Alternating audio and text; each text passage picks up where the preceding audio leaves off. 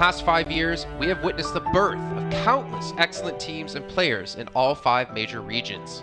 They are still remembered by us to this day. At the same time, we also remember our fans who loved us from the very beginning. On the occasion of this 5th anniversary, let's turn back the clock to the starting point of PUBG Mobile Esports, the Southeast Asia region, where all the stories began. As the first world-class event, PUBG Mobile Star Challenge gathered professional players from all over the world. With continuous development, the 2019 PUBG Mobile Club Open Global Finals is undoubtedly the most exciting event. 2019 Fall Split Global Finals, ladies and gentlemen, give yourself a round of applause! Among the countless rising stars, one shined particularly bright.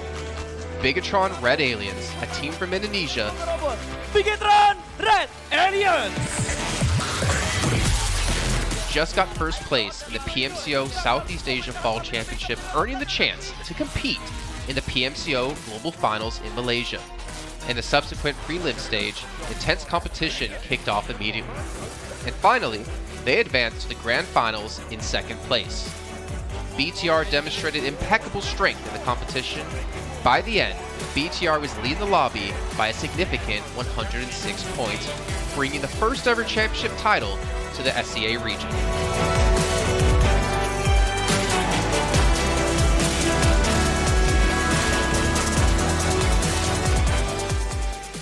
Di saat itu siapa yang nggak kenal dengan nama Bigetron gitu? Tim yang punya segudang prestasi, mereka juara dunia di PMCO Global Finals tahun 2019. Mereka banyak banget melahirkan pemain-pemain berbakat, Zuxi, Luxi, Ryzen, Microboy. Terus habis itu Zuxi, Luxi juga saat mereka menjadi juara dunia, mereka berada di masa prime-nya mereka banget. PUBG Mobile Esports always strives to develop and grow year after year.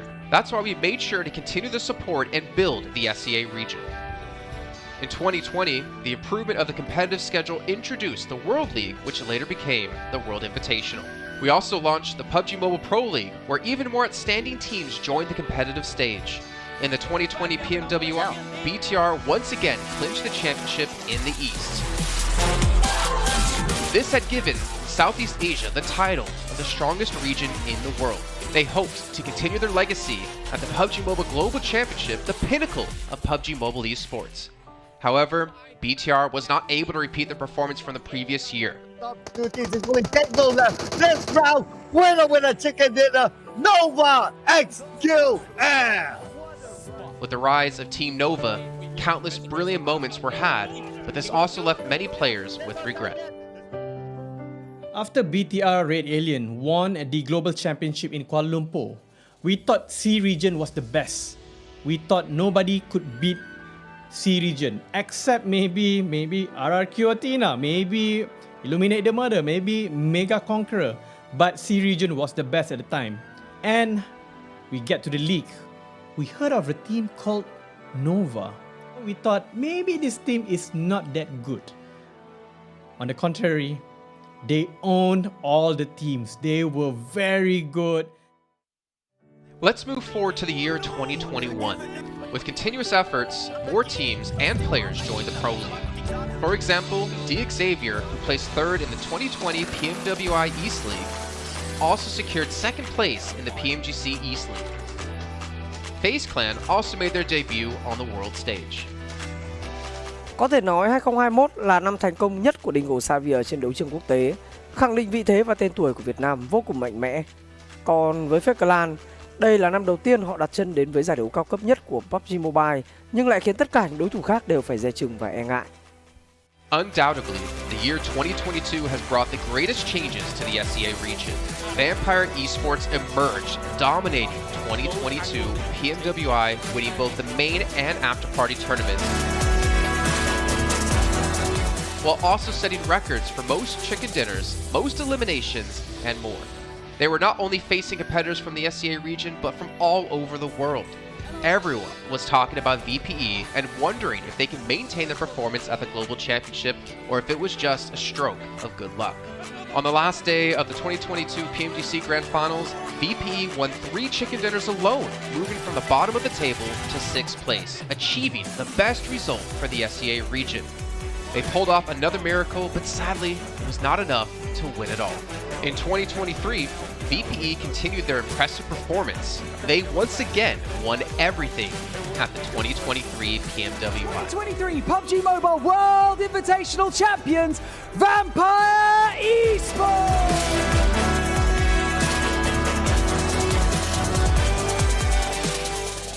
ก็ย้อนกลับไปในปีที่แล้วนะครับเอาจริงก็ผมมองว่าน่าจะโอ้โหไม่มีใครที่จะมองว่าทางฝั่งตัวแวมไพร์จะซักเซสได้ถึงขนาดนั้นนะครับเพราะยุคนั้นเหมือนทุกคนจะโฟกัสไปทางฝั่งตัวอินฟินแล้วก็เฟซแคทที่มีแบบว่าผู้เล่นดังๆนะครับแล้วก็ถ้าจำมันได้เหมือน PMGC ปีล่าสุดมากินไก่แบบเบิ้ลติดๆกันในวันสุดท้ายเหมือนเอาจริงน้องๆก็เคยบอกเลยว่าเฮ้ยเราเครียดกันไปหรือเปล่ามันเป็นตัวเองดีกว่าเล่นแบบปล่อยจอยได้แบบจอยเลยสุดท้าย3จะติดจบอันดับ6ของโลกซะอย่างนั้นนี่นะครับแวมไพร์สปอร์ตเหลือเชื่อจัด But don't forget, Alter Ego, an Indonesian team, showed a very strong performance by winning the Super League twice. The SCA Super League was an upgrade to the previous championship, which by many is considered to be the most competitive league in PUBG Mobile. They could potentially become the next legend of the SCA region. Untuk dibilang legend, gua rasa belum sih untuk Alter Ego. Walaupun mereka sempat ngedapetin back-to-back champion untuk di PMSL 2023, itu menurut gua hanya sekedar untuk ngasih pembuktian gitu bahwa Indonesia tidak kehabisan pemain berbakat. Ya mungkin contohnya Rosemary gitu. Datangnya dia ke Alter Ego tuh bener-bener jadi ujung tombak untuk Alter Ego. Dan gak berhenti di Rosemary. Masih ada Alpha juga yang didatangkan oleh Alter Ego untuk mengisi kekosongan atau kekurangan dari Alter Ego. Dan gue rasa PMGC 2023 ini akan menjadi ajang global championship pertama gitu untuk Rosemary dan juga si Alpha. Jadi wajib banget kita nantikan performnya mereka di PMGC 2023. Dan please di notes pastikan tonton Alter Ego sampai akhir. Of course, there are many more teams we haven't mentioned, but these teams will all take part in the 2023 PUBG Mobile Global Championship. So what do you think? Who will be the ultimate winner in this year's PMGC? Will they be from SCA? Well, there's only one way to find out. Greetings, PUBG Mobile players! The long-awaited Frost Festival is about to commence. In the new version 2.9, we'll be introducing battles filled with a frosty atmosphere. Snow Battle is coming to town. Furthermore, you'll also get to experience updates to World of Wonder and Classic Mode. So let's dive right into it. In the Frost Festival, we'll be bringing you a series of snow-themed content, including a new Snowy Village-themed area, fun interactions with snow pals, and snow-themed items for more gaming fun and excitement. When miraculous December comes, the Frosty world will undergo some magical changes. Stay tuned for updates. Don't miss out. First, let's take a look at the new themed area, Snowy Village. The village covers a wide area of 280 by 150 and has loads of supplies. It's located near Stalber in Erangel, Iceborg in Livik, and Goroka in Vikendi. In addition to the buildings on the ground, the underground area of the Lucky Ice Tower is also worth exploring. Make use of the two-story layout to experience a completely new battle experience. Sound the bell in the Lucky Ice Tower, and you can even summon rewards. Additionally, the village also has a snow rail, which can help you quickly move around and gather supplies. It allows you to navigate flexibly between different areas of the village and also swiftly relocate to advantageous positions during battles for your team to counterattack more effectively. Of course, you should always remain vigilant to avoid becoming the target of an ambush. What's more, the village also features a special two-seat vehicle, the Reindeer. It's also a great choice for transportation as it allows you to swiftly move all over the map. For intense battles, we've also prepared festive and practical battle equipment for you, the Snowball Blaster and Snowboard. The Snowball Blaster can be used in many ways and has loads of functionality. When you aim it at the ground or a building, it can create a snow pile cover for you. When used on enemies, you can temporarily transform them into lively snow pals to restrict their movement. When facing bodies of water, you can use the Snowball Blaster to freeze the surface so that you can walk on it. It's definitely a practical yet entertaining weapon. After transforming into a lively snow pal, you will be unable to use firearms to do battle. You'll only be able to rely on basic actions such as walking, running, jumping, and swimming to evade enemy pursuit. It takes some time before you can revert to your human form. Let's build a snowman together. The snowboard will also bring you a whole new experience. Apart from helping you glide and move on various surfaces, it can also be used with the Snowball Blaster. Explore the many possibilities and use these two items to have all kinds of fun. We've also designed very various interactive mechanics, such as searching for snow toddlers, lucky ice, and the snow blast zone. When you encounter a lucky snowman on the map, don't be in a rush to leave. There are 4 lost little snowmen hidden near the lucky snowman. Search for the 4 hidden snow toddlers and bring them back to the large snowman. You'll then receive a token of gratitude. There are lots of lucky ice scattered across the map. Shatter the ice to get the supplies inside. Try using a melee weapon to break the ice more easily. Furthermore, you'll find that snow has engulfed some red zones on the map, and the falling snow will bring about many interesting effects. Players within a snow blast zone will be transformed into a lively snow pal if they're hit by the snow. If the snow lands on the ground, a snow pile cover will be created. In this World of Wonder update, we'll be introducing a brand new transformation skill gameplay and a catch me hide and seek gameplay for you to enjoy the transformation skills to the fullest. Of course, you can also use this skill to create more interesting creations. We've also added a Snowy Village map template to celebrate the Frost Festival with creators. Additionally, we've also made some updates and improvements to gameplay devices, game parameter settings, and the editor. For more details, please follow the official PUBG Mobile community. We'll continue introducing the latest WoW content to everyone. As for Classic Mode, we've also made some improvements to vehicles, firearms, creation mode, emotes, settings, and more. First, we've enhanced the designated marksman rifles. Some DMRs can be equipped with the full auto mod to fire in full auto. We've also improved the attributes and handling of some vehicles to enhance your driving experience. We've also added a new garage mechanic. From now on, you can choose your dream ride during matches. Meanwhile, we've also added a custom SFX adjustment feature. You can adjust the volume of some sound effects to whatever best suits you. As for creation mode, we'll be introducing some quick view features for watching the victory dance and fireworks displays and the new Frozen Kingdom themed performance in order to provide players with more possibilities for creative content. Furthermore, we've expanded the emote backpack. Now you can equip more emotes before entering the battleground. That's a wrap for the main content in this new version. In addition, new content will be added to the popularity battle event, Metro Royale, and season rewards. For more details, follow our official PUBG Mobile community. Snow Battle is coming to town. Winner, winner, chicken dinner. In 2020, while the eyes of most PUBG Mobile viewers were focused on Southeast Asia as well as other regions, there was one region in particular that went under the radar, the 2020 EMEA League. Numerous teams from different regions were fighting for a spot in the 2020 PMGC. Among them, the teams from the EU region were the most dazzling.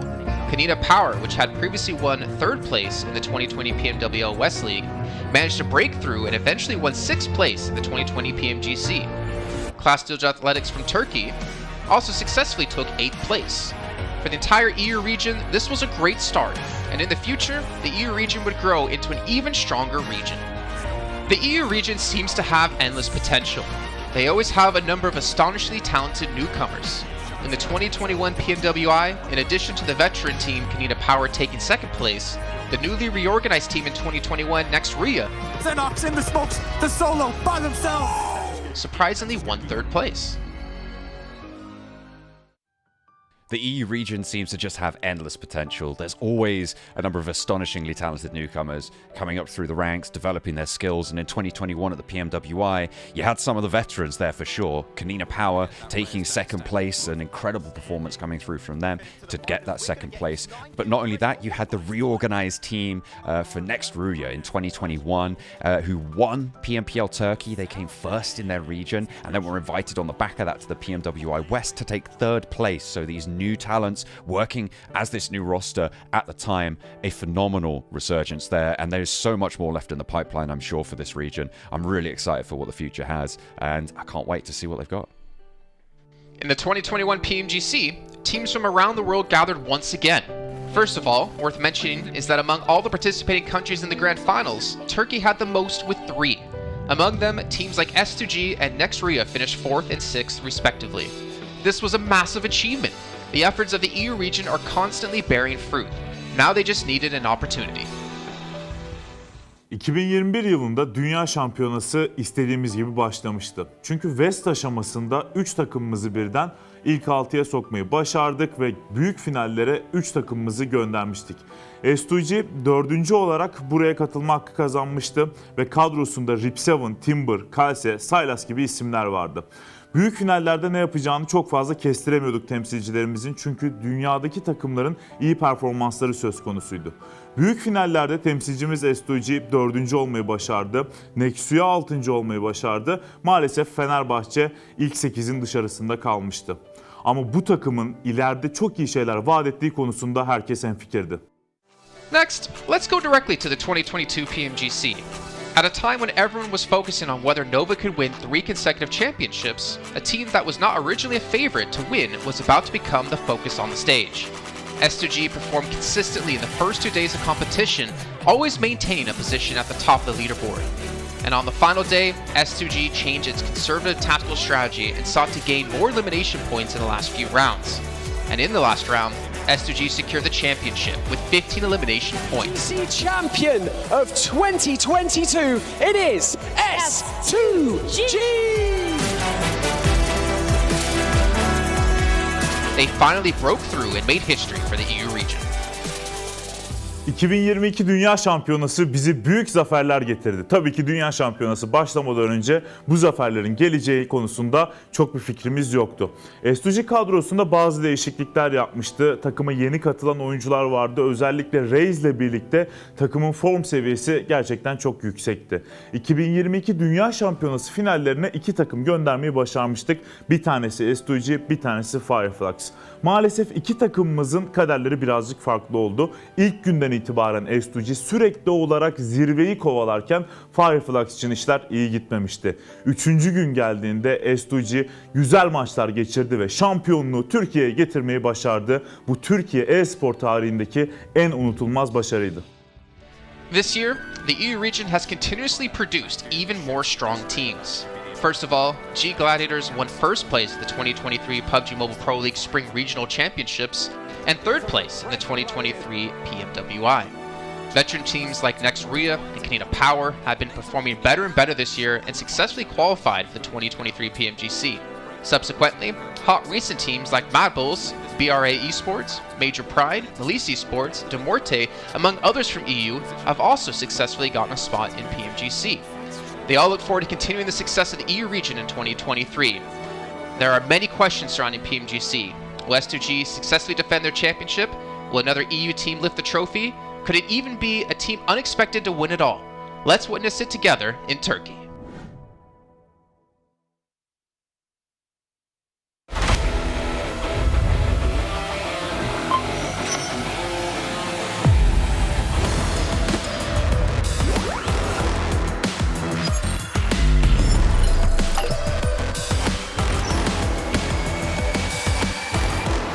Gold Investigator.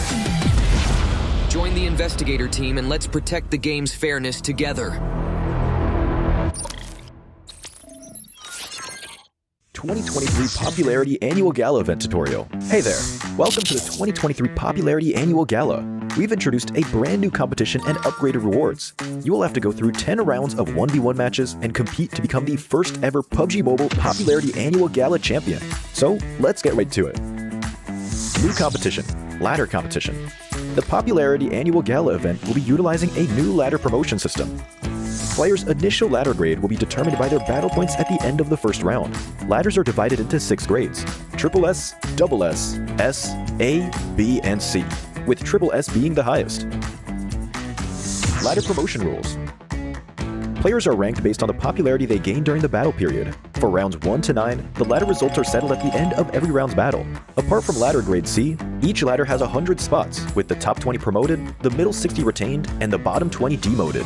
If you're trying to move up the ranks, be sure to stay within your ladder's retained threshold or higher before each round is settled.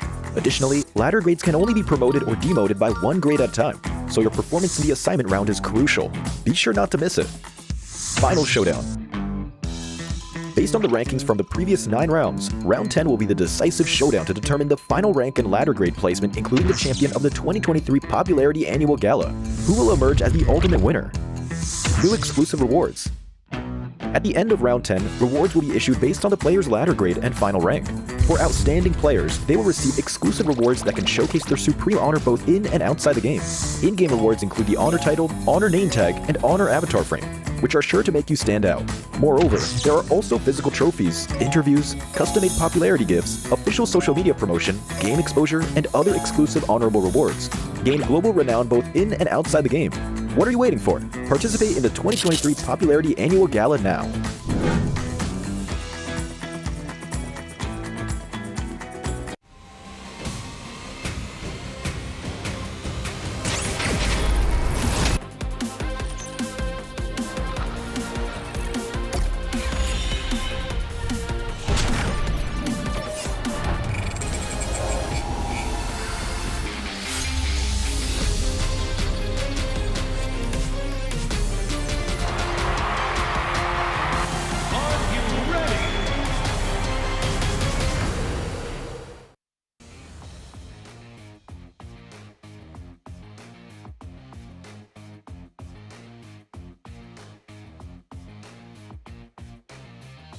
Now we are live in Malaysia, Petaling Jaya Battle Arena. It's going to be the last day for the 2023 PMGC League, which is going to be the last chance last chance stage. With me, your host for today, Chichu. Joining me on the stage and none other than IHC Alex. Thank you for joining us here.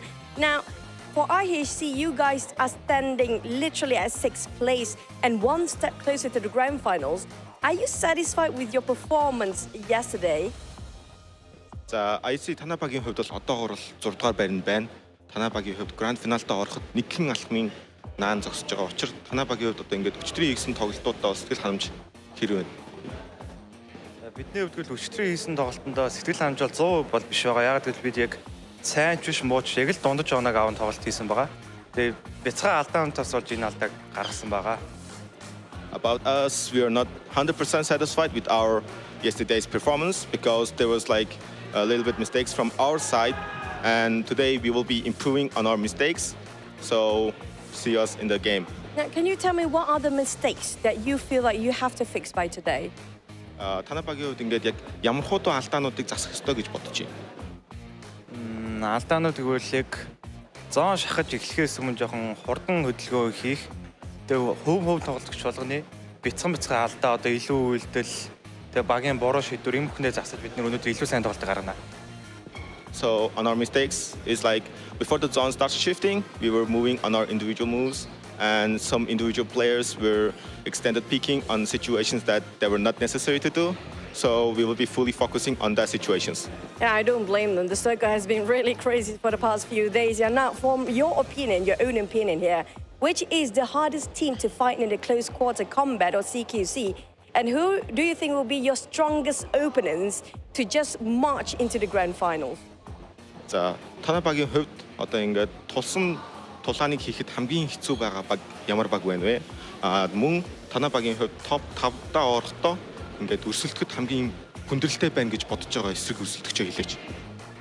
Манай багийн хувьд гэвэл яг юм дэлхийн арт орж байгаа багаас яг хамгийн хүчтэй гэсэн баг байхгүй бүгд л сайн багууд. Гэхдээ бид нар аль багаас ч яахгүй байна. Яг л бид нар яг 4-4 тулаад аль багийг ч буулгаж авах чадaltaй. Өөрөөсөө алдаа гарахгүй бол бид ямар ч багийг давж гарч чадна. About us, we don't think there's like any strong opponent in this PMGC, but every team is equal on their own situations. Like every team is strong right now, but for us, we are not scared of any other teams in 4 versus 4 plus quarter fights. We will be able to overcome any other teams if we don't do any individual mistakes. No, there must be one team, right? One team. Don't play it safe. There must be one team that you feel like, oh man, you know, we have to fight them. Is there any particular? I'm trying to dig something here. Одоо ингээд яг үнэхээр ингээд ямар ч баг байхгүй байх гэж боломжгүй шүү дээ. Тэгэхээр ингээд нэг бүр ингээд гүнзгийгээс сэтгэл дотроос ингээд ганцхан багийг нэрлэх байвал яг ямар баг нэрлэх вэ? Хамгийн сайн гэсэн. Одоогоор яг сайн өрсөлдөгч гэвэл фейз байна. Фейз кланыг юу нэлээ. Тэдний роташн бас хурдан. Тэгээд бид нар ч одоо яг нэг газар бодсон шүү дээ. Жорж Апарт, Жорж хоёр ингээ хуваагаа боддог болсон. Тэгээд тэн дээр бид нар байлдах гад өнгийх дүүлж шүү дээ. Дүүлж байгаа байлдах гад өнгийх гэхэд аль хэзээ роташн дэгээ явцсан. Тэгээд илүү оноо авалтад маш сайн хурдан дүүлж болохоор фейзийг нэрлэе. Okay, so if I were to say like there's one team that specifically, I think I will choose Fates because with Fates we share same drop spot, and with that, like whenever we are looting and trying to engage with the Fates, they're always ahead of us, and they always get the points ahead of us in the inside the zone. They get the placement, they get the positions far better than us. So that's what I particularly tell that FaZe is our strongest opponent. I think you're not the only one because FaZe, with that comeback king moments, they can do anything, anytime. Now, for the last questions here, for the top 3 teams currently, they're aggressively playing without any chicken, but still can score a top 3. It feels like they don't really care that much about chickens anymore. Will you be playing more eliminations as well today? За одоо ингээд шилдэг 3-т байгаа багуудын хувьд бол ерөөсөө ингээд чик хийдий гэж бодохгүй зүгээр л ингээд оноо цоглуулад хурцтай тоглоё гэж бодож байна. Яг тэдний хувьд бол одоо ингээд чик хийх нь бол ямар нэгэн асуудал биш зүгээр л урагслаараа ингээд өөрсдийнхөө авахтай оноонуудаа аваад явж явах болоод байна. Танай багийн хувьд одоо өнөөдөр ингээд яг адилхан нөхцөл байдлыг гаргаж ирнэ гэж бодож байна уу? Тийм, манай үгийн хувьд бол бид нэр kill point-ыг бол маш сайн цуглуулж байгаа. Гэтэ хараахан placement point дээр ерөөсөө оноо авч чадахгүй байгаа. Тэгээ бид нэр алдаануудаа баг цагаар ярилцаад өндөр алдаануудаа зассан байгаа. Тэгээ placement point болон kill point-уудыг хослоод маш өндөр оноог авах болно өнөөдөр. So about our team, yesterday we were mostly getting the elimination points and we couldn't get the placement points that much. But yesterday after the games, we were having a little bit of free inside the team and we have discussed about what we're gonna do today. And today we're gonna get both elimination points and placement points. So good. So watch us in the games. It's all down to the circle and it depends on the instincts of the player. Now that's going to conclude for our interview for today. And for today, it's going to be our last day in the last chance stage here. One mistake will be deadly for all the teams. Before we toss it back to the casters, he does have extra talents from Alex. Alex, I heard you want to say something before we end the interview. Let's do this. There you go. Toss it back to the casters. Thank you so much, guys.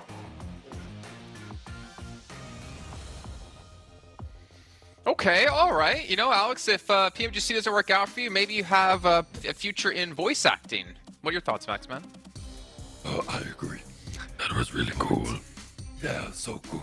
There we go. Really That's all we've got. Oh, that's as deep as I can go. Everyone, welcome back to the show here for the final day of the Last Chance Qualifier to get into the PMGC Grand Finals kicking off in just a few weeks' time. I'm Jason. He's Max. And there on the end, looking handsome as ever, is Kalaris. So we're going to break down yesterday's games. And honestly, so you got to hear Alex Kalaris, focus on the placements. That's what we've been saying. That's what they realized as well. Now, can they do it will be a different question. Yeah, what a big brain comment. No, I digress. I mean, ultimately, they were getting great eliminations across the entirety of yesterday. So much so that, again, a 6th place team having the MVP for the day is extremely unusual. So for them to be able to go out and do that the way that they did, fantastic. But usually, the placement points do come with eliminations eventually if you're able to carry on that trajectory. So, I mean, there's high hopes for them if they continue what I think was pretty decent from them yesterday, all things considered.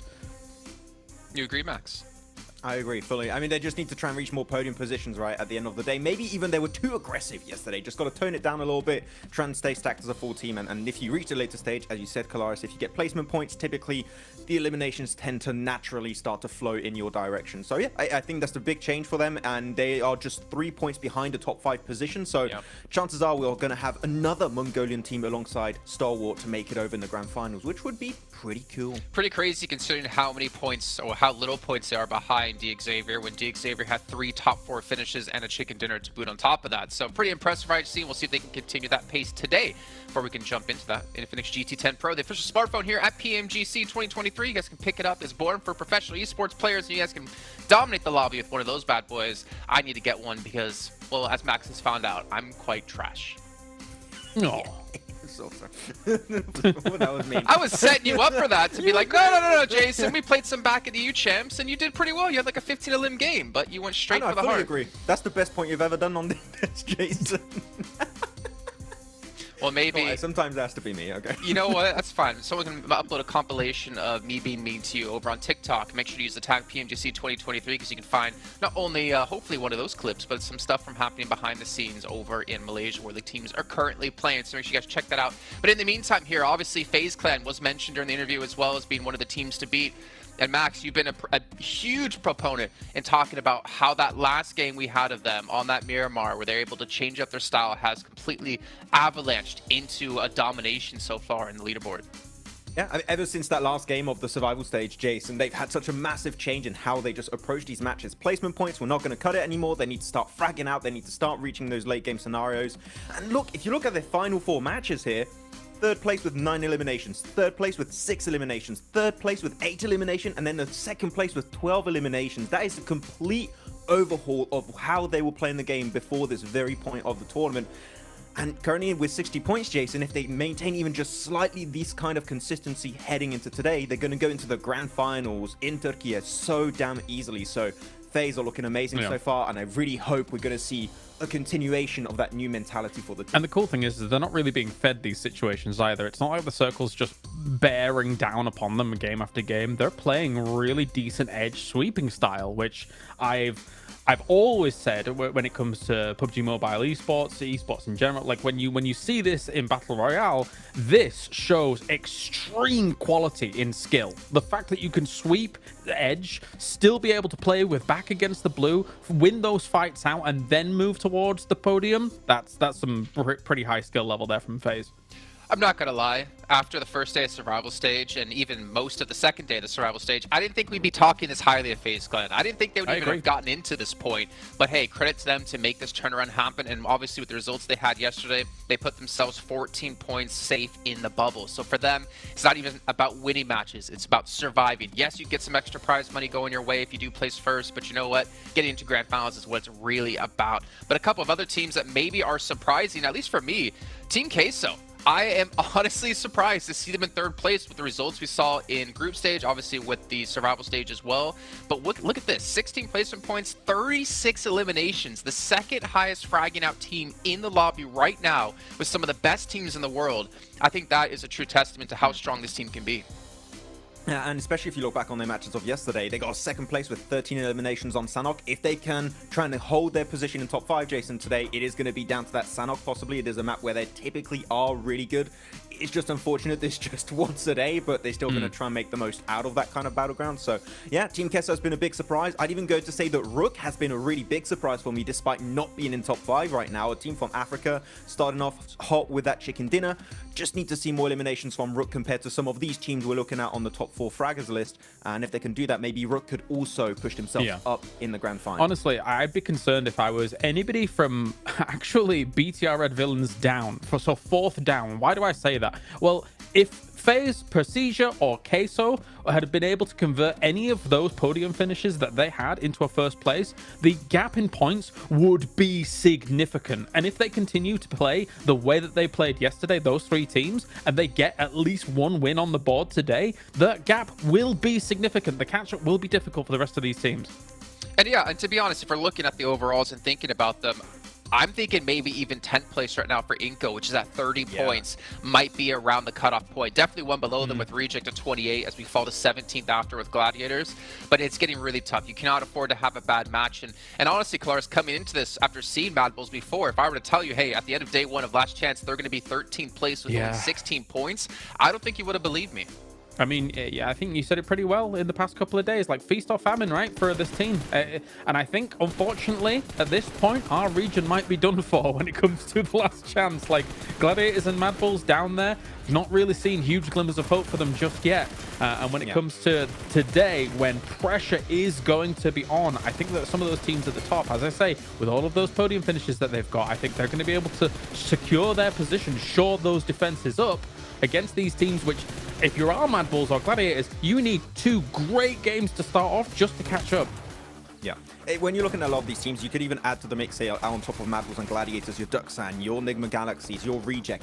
The thing is, they had a lot of leeway when you started the start of this league stage, right? There was a lot of rotations that were very easy to pull off because teams were maybe a little bit slower, trying to adapt.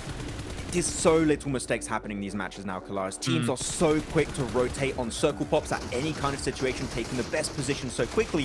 If you're just 10, 15 seconds slower than the majority of the teams, chances are you're not going to reach a top 5, you're not going to reach a podium, and you're definitely not going to get those wins that you definitely need at this point. So, man, teams like Mad Bulls, they're going to struggle because there's just not that much space anymore. They just need to try and be even more proactive, which is easier said than done, but it's what you have to do. I mean, and knowing one mistake could decide between you getting to grand finals or not is just even more pressure. Fantastic shot coming with the witty there. But still, like, look at Influence Rage, the domination they were pulling off in, obviously, Americas, in the league stage, and in survival stage. they're not safe. They're at 8th place at 41 points. They can easily climb into that top 5. But honestly, it's so scary seeing how many teams are in very close reach of top 5 that I could not tell you who's going to be there at the end of the day. I really believe, Jason, today the leaderboards are going to be completely scrambled. We saw that at the end of the survival stage, right? Where the teams at the bottom, you even saw like Inco as an example, do a massive comeback alongside Team Kesso. I think the teams that are currently not in top 5 have very little to lose right now. You're just going to full send it. If you're Mad Balls, Gladiators, Reject, Inco, you're just going to go giga aggressive, okay? Get all those eliminations and try and reach the late game, because exactly, you only have 6 more matches remaining. At the start of the day, you might try and get some placement points, try and stay relevant in the conversation.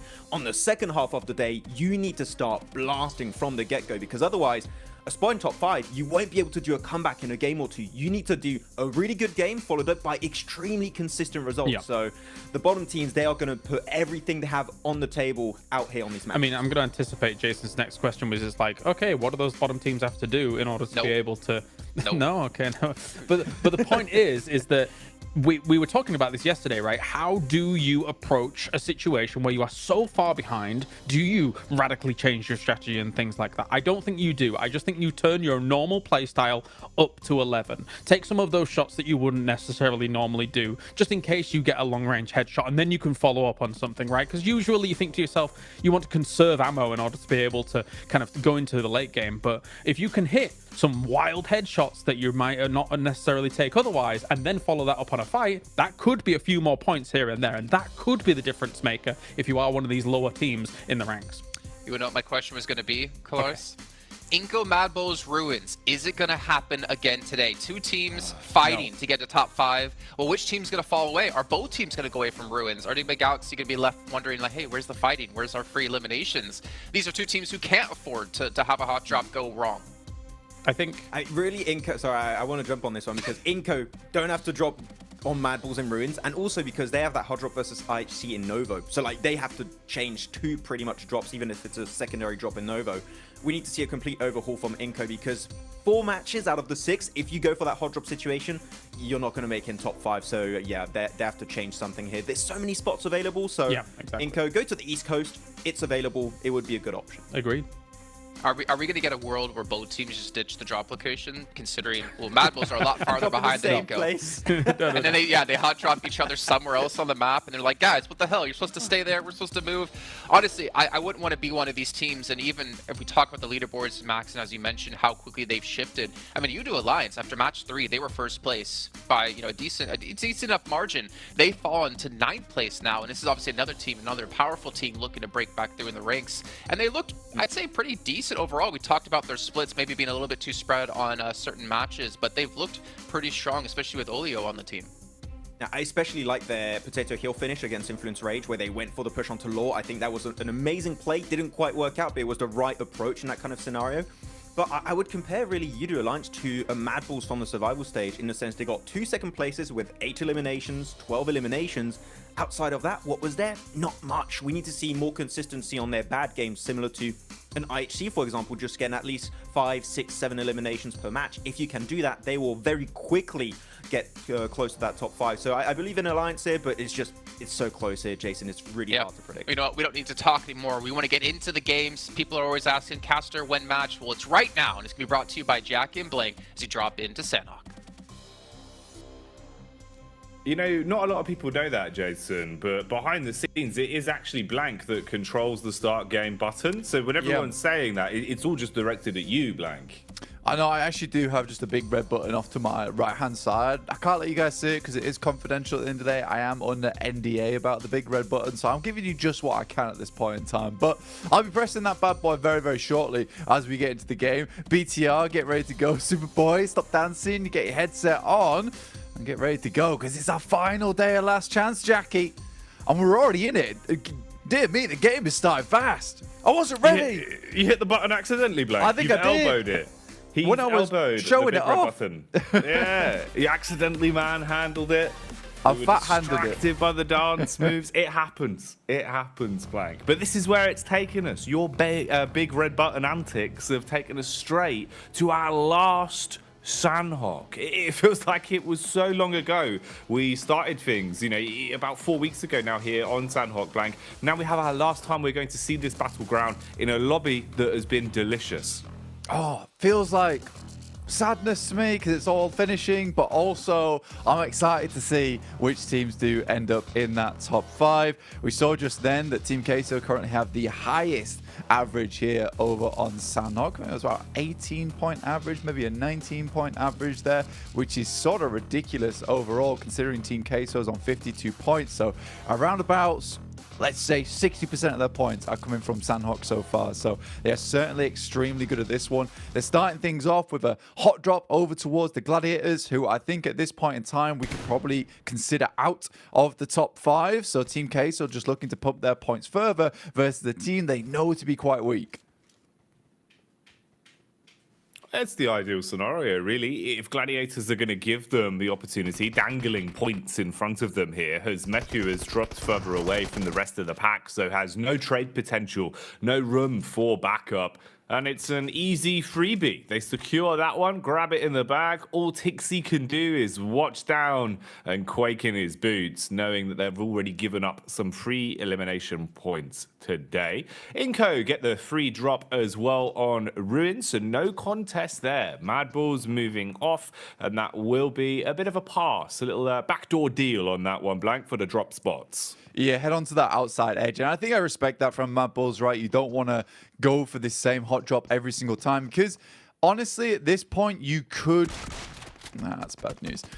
You could consistently say that Inco are sort of causing themselves problems with this hot drop, right? If Madballs decided they wanted to go for this one once again and just take their chances on getting those 4 eliminations and getting out of there, that could go either way, right? And Inco would be in an even worse of a deal. Right now, 30 points. They still have a chance to get towards that top 5. Madballs, it's not a similar story at 16 points overall. Like the guy's saying on the desk, I think it is sort of over for our region in EU. Sad days. I think it's pretty much donezo for Gladiators as well. With the way this Sanhok is starting out, that's going to be very bad for the mental game. But for Inco, they claim themselves control of Ruins after some very brute forcing over towards that position of the map. Might give them a better chance here, considering they are actually able to get going fairly quickly without the risk of Nick McGalaxy taking a peek in, who don't even bother with it. They realize they need to have the most unbelievable day if they want to make it into the top 5, which quite frankly, I would say nigh on impossible. Probably a 98% chance that they're not getting in here. Yeah, it really would have to be something absolutely unfathomable from this game all the way to the end of the day. Back to back, really. We'd need to see non-stop shenanigans from them. So it doesn't seem like it's going to be happening. Thought potentially as well, having a look at the map feed, there was a chance we were going to see a bit of a late play from the Madballs, just sort of guarding for the rotate out through Ruins. But instead, they've taken their time to loot up and just have a little bit of a scouting party. So advanced positions, they'll get a bit of a read on how things are going early, but haven't thrown themselves into a fight versus Inco. They've given them safe passage across the bridge and back up into the zone, where Tixie has now spotted them and got a bit of a read. Meanwhile, Duxan are making a move, though, and could run into the Madballs. So a few potential bits of contact already occurring here as squads are sizing each other up.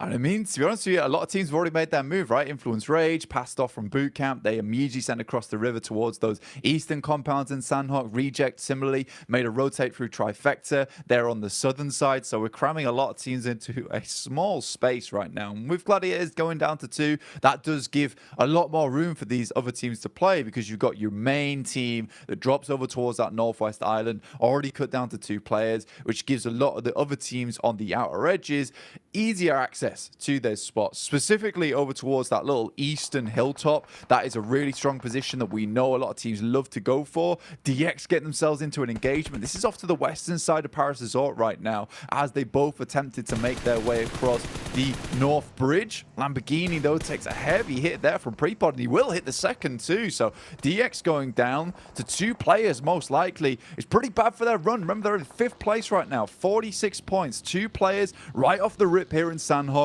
And they were playing well, man. I actually really like the way DX has been playing out a lot of these games, but I don't think this team comes online until Erangel, to be quite honest with you. That's where they find the majority of their points. So the mid day, heightened senses for DX are certainly what we're looking for going forward. So I can sort of understand why they wouldn't mind writing off a Sanhok like this. But, you know, not getting a huge amount of points here early on is a bit of a struggle going forward, Jackie.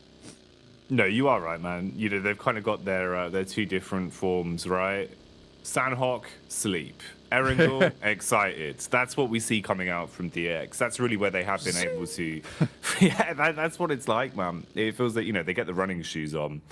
They're holding B blank and they're just running non-stop. It makes a world of difference for them as well. But that is an unlucky start, taking so much damage and being left with only, you know, half of the squad very early into this one as well, because that's the other thing. Well, although we've already seen a little bit of, you know, early combat, we're seeing the way some of these teams are looking coming into it in terms of the body language already. This game hasn't been live for very long. So that's rough for DX. Like you're saying, you're in 5th place and you're only a stone's throw away from falling out of that as well, as IHC are right on your tails. The Mongolian side, 43 points to DX's 46. So a thimble fall there, and we could see a change. Meanwhile, we see a rotate here through the blue. BTR driving on by. They've got the tunes blaring, some Katy Perry on the radio. So they've been detected, blank, but there's not really much room for the chase just yet. So free info as they go roaming through the map, looking to get themselves situated on their rotate. Yeah, man, this is threatening Katy Perry, right? You know, you blare it off in the distance. People are like, whoever's playing that, probably we shouldn't mess with them. They're very confident coming into this game if they're going to be blasting that one out the speakers. That's towards that south side in Sami. You can't quite see them on your screens just yet, but they were rotating on past through Nigma Galaxy. Duxan yet to make a move outside of Ruins, but it's already been picked clean kind of by both Inko and Mad Bull. So Duxan just waiting for their opportunity. There you go. You can start to see the BTR boys peek their heads in towards the circle as we head on to our stage 2, which sent us up towards that northern side of the island. So FaZe Clan, after their miraculous results over towards the last 2 games in Miramar, where we know they shine, they get themselves a little bit of luck here up towards that northern edge. So Hatting controlled by them, but a really nice split, I would say, so far. Bit dangerous for Ventores, though. We know that hilltop. I talked about it before. It's very much a focal point for a lot of teams, gives you so much control, but you will have teams fighting for that one. And I don't know if one player is going to cut it, but as a position to hold this early on, and maybe as an anchor point for the rest of the team to regroup on, it's great news. Depends on how the cookie crumbles then.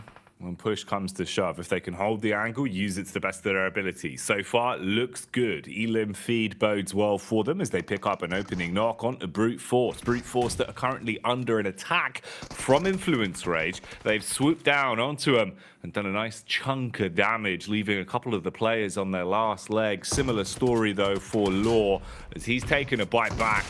Going for the quick medic mission as well. They want to reset the fight on this one. You've got other players, meanwhile, duking it out as BTR are taking a ton of damage from the Galaxy boys. So the Cosmos clash continues there. Nice nade round the corner. That's a big pickup that will shut down another man. Brute Force still holding on though, blank. All things considered, they're trying to scrape by on this, but the nades are the difference maker as FaZe are starting to backstab now. Yeah, this is an interesting push coming from FaZe, and I think you realize that any team that's in this position is sort of in that contention for that hilltop. They've left Ventores up top side. He's returned to the team now. They'll get this third party done and then maybe regroup on that position. This is an extremely aggressive push from FaZe. It's one that could be very risky. They're already losing players here from Yudu Alliance as Mela tries to hold down the fort. Mormon's down and out, and they could have maybe just held onto that hilltop, but they got hungry. They got a little bit greedy, whilst Influence Rage handedly takes down the rest of Brute Force here. YDO and Prepod behind the rock. I don't know how many more nades Influence Rage still has on board, but this is an excellent defense from them at an excellent time as well, because Influence Rage 8th place, but very close to moving into that 5th place barrier. And we know they can do it with the sheer skill they've shown us when it comes to Elims. A team that feels like even when the odds are stacked against them, they play very confidently, very bold into a lot of the engagements they take. In the meantime, though, FaZe starting to take damage in the battle of attrition as the backline is full of other squads. From a distance, you've got Udo Alliance that are just taking pot shots wherever they can see a little bit of skin from FaZe. There was also Rook with Eugene miles away on the other island even, hitting some long-distance shots to punish them and leave their HP far lower than they would like in a position like this. So this fight, now not very sustainable. You know, this has been going on for a very long time. The idea of this being a quick cleanup for Influence Rage and accrue a few points from it, that went out the window a while ago. Now you're looking at not making too many mistakes with how many eyes are on you. Fight's not stopping though, Blank, as everyone is scrapping to have some sort of area to play in at this point. Mate, this is currently a 2v4 going on between Gladiators and Team Queso. Not sure how they've pulled off what they did. Circle's nasty, heads up towards that northeast side. AHC very pleased with this considering they're not quite in yet. More Molotovs sent over the top, not too many nades, but the rest of Gladiators do regroup. Raze is providing that information back. Arta and Big Milo to hold it down in that front line. Another nade goes through, won't find too much damage, a little bit of a tag over towards Tixie. That's about it, and I think he realizes, get rid of Raze. He's providing too much of that information back towards them. When they strike, they'll know about it. But Team Queso, this is a pretty sad result for them. Remember, this is the team we were talking about, saying that they had one of the biggest percentages in terms of those average points on Sanhok. To go down versus two players that you already took down half the team from would feel very, very rough. There's still comeback potential there, but with this circle moving up towards the northeast side, both these teams not in the greatest of spots. No, for pre-pod, it's basically like having a very low-quality barbecue outside camping by the burned-out car. Just toasting his marshmallows, mate. Yeah, that's all he's got, you know. The family said we'll go on a camping trip. Pre-pod's thinking, oh, this will be fun. In reality, this is the camping trip. It's not ideal, Blank. At least he's warm. It could always be worse. If it was Vikendi, he'd be absolutely freezing. But there's wolves at the door, or at least at the horrid tent that's been allowed to be brought with them that takes 3 hours to put up, and everyone gets mad at one another as Brute Force attempts to keep control, keep that cool. IHC looking over towards Rook right now. Zol's in, but the entire room is smoked up. Rami goes down. That will be one player from Rook out here. IHC claiming control over towards the southeast side. They're still on, technically, the eastern island. You got Reject that claim control over the hilltop towards that western edge. As FaZe sort of threw this game away. I don't think they had the third party down to Brute Force. If they were able to take down both those teams, fantastic, excellent news. But you gotta know that there is a lot of teams trying to push in from that northeast edge. So the amount of sightlines that are available over towards FaZe, where they had barely any cover to work with, it was somewhat of a weird play. Nades coming in. Alex moves into the building, will be immediately knocked here, gets into the smoke, survives for a bit longer, but it's Nenabet Che taking down Tixie on that top side, and Godless with some DBSs coming through the window to try and keep this one alive. Somehow Alex manages to escape, Jackie. It's pretty heads up as well. They jumped straight on to the revive and reset the fight, knowing they had the smokes down. And Alex was lucky that the smoke was still there to block him as well. So the line of sight not going in favor of Rook. Instead now, just trying to play on the back foot, the defense, as they knew they were being pushed. And IHC come out like the katana, swinging their way through and slicing them in half. They've got a bit of an interview buff today as well on stage, talking a big game. Alex saying that they're not scared of any of the other teams in the lobby. The only mention that he gave was to FaZe. And like you were saying, FaZe, they've basically come into this one and put a big X on their back, Blank. And, you know, other teams have just jumped to the occasion instantly. They've been farmed up with not having enough cover to play off of, thought they found an opportunity to steal away some very easy elims. Instead, the only easy eliminations were on FaZe. And you're just playing with a solo now. You know, effectively, you're thinking maybe you can play some snaky PUBG Mobile, deliver around and pop up towards the end of the game, maybe get a couple of placement points. But having a big earner on the last Sanhok of the whole event isn't going to be happening for them here. Absolutely not. This is Besiege Evos up towards the northwest side. They just got themselves out of the blue, but running directly in towards the Mad Bulls, who all have nades in their hands, looking to explode the opposition as they make their way in. Nice setup from Besiege Evos with these backstops, making it very difficult for the Mad Bulls to do anything whatsoever. Exploring the vehicle is good, but a nade in towards the backside will leave Mad Bulls feeling black and blue here. Misery gets burned up. A crucial Molotov comes through. Now Redface has to come in to try and save face in this situation, Procedure. Zuxi, ooh, the Molotov out. Everyone's going to be burning behind the rock. The moss is going up. The ecosystem is not doing well for the wildlife, but right now it's Zuxi that burns in his own fire. Gets striked back upon as Zerich head for the encounter. And that's one you can't afford to lose in that manner. It cannot go down that way, Blank. That feels like such a misplay. That should have been an easy victory for them as well. Mad Bulls were totally struggling on this western edge. But Luxy running into his own molly. The moss a bit more flammable than he expected there. Takes himself down. Flique will drop to the zone. I'm not sure how much life Zerich has got left in him to get further into this match, but they'll be certainly happy with the 4 eliminations, or at least 3 eliminations they're able to garner on that side. Gladiators eliminated 4 eliminations, 14th place, no placement points for them, but at least a little bit of something, but just so unlikely. Reject, though, very pleased with their positioning. I think they quickly identified this spot was open down towards that south side, playing off the back of it. Enigma Galaxy, look at this, Jackie. It's the day 2 buff. It comes in clutch for them every single time. Actually find themselves somewhat of a decent rotate up towards this western side after they were able to take a really good fight versus BTR early on and gather themselves a bit of storm going into this match. But the circle, again, moving away from all these favorable spots towards Udo Alliance and IHC. Very playable position now for both these teams, but they've got to get across first. With the side swipe available for both these squads, it's just a matter of time because you desperately want to get up towards that coastal edge so you can start taking shots over towards teams like Influence Rage, Brute Force, Duxan as they attempt to make their way over towards that coastal side. It's just rough here.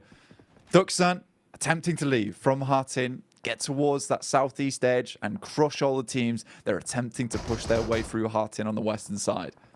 I love how Ventores has been basically like the mosquito that's just whizzing by Enigma Galaxy. He's been kind of just annoying them in the backline, Blank. He's only a solo, but he's been popping up time and time again, just taking shots at them, just being a bit of a nuisance. And they've decided to move because of it, opting to look for some compound control to play with. They funneled themselves into one building, but Lufa's here, big damage done with the big gun, as he leaves them all just clamoring to stay alive. I mean, yeah, they've popped the smokes. They've got themselves tucked into the building and at least probably can reset on the players that have been down. Oh, hello, Squash. He's lived up to his name. He's still alive, Blank. What? He's still alive. How? What? He's got steel Kotak boots on, Blank. He's taken it on the chin. He's dead. I said 3 nades his way. Goodness me, I think the only way that happens is as he's dying, literally in those moments, the stim has to tick him up by like maybe 1% of HP, but it took the vehicle straight to face. Maybe it wasn't going fast enough, who knows, but surviving that is silly. Left looking like a roll of toothpaste. Yeah, I mean, doesn't live up to his name because he certainly wasn't squashed in that situation versus Reject, but wow. Well done, I guess, to live the first initial car. I don't even think Reject intended for that to happen either. It was just a bit of a scout understanding there's probably teams still on the top side of the hilltop. Just lucky that they get the roll down off the back of it. Circle over towards Enigma Galaxy. Fortunate to get that little shack early on here. Now, a lot of teams will have to push in towards and Reject opt to go for themselves. A little bit of a 2-2 split. Got 2 players still playing up on high, and Influence Rage decides it's a time to put an end to the camping trip on the outside edge. Oh, they've had enough. They don't want to share the camping grounds any longer. But it seems like Prepod, he's got other ideas in mind, Blank. He wants to be the new landlord. He's grabbed the contract for the camping grounds and he's starting to put his foot down as the DBS sings strong. Federal watching his entire team melt one by one and just sitting in the camp office, just thinking, what on earth do I do now? Dear me. I mean, for Influence Rage, just the worst happenings there, because they had a chance here to actually play from this southern edge and get into the circle later on, but losing a fight like that versus brute force in 15th place certainly hurts your chances a bit. And we know that Influence Rage, they needed to get a move on the team that we had all of our sights on. FaZe out now. Vintoris did finally leave our game, with Duxan still taking some good shots over towards Reject. It's our 2-2 that was up towards the western side. They try and put their eggs in 2 baskets here to give them the best chance going forward. I like this play from Sarah and Duello, though. They're going to stay up on high. They're stealing as many points as possible, up to 6 eliminations so far. You can see here, U2 Alliance were the first ones to cross on the bridge, got up towards that bottom side, but Duxan, still a rough journey ahead of them. You completely exposed to these teams underneath the bridge here. IHC still behind them, but living up to what they wanted in the interview, which is to get more placement points. And it looks good for IHC to do just that.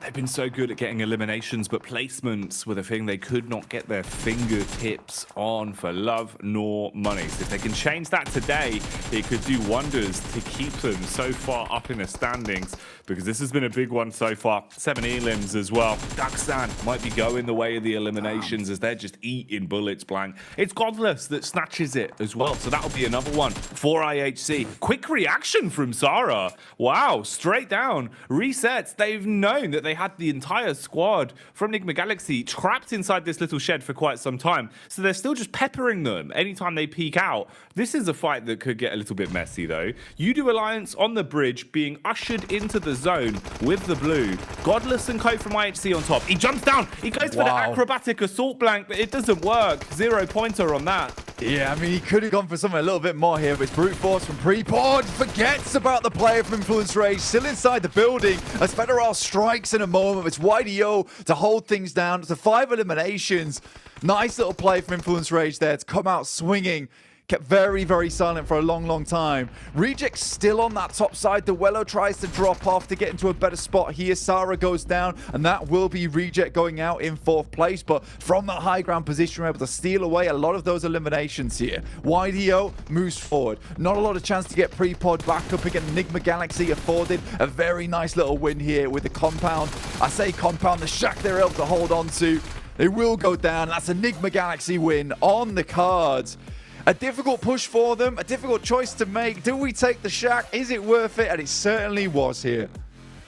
Wow, could have been a lot worse as well. You know, when they initially took control of that shack and moved in, they were ruined in terms of the manpower, brought down to just 2 players surviving, but the resilience is shown. And that's a hell of a comeback. That's at least a better game from them. You know, a facelift from what we had yesterday, Blank. If there was a time to put a right foot forward, this is a good one. It's just the fact that the sheer longevity of the mission they've got to go on to make it towards that top 5, it's so hard. It's so unachievable. But if they're getting a start like this, who knows? We'll leave it in fate's hands. Yeah, that 2% chance.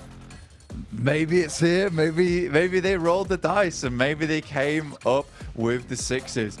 We'll have to wait and see it. It's kind of an interesting game, that one, because a lot of our teams towards the bottom side actually ended up doing well in that match. Reject, you know, you saw Duxan get far into that match as well. Brute Force with themselves a 2nd place, and Enigma Galaxy with a chicken dinner.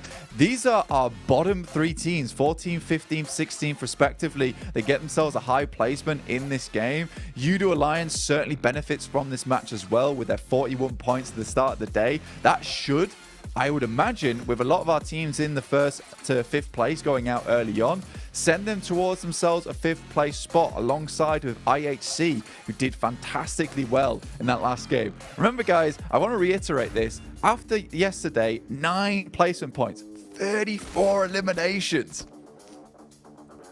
Man, big numbers, big gameplay, and so much excitement. We've seen a lot of crazy things, so let's go for something a little bit more normal. It's the classic, vintage, dulcet tones of Jason Kaplan and the Deaths. Let's get back over there.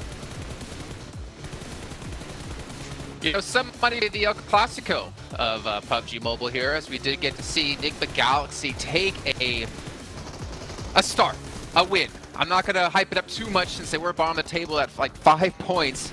But this is the start they need to potentially have a chance to get through top 5. And Claris, we saw the exact same thing happen for them in our survival stage. Yeah, let's be real. There is always the potential across 6 games that teams like this, teams who have shown excellence in the past, can make magic happen on a final day. And Enigma Galaxy, they threaded the needle to be able to get to some of these spots because they were coming in late to try and get to these compounds. I was surprised that the compound south of Hartin was open, but they were able to blitz through to it. Never mind the shack that was east of that. There's potential magic, not only I would say for Enigma Galaxy, but also maybe from Mad Bulls as well, if they were able to try and move this on, because those are the 2 teams down towards the bottom that I think could make magic happen here in the final day. A lot of the teams that we already mentioned on the pre-show, and even yesterday, Brute Force also to win 15th position before this. Yudu Alliance surviving really fine this game. They were before this match in 9th position, and even Reject, they were in 11th position. So currently, this match has been hot for those bottom teams that need to try and race for the top 5 position. So I'm loving how this day has started, because we said it's feast or famine for these teams. And Coops in particular said, well, he talked on Twitter, he said everything or nothing. Seems like this game was everything for him. And looking at this head-to-head pre-pod, like the way he cleared Influence Rage with, well, it's a DBS, so of course it's going to happen, but he has been slowly standing out alongside Default as top players from the African region. He's been on fire. Yeah, he's been putting in some work and definitely been one of the standout players for Brute Force. And obviously they have a lot of work to go, only at 21 points, I believe, at the end of this game. I do want to mention, by the way, as we were talking about teams, up in the top leaderboard and teams at the bottom, a huge game for a team like IHC. They get 10 points with 8 eliminations, 2 placements, and that actually overtakes D Xavier, who only came out with 1 point. So IHC have been able to get themselves through into the top 5, but not only them, look at Yudu Alliance. They were able to jump up as well here into 4th place, and I believe they started off this day at 9th. We said it, Jason. It's going to be an absolute scramble at the end of the day for these leaderboards. It's not going to look anything alike, I think, what we had at the start of today. And that's it. One good game can catch you up and put you up in a comfortable position. FaZe, Procedure Evos, Team Kesso haven't budged too much, though. And actually talk about Team... What the hell is happening between them and Gladiators? I have no clue. Gladiators, Papi Potro is split, and yet Gladiators lose 2 players. They are currently the team upsetting Gladiators a lot in these matches, so Gladiators got to adapt a lot heading in the next match. I think the interesting thing about this, Jason, is top 5, 0 chicken dinners, right? Like, it really shows the emphasis on being great when it comes to gunplay, great when it comes to those team fights, and being able to then eventually convert some placement points from those gunfights that you're seeing play out here. Yes, of course, technically, PUBG Mobile is a survival game, but there's a real emphasis here for these teams that are able to take strong fights, strong positions from those scenarios. So it's not always about the chicken dinner at the very end here, because these teams that have risen to the top, they've shown why they've risen to the top. Yeah, and I think what's also scary about this top 5 is that you currently have a 2-point difference between 2nd and 5th. 2 points between 2nd and 5th. I'm not sure we're able to say that too often, to be honest. And even in 6th down to 9th, it's a 3-point difference. There was a highlight as well on that, which showed all the, like, right? it showed like 1st to 9th, the little bracket, the out border thing that was glowing. But honestly, there is such a chance for teams even below that, if they have an insane day, to be able to jump up. So I think it's a little bit misleading about who could be in the challenge here, because I think, Max, you said, Enigma Galaxy, they were tweeting out that, they think they're coming in hard here for this one. I thought, considering the lateness of them coming into this circle, they weren't exactly coming in hard for this one, but, I mean, they make it work. They make the win happen. Yeah, I said it like yesterday and even on the pre-show, but I don't know what to expect in terms of who's going to be the top 5 at the end. I think, do we have some maybe like FaZe, Procedure Evos, Team Kesso looking good, but it could be in complete shambles by the end of these next 5 matches here. So it's tough to predict. I'm looking though, looking in the next 3 Erangels coming up. Yudu Alliance, they were really good when it came to that map, securing 2 2nd places and also a decent bunch of eliminations. They follow up this good game with that. I think that they could, on this next map alone, maybe solidify their position in top 5 and then their spot in the grand final. So, man, Yudu Alliance, if they keep these results up, chances are they already got their ticket going their way. Well, we do have to kind of bring our memory back, but unfortunately not too far, as it was yesterday. We got to see Inko, unfortunately, with another hot drop with IHC. We're going to find out if that's going to happen yet again today. They avoided Mad Bulls this time, but can they avoid IHC? We're going to find out with our commentators, so Jackie and Blake. Okay, the three Erangels back to back then. This is where things normally get a little bit more tantalizing, Blank, the known quantities that start coming out. Yeah. We'll see, mate, because I feel like, we've already sort of let the lightning out of the bottle with the way the lobby started off. I don't think it's going back in. No, dude, it's a tricky thing, that lightning bolt is zipping all around the room here as we head into our second game here. Obviously, we talked about IHC as well as Inco over on the desk there. That's potentially a thing that comes through. IHC realized that, that fight between them and Inco seems to be pretty easy. A lot of times they taken down two of their players almost off the bat. I think the only difficult one was their first initial hot drop over towards that team. After that, it seemed easy breezing for them. But heading into the game in just 20 seconds. A lot of these teams strategizing, thinking about what they want to do in this match. For BTR, that last game didn't go too well. Neither for ZG Evos currently on screens. So we'll see what happens. You do Alliance, though, consistent throughout the entirety of this last chance. Be just what pushes them over towards that top 5 is managing to get towards the end of these games a lot of times. And I mean, for You-Do Alliance, they seem like a pretty strong team when it comes to just getting those points on board match after match here, Jackie. Well, they didn't give up as well. I think that's, one of the bigger points for them is the way that You-Do Alliance. It just seems like even when, they're struggling a little bit, maybe, they're going into fights where they should be at a bit of a disadvantage, their heads are still pretty damn screwed on, and they've been able to pull out some consistent results again and again. And having that level of consistency has really done wonders for them. It's been impressive. It really has been impressive to see how far they've been able to push themselves so far. The Malaysian squad that's really been flying the flag high. How much further does their journey take them? We'll see. Any big games in store, or will it just be little points here and there to keep themselves in the upper echelons?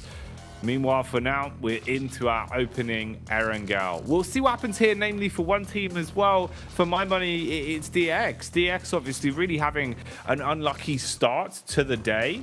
You don't have many games left, with the first Sanhok basically being a fat thumbs down for them. What can they do here? Normally, a lot more on Erangel. Yeah, and I mean, for DX, this is kind of where they start to shine, right? I think it's interesting that we do see the highest point average on Erangel so far be You-Do Alliance, considering they've got 0 chicken dinners. And, speaking about that, right now, we've got 0 chicken dinners across the board for every single team in that top 5, which is sort of curious to me to look at. So very, very interesting in terms of the shakeup, in terms of the point standings. It's just that consistency, which is really taking a lot of these teams further. Inco, terrified of Nova Rep Neuer. Now they drop over towards that trash loot, over towards the western side of prison, and the circle will head hard down towards the southwest, encompassing a little bit of Sosnovka so far here, Jackie, keeping just that in slightly. Gladiators go for themselves some vehicles down towards that south side. Ducksand up towards that northern edge in Ferry Pier, and Team Queso trying to hit a little bit further towards that western edge.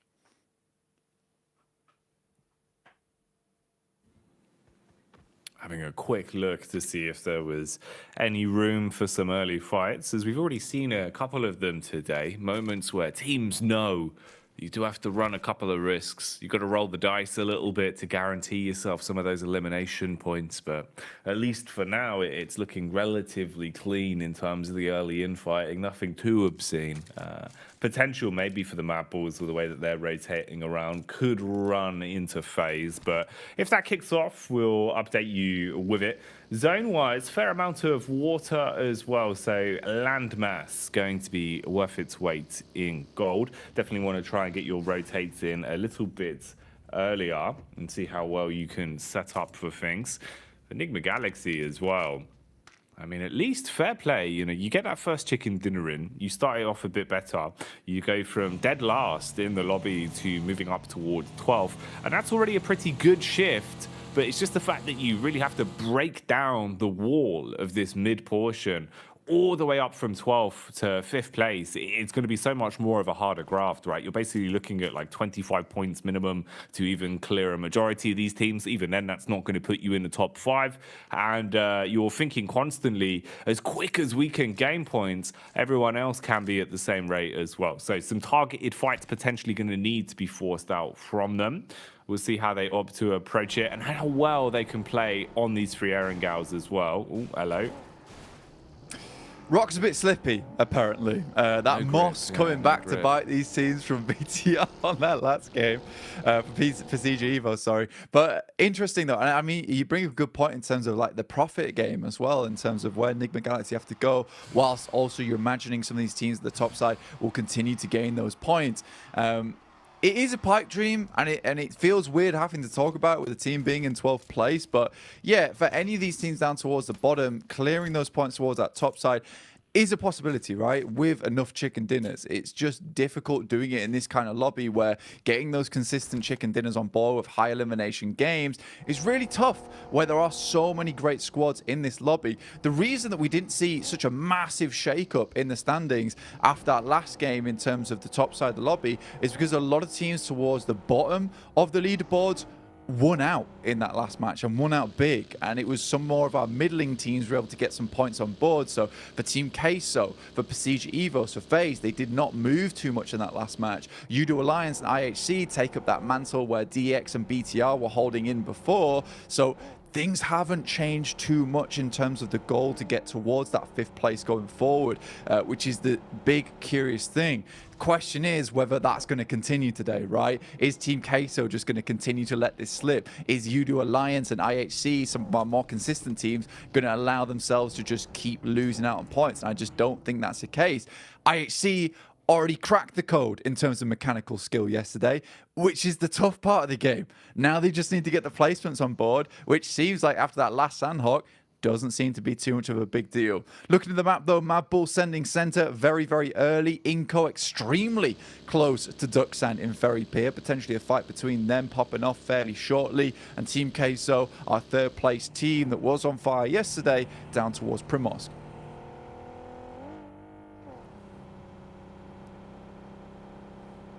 You know, I'm hoping as well, maybe there is a little bit more room today for the stock to rise for Reject Tokyo. Although I feel like maybe the difference to that is that they needed to, you know, really squeeze as much as they could out of that opening Sanhok. And it looked good for them with the ridge side control that they had when they were taking pot shots down onto Enigma. That had me thinking, yeah, maybe today's the day. Maybe this is where they do start to spread their legs a little bit and actually have a good start. Because it always feels like they are only, you know, a couple of light adjustments away from actually getting big games out of it. We've seen how well they can play when everything is turning in unison, when they're looking like the well-oiled machine. So hopefully there's a little bit more room. Not going to be an easy journey for them, but it would be a sick storyline if they were able to command back some of that respect and get that momentum in their camp. For now, though, we'll look at the facts. All of our teams on the move, cruising in towards the new zone and trying to get themselves ahead of the pack a little bit earlier. The only 2 squads that are really deviating from this are going to be IHC, who is still down, looting around and taking their time before they start to course correct, and Udo Alliance that are also taking a bit of a slower approach to this. They can afford to as well. Both of these sides obviously in a good spot. You're in the safety net at the minute of the top 5, both tied with 53 points as well. So it'll be interesting, the fact that they're mirroring each other's late rotates. We'll see how they play if they come head-to-head on the edge. Yeah, for Udo Alliance, it sort of makes sense considering like they're a very good edge team. So if they come in late, they're a comfortable team to play that late game, right? When you're on the outside, you're taking some fights going in, you're slowly working up your control. For IHC, on the other hand, Nova Apnoia is just so full of loot a lot of times that you just want to get the massive amount of utility that's provided in that area. Level 3 vets available, huge amount of ammo count to fight your way through those later parts of the game. And we've been able to make a nice rotation on this eastern side, swing up towards the north and maybe push in through like Pachinki. That's not a bad idea for IHC at all. We'll see what they get up to off the back of that one, because it doesn't look like they're going to go for an eastern bridge push here with the way they're posturing on this side. Maybe just trying to stay out the blue for as long as possible before they inevitably have to head into into it and wait for this next circle to pop first. So interesting stuff from IHC. For Udo Alliance, definitely one of these plays that was expected for them. With this circle, though, I'd fully expect IHC to deviate over towards that eastern side now, as opposed to pushing through the bridge on the western edge, because that is a dangerous push to make. But for FaZe, who's already claimed control over the majority of Quarry, this is great news for them. I say that, but I said that last game, Jackie, and they threw it away. Yeah, it's hard, man. It's hard. It felt like, especially in the last game, you know, FaZe kind of did sort of tunnel vision where from the front, they had a great lineup. You know, they were sort of just shooting fish in a barrel. But from the back, they were so exposed. They were right in the open. Everyone saw them and wanted a piece of the pie. And they were just taking pot shots at FaZe for free. And there was no easy way for them to defend. So you'd hope here it can be a little bit cleaner. We've seen just how well FaZe play when they're activated, when they're coming out swinging, especially towards the end of the day. It feels like they just get such an upwards draft. They have the Miramar buff that is always lying in the back pocket as well. So just having some consistently clean games here on the majority of the battlegrounds we're going to be seeing with the back-to-back Erangels is probably the dream scenario for them. Keep it clean, keep your heads above water. You've always got your safety net, comfort towards the end of the day with those Miramars. Ooh, a bit of Gladiators on a move here as well, as they barely bypass their way through Duxan and co, just scouting out and starting to see what they can find. Obviously, very unlucky Gladiators going into Sanhok. Just basically got picked off one by one and had no way of playing around each other. There was no room for trades whatsoever, and it felt incredibly fragmented. As we were saying, even in that game, though, you know, it feels like Gladiators basically chalked up to be left in the lower side of standings with how these games have been going. So for them, their grand journey not really being the big focal point, but just what they can do to either potentially ruin other teams' runs or be the knock-on effect for some squads to move through is the more interesting storyline there. Here they engage on the Rook, take a couple of shots, but nothing gained, nothing lost just yet. Sara, though, will pick up Defo as he tries to make his way away from this engagement. You can see Reject a little bit further up the line here. They're towards the northern warehouses. Duello will finish off their fault there with the help of Sara. So Reject accrue themselves another elimination point. Rami goes down as well to Tulika as they send away as fast as possible. So for Rook, this is going very badly for them at the start of the day. Everyone's getting pitched in. Olio looks over towards BTR as they're attempting to get in on that eastern side. IHC very close by too, so could hear this engagement, potentially try and get in, but BTR's rotates just not looking as strong today. Luckily, able to take down the frontline member of Olio. Now Udo Alliance, a little bit of a tougher spot for BTR, though. The vehicle's not really quite here at the moment. So we'll have to get back on this bike, move further in as the circle keeps shifting over towards this western edge. Mad Bulls have a little bit of a compound to play around with on this eastern side towards the fielded area. Looks pretty decent for them. See what they can get done with it. But it's Nigma Galaxy, once again, surprising. Decent rotate made on this southern edge. Can play from this. And the basics have looked better from them, which does really bode well. You know, if you can at least play the basics cleanly, you set yourself up to have a little bit more stock when it comes to the harder plays. So Gladiators here eating some damage from the back line. That'll be IHC. And IHC probably actually baited in by this one, thinking, you know what, if Gladiators are there, we're hitting some shots onto them. Maybe this is a side that we can squeeze the 3 points out of, and they might want to engage. They've jumped in the vehicle at least for the rotate if they want to swoop in on it. Bit of damage back onto Godless, as there's a few snipe shots going out from Matic with the Mini 14. Pushes right here as well, just off in the distance, keeping his belly down on the ground. And he's just going to be opening his ears up to listen about where all these audio cues are coming from, how they're playing it, and assessing if potentially he's going to be pushed or if he needs to go in for a fight to maybe get some points from it if there's an opportunity to do so. So slow and steady wins the race on this one. Gladiators finding their opportunity to exit stage left, do jump into vehicles and go for the quick rotate as the bullets was on by. Yeah, it's pretty grim rotate for basically 3 teams here, but IHC, Reject, as well as Gladiators. Getting through Ferry Pier is always a tough time. There's a lot of weird sightlines that can open up as you cross through this area, so you'll be really careful with how you maneuver your way in. Prestige Evos do find YDO on the rotate. Will look to flush him off here. The team's not ready to just give him up yet, though, as we do see Neos drop out the back of the vehicle. Zipian, this is what we're talking about. Kitsune goes down to that angle and will get flushed out too off the back of it. It's a tough rotate to make, and Duxan's doing a great job of holding on. They're on the northern edge of Ferry Pier, currently holding towards that tree line where you got sight lines looking down in towards Ferry Pier itself, with Zipian holding that front line over towards the western edge of Ferry Pier. Shaking up towards the center, though, BTR made a really quick rotate over towards the northern edge of the ridge, looking down over towards west side of Quarry. They do take a knock here, though, to break things up, with IHC making the same rotate, just following them in. This team is so confident in their gun skill and their gunfights. They're happy just to follow a rotate in and try and beat the team that made it to a spot before them. You might get beat up, though, if you don't land just directly, as this isn't going to be an easy fight for any of these squads. Everyone on top of each other right now. Nades going over everyone's heads. Quick smoke plays coming up from BTR here, as Lepar wants to at least block off some of the lines of sight, realizing how exposed they are in the dead center. Looks like IHC also landing a nice nade on that one. So Godless and Co, after having to roam on into this, looking to see if they can clean up nicely. They've got a lot of nades to work with. You have the 2 players in the vehicle as well, with Alex and Godless now diving out. The nade's going to land close at their feet. That one's actually chunky, blows them away. And BTR turning this one on its head. Wow. It looked like IHC has outplayed them, Blank, but they get finished off and completely shut down.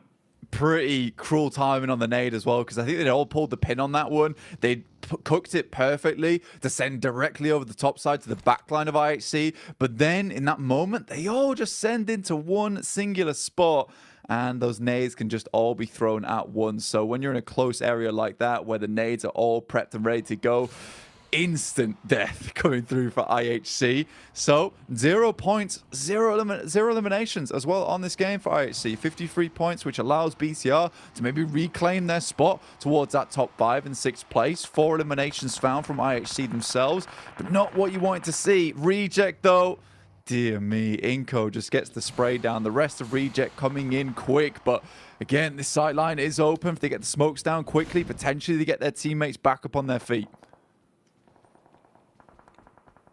The percentage is there, but can they play it right? Can they reset the fight, get their teammates back up? Nades going on over BTR. Ooh, they've got the info from it as well. Superboy went for the close drive-by so he can get the read and knows what they're up to, knows what Reject are doing here. Look at the nade onto Sara as well, banking off the tree. Splash damage not going to clean up. Matic, meanwhile, takes a bullet, and Inco engage onto DX. This fight drawn out for so long. BTR just ping-ponging back and forth from the left and right, taking peeks onto Gladiators. Ooh, you got the move up from Meku. He's trying to get close towards the tree line, using the smoke to give him cover. Not quick enough, though, as Gen 4s will hit that one, Blank. And they're really manhandling them. BTR doing a great job of outplaying 2 teams at once here. Yeah, just Tixie left off the live here. Will go down. BTR up to a strong count of eliminations now, with, I think that makes 7 potentially, just the 6 as one of those eliminations was stolen away. That was fortunate timing on the rotate from Gladiators to BTR, which gives time for Reject to get back up on their feet, but they're taking more and more nades here as even Duxan starts to get involved. This has been a horrid rotate for Reject, where it's been team after team coming their way, and BTR comes in to maybe clean up the finishing remaining members. Duello realizes he's just got to send away, potentially get some placement points off the back of this match. Cinco on the sidelines, even taking shots towards Duxan. This has been a brutal position on the map here, Jackie, for so many squads. Yeah, this is basically getting renamed as a graveyard right now, Blank, with how many squads have just been absolutely battered here. It's been wild. This fight's been so sustained for such a long time as well. Everyone just looking to barely limp out of it by the end of this when the dust has settled. The zone's going to get even smaller as well, so everyone will be ushered closer. Ooh, BTR still going to be in the safety net, as they are at least playing within their boundaries. Know that now squads that are further down have to come towards them, so you can gatekeep. You could basically be the bouncer that denies entry to a lot of these other big name squads as well, FaZe being one of them. So tons of talent down that side, with BTR just sizing them up. Waiting to see if they can strike onto him. Reject again having a nice bit of ground to play with in terms of the high ground at least. They might have an angle down here if they want to read onto this one. They know BTR were right near them as well, so probably not wanting to let their guard slip too much. Nigma, can they hold on? I mean, you're being pushed in.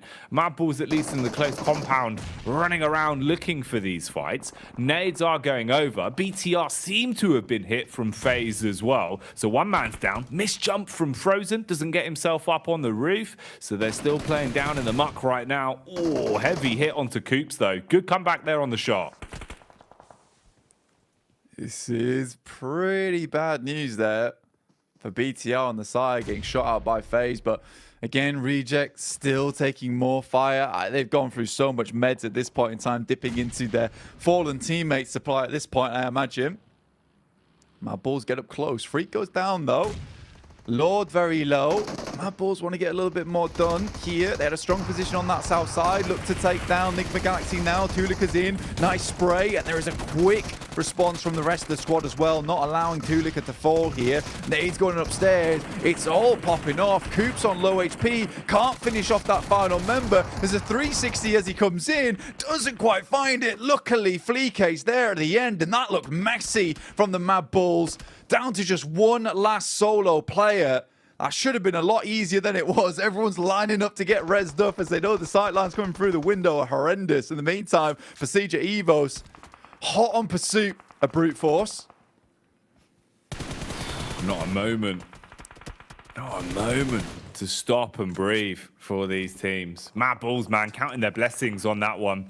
Resetting themselves and at least thinking forward now. Ooh, Brute Force, there's no going to be thinking today as you're done.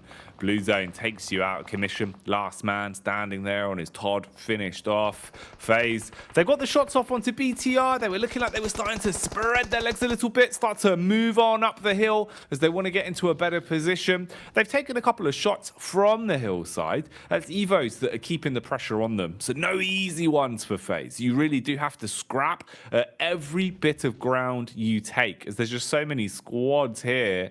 Mad Balls as well now, after resetting, looking to reply, potentially onto Papi and co, as they're backstabbing. Papi Potro's right in close range with the DBS, swings wide onto the first. He's got backup as well from the rest of the squad, and it seems like Big Milo's going in to close the gap, jumped into the buggy. Meanwhile, they're going to be able to bounce their way through two members, make that free as the squad is being demolished, and they all go down. Big Milo's the last to fall as he's taken out by Ducksan. Tulika, though, gets lit up by the zone. Oh, they're getting close, Blank. They're right in their face, but this one is not easy. You're so exposed from so many angles.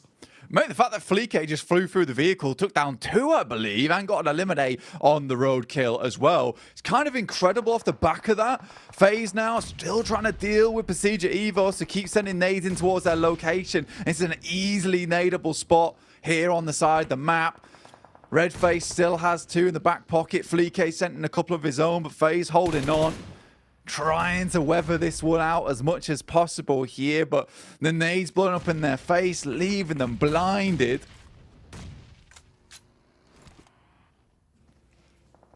Blinded from the fights that are going on all around them. Ooh, nades through the smoke. Bit of a reset then. Quick adjustment from Mela. Mela that really has been such a star player, game in, game out. He has been the hype man for FaZe, commanding front and center on stage. Ventores, unfortunately, being knocked down. He'll be taken out as Misery connects onto him. Flick shot back and forth. Red face gonna go down quick. Mela, lucky to be alive. Low HP, has the nade to play with, but his feet are exposed, and Misery will connect onto that. Takes down the size 12 shoes, and looks to focus on Warman as well. Back up from the other side, as Lynx is there to assist, and they're punishing them. FaZe are just being absolutely obliterated, Blank. Is there some sort of comeback to be had here? Onzen's able to make it happen in the dire moments of that fight as well versus BTR.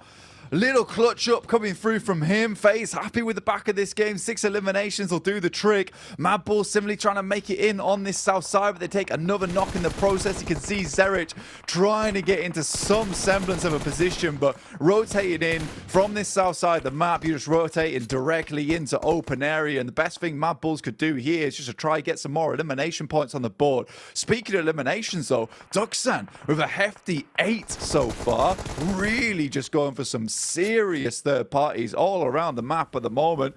Onzen's barely any HP left remaining. Feeling a lot like the rest of the team on FaZe at the moment. Half dead right now. Frozen gets taken down by Junie, taking him up to a fat 9 eliminations here. And it's once again Junie who is pulling out the big numbers for this squad. It's the way it goes. Whenever they need someone to show up most, Junie seems to be there. Don't know how he does it. He's got his wits about him. That spidey sense starts tingling, and he finds opportunities to hit crack shots to snatch away elim points. For FaZe, their days are numbered now.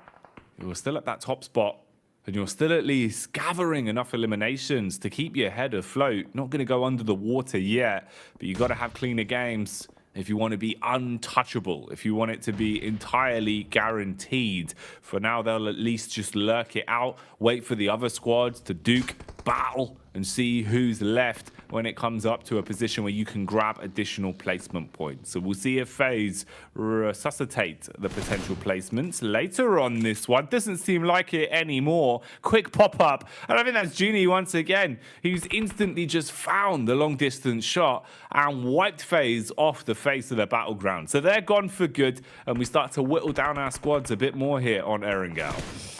Dear me, this is a prime opportunity now for the guys on Duxan. Circle moves down towards the south side. The Ducks are all in a row towards the top side of the hill. Influence Rage, Judo Alliance, DX, Inco all have to move in. Inco looking for a good game here. They're kind of sat again in a compound as per usual. It's the Inco way.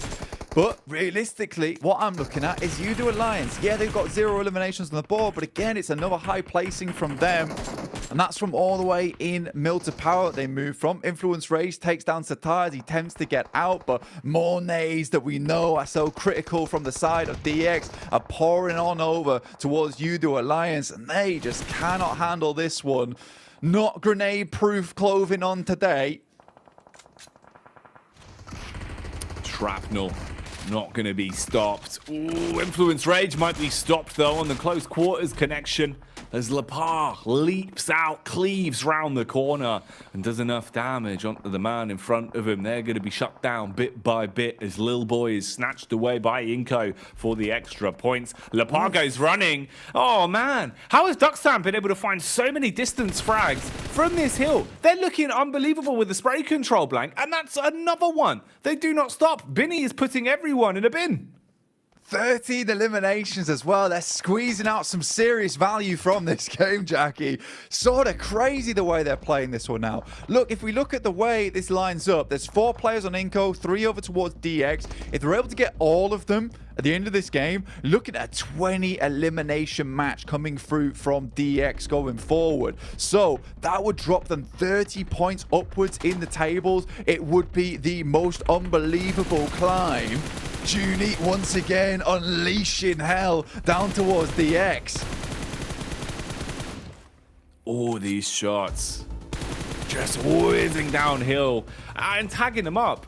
It's crazy how good Duxan have been at just dealing damage from a distance in this game, and they're not stopping. Junie with some juicy frags today, Blank. That's another one, as he'll be able to knock another man. Squash, still standing. looking for those tracing knocks, seeing if he can keep his set focus, but it's Juni that does most of the work, and DX are gone. So Duxan versus Inko then into the final fight. Their gun skill is unbelievable right now, Blank. Surely this has got to be one for the South Korea Massive.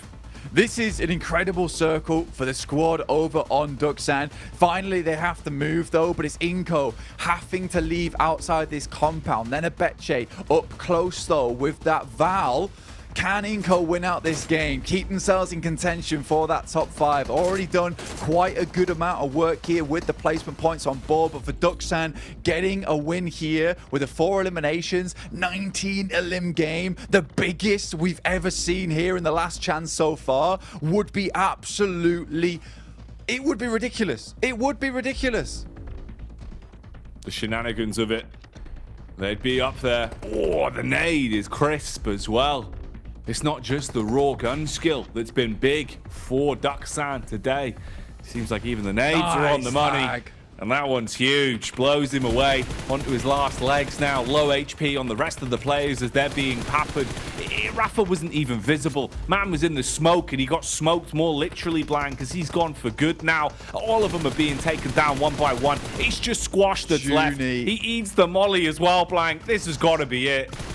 Zipian on the top side, looking down to the final player of Inko in Squash. This has been the craziest game from Last Chance so far. Zipian lobs a nade, but another will do it from QX. A massive elimination count keeps the boys' dreams alive from South Korea.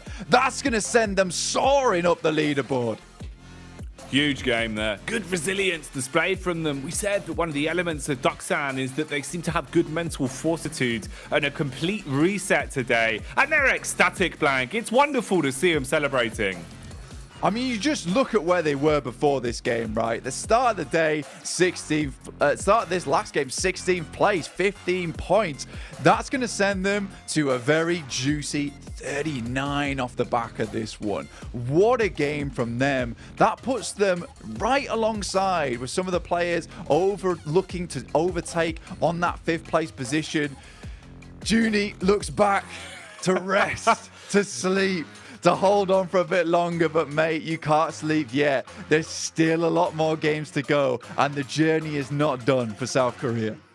No, not at all. It's only just getting started. It's only just getting started. It definitely seems like there is a possibility we could be seeing a lot more from Duxan here today. And what a wonderful story it'd be, man. It's so sick how many teams have just been going through these facelifts and really commanding respect when it feels like their days are numbered, when it feels like the chance of them getting enough points isn't going to happen. It's been really cool to see these storylines developing, Blank. And what a time to do it as well, right? It's last chance, it's last day, and we're getting closer and closer to there being a handful of games left. If you're going to start having blowout blinders like this, I'm living for it, Blank. It is unbelievable, and it's only going to get less believable in the future. But there are only 3 lads that you can believe in. It's Jason Kaplan at the desk. What is it about being last place today and getting a massive game? Max, you brought that up. Duxan getting a huge game that honestly puts him within reach of potentially making top 5 today. We almost counted, Duxan out. We pretty much counted Galaxy out at the start of the day. But there is a world, there's a possibility if they continue like this that we could see the top 5 shake up even more than it already has today. Yeah, we're getting at a point though, Jason, where this window of opportunity is slowly reducing. I think that last place teams are not going to be able to do insane comebacks anymore. Maybe Mad Bull gets a win after this, I don't know. But what an insane game from Duxan, able to just clear the entire Southern Edge against Pasija Evos, against FaZe, against Mad Bulls, against Reject also a bit early in this match. They were just the kings of the South and able to then play that high ground position. The moment you eliminate Xavier, you can even play the lower side of that hill and just completely obliterate the entirety of Inko. What a match. 29 points right here. Is that a record for... Yeah, is that our biggest game? I think it is. Yeah. I think so. Woo. That's cool, Max. But South Korea's back. It's time for Duxan. Bow down to your South Korean overlords. Here we go. The recovery is on. I mean, look at them at the end of that game. They were celebrating as if they'd won the tournament. And it's not all done just yet here, but that might give them the kick up the rear that they need, because before this, they really needed it. That was massive. From copium to hopium right now for Woohoo! It went. It's happening. Yes!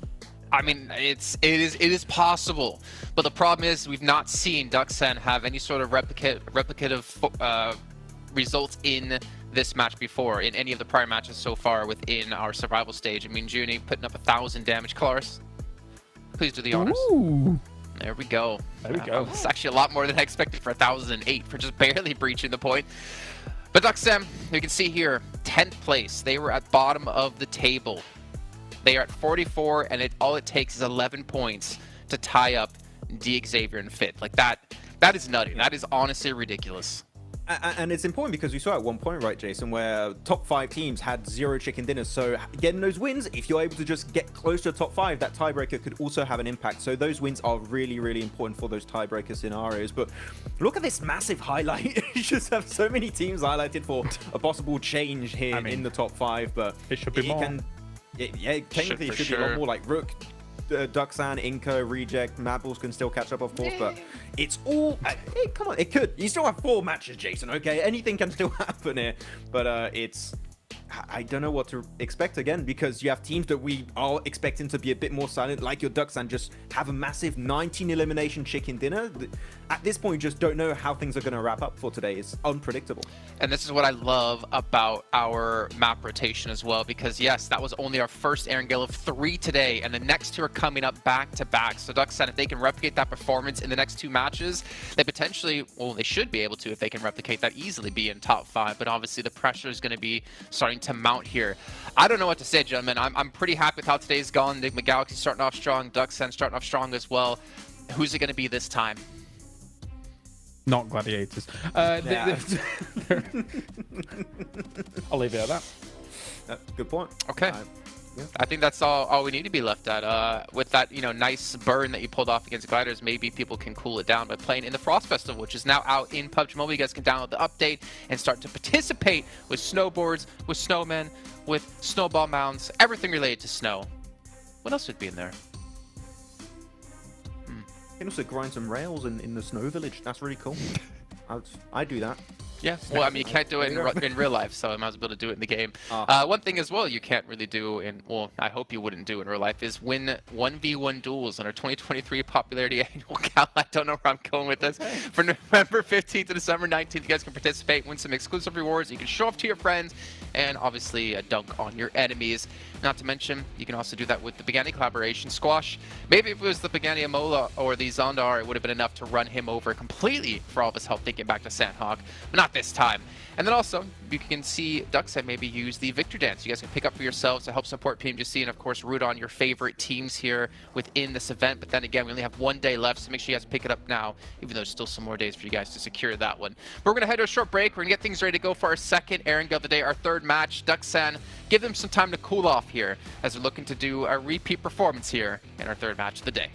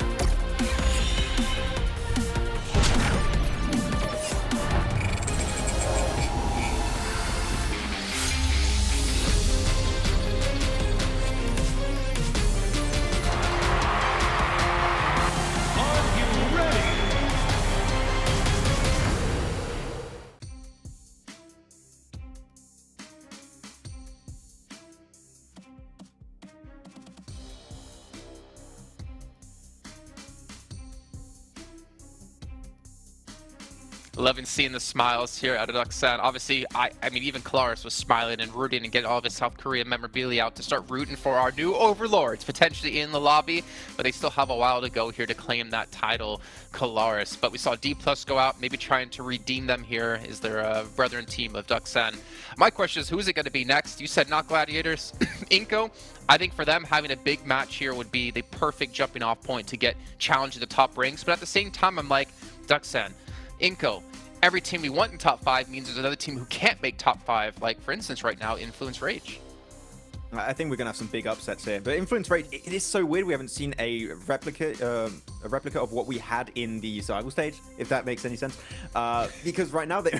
I made it difficult earlier with what I said. Trust me, yeah, I messed that up bad. I don't know.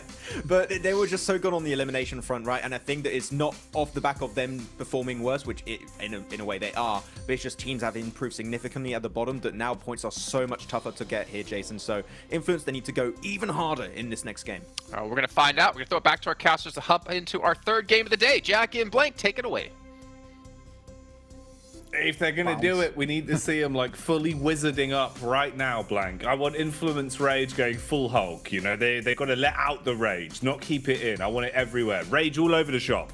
Yeah, I need a full pyro blast coming out from the guys in Influence Rage here. I need them to absolutely destroy the competition if they want to make their way up to there. And honestly, to have 3 Brazilian teams get in towards that PMGC Grand Finals would be crazy for the region overall. I'd love to see it, but right now it's all about these bottom teams. For some reason, it's always day 2. They start showing up. They're like, we're running out of time. Suddenly the pressure's on.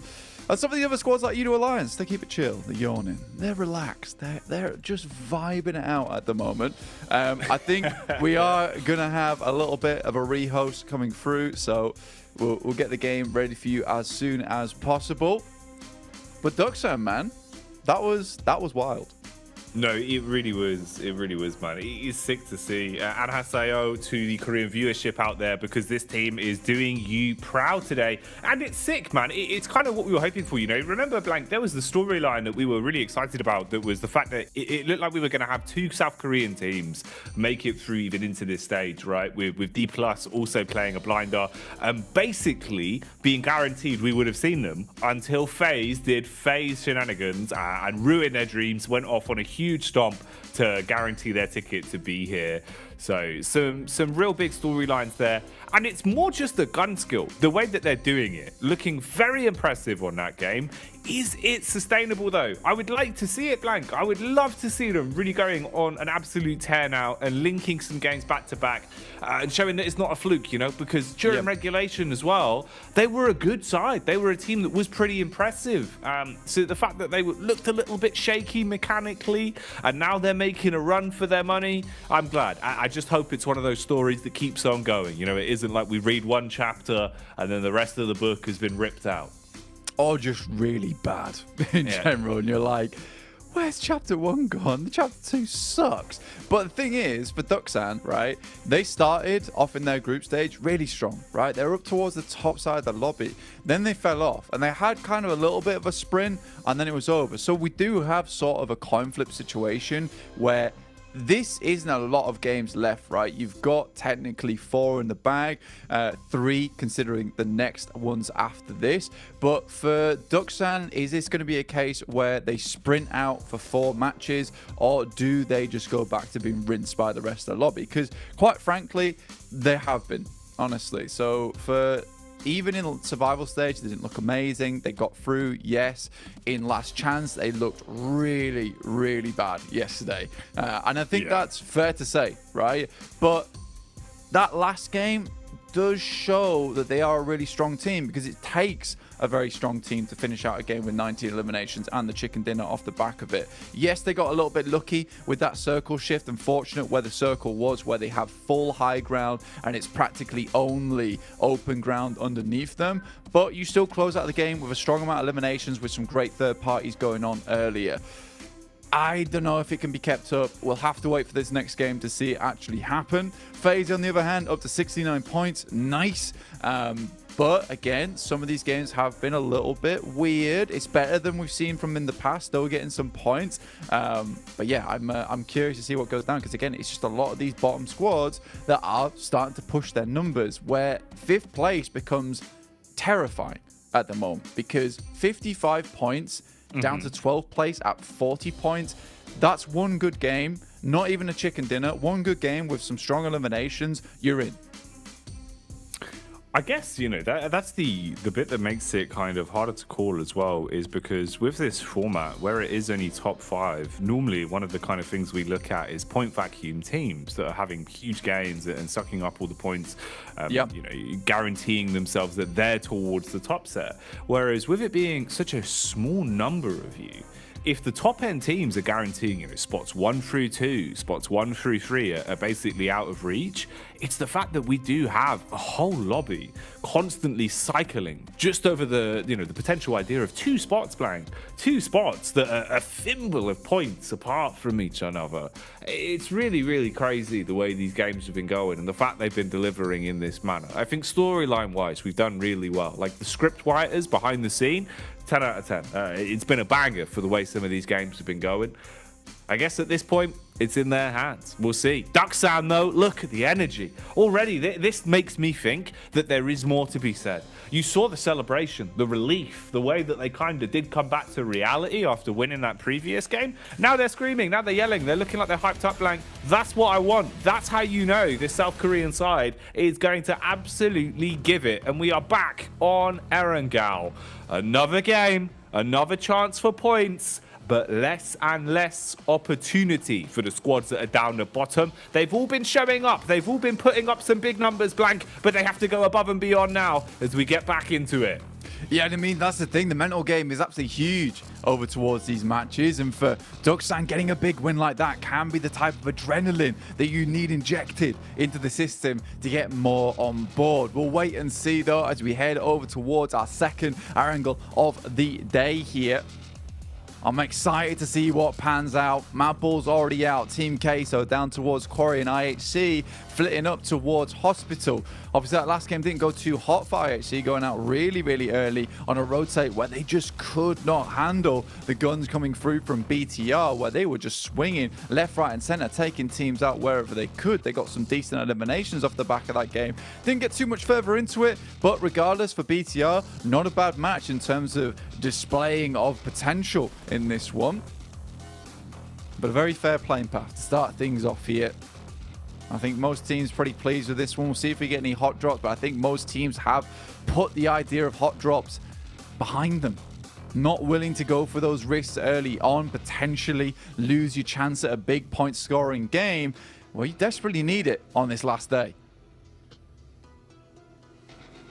Oh, you do indeed. You need some big games. You need them to happen back to back. That's what it's all about here, as little mistakes will add up. They will cost you gravely the longer things go on. Nice touchdown in the blue here. Dip the toes, splash some water on your face, and get yourself nice and woken up for Inco as they grab themselves a boat for the rotate and focus on the future. Rook scouting this one out as well, as Eugene's there. He was a little bit closer. Maybe there would have been an opportunity to potentially try and take some shots into him. With the range here, I don't know if he's going to get a lucky day on this one. Yeah, maybe not, but blowing up the boat, somewhat of a bigger potential on this one. With the amount of bullets in the magazine, might have been something available for this. Pulls out the M16 to try and get it done afterwards. Neos, Brute Force seems to be suffering time and time again to Influence Rage. A bit of a rivalry between these two squads as Brute Force constantly harries them. This time around didn't go so hot. Rook, though, traveling in the water alongside the guys from Inco, looking to take them down. They've all jumped out the boat here, deciding it's not worth it. Technically, Rook could get in the boat of their own, hunt them down. Doubt that's going to happen, though. For Rook, rather just send it away. This is a team that's doing extremely well at holding those central positions, but recently just not been able to find those spots, getting taken out here and there, losing members, hemorrhaging. It's been feeling fairly bad for this team, and I think we had high hopes for them yesterday. Yeah, we did. I think that it's one of those where from what we'd seen in the past, we knew they did have a lot of stock to them and that they could really put up some big benchmarks when they were playing as a well-oiled machine, when everyone was able to perform to the best of their ability, really. But there's been gaps. There's been some small mistakes, and those add up. Those will cost you. So it's a shame. It's a shame. But you never know, man. There's always opportunity. There's always still room to breathe. It's just the fact that if you are going to have a complete facelift, had to happen about a game ago, really, for some of these squads. So always down to the wire. Julo here might be given a bit of a gift, though, as there is some aquatic Inco gamers on the way. He's on the dry dock looking out, trying to see if he can spot anyone here as he does a bit of looting. This is sort of like being down at the Loch Ness towards, a late evening blank, and all of a sudden you see a bit of a monster pop out of the water. That was the Loch Ness monster for a second there. There it is. I mean, honestly, for Inco, this is a bit of a bad time. You can see Vitali here. He's got nothing. No vest, no helmet, no weaponry. Just waiting for Reject to leave to hope that they can get a little bit of loot on. Duello maybe spots out some players here, potentially. Oh, he's missed it. He had a gander, but immediately they went underwater, submerged, like submarines. Duello has no clue. See, this is how it goes, Blank. That's literally the case. You're always a stone's throw away from potentially seeing something mythical. But he's missed it. The Loch Ness monster submerges its head. He drives away. That was the chance, Blank. He could have proven it to be a real animal there. Found the dinosaur still alive in modern days. Instead, he's given them timing to get up on dry land. And they can do a bit of looting now. Whereas previously, like you said, they had nothing to their name. So that would have been the entire Inco squad, basically thrown into a blender in a matter of minutes there from Reject. But no, they will pass each other like ships in the night. They're allowed to move on to land. And their troubles, for now, at least, past them. Sort of funny, the fact that Duello came through, picked that entire dock clean as well. So really not much available for that squad in Inco. I think the difficulty comes in for Reject later on, the fact that they have no clue that Inco is behind them. That's the type of thing that will really grind your gears later on, where suddenly you're getting backstabbed by a team and you have no clue how they're here this early. BTR also moving through. Inco, everyone stops, freezes, doesn't move a muscle. This is all about just pretending to be mannequins here, still as a statue, to evade detection.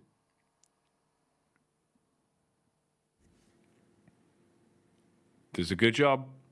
Isn't going to be given a 50p coin for his troubles as a silver statue, but he will stay alive, and sometimes that's worth more. His BTR will bypass him and start to drive on into the zone, making their move. They're relatively hot on the tail of Reject as well, that have just pulled up just beneath Pachinki as they get into the area. Influence Rage are also coming on down as well, so they might run into each other. We'll see how that goes on a pathing, if they come across one another on their move. Daksan, meanwhile, where have things been going for them? Looks like you've basically been running a bit of a 2-2 setup in the way that they've been playing it. So 2 down towards more so Ferry Pier side. The others on a hill. Here they are now as Zipan is going to be pushed. They look to just swoop in. I mean, you've outnumbered him. Man does at least dodge the first bit, Blank, but hits the vehicle. He's gone, squished under the tires. And this isn't looking great at all. I mean, for Daksan, really, now you're kind of fragmented into 3 players. One of them's miles away as well. And you're already just eating bullets. So this actually could be really rough for them here if they wanted a good start into this game. Yeah, and you're just allowing Reject into a strong position here on Cat Hill now, where they can just hold this one out. And for Reject, that's a very free positioning given up to them early on in the game, which is massively good for them.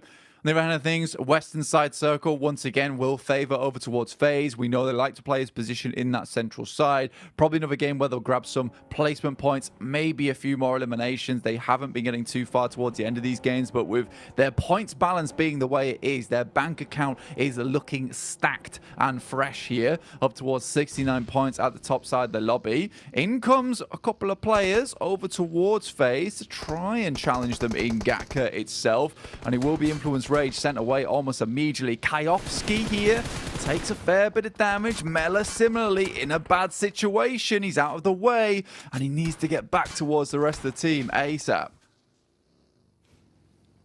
Mela tries to get the meds off, and he's giving himself some more health to play with. Some smokes go down to shroud him as well, as he's back on the move and can regroup, have a little bit of cover to play with inside of the buildings, and that's what they need, as these compounds could be fought for relatively quickly. Just looking at the way the teams are starting to barrel down now closer. Mad Bulls are going to cruise on by. It looked like maybe they were sizing them up and wanting to slide on in for this one. But instead they focus on their own game and will go driving along. Mela completely healthy now, so at least Crisis has been averted for FaZe. FaZe that are going to want to have a good game here. Only 9 points away from being lapped by Evos. So picking up a big one. It's going to be the mindset they're looking at. Gladiators, always the punching bag in the early game, it feels like, in a lot of these lobbies. And Godless has been someone that's taken such an aggressive level of gameplay, Blank. He's been roaming constantly. It feels like him and Alex have basically had the free reign on this team to just say, we want to fight here, we want to push this, and just roam with it. And honestly, they back up their bark with their bite pretty regularly. Like, they have had some huge plays in terms of their gun skill. So IHC always a sleeper. It's mad as well how, you know, you're kind of locked in 7th place at this point, even with the sheer amount of eliminations they've been getting each game. Feels like they're always good for the elims, but never quite the bride, right? Never quite the team that's taking those chicken dinners, and that's what's been holding them back.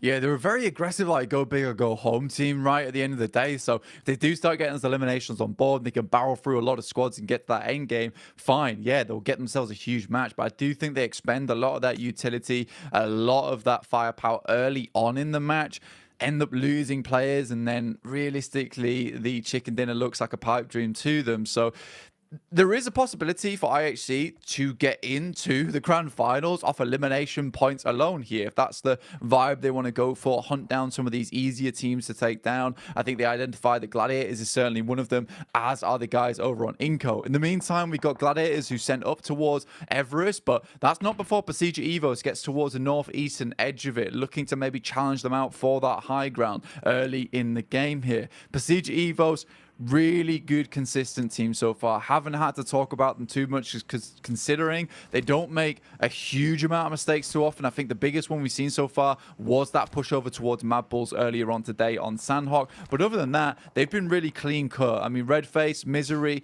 everyone on that team seems to be stepping up in a massive way for that squad. So it's very, very nice to see it. I do think that Procedure Evos, I would expect them to be in the top 5 by the end of the day, just with the play we've seen from this Indonesian squad. I think for the fans as well, Blank, that's one that, you know, people would want to see, right? The name value, the storylines, the history on the players and the team overall, it would just be so much for them. So I think to see them continue with success after success, it would be great. And, you know, they're doing it themselves, right? This is you really sort of taking any pressure off yourself and just playing with that level. The other teams now can't compete with you. So for Evos, it really has just been them changing the game and looking a lot better individually rather than other squads slowing down, falling off. Unfortunately for Reject, that seems to be something that's happening quite consistently as they have been letting it slip, have been losing their grip on a potential for any sort of comeback into the overall standings. OCO at least going to try his best here as he gets contact back over onto Mad Bulls. But you're so fragmented again.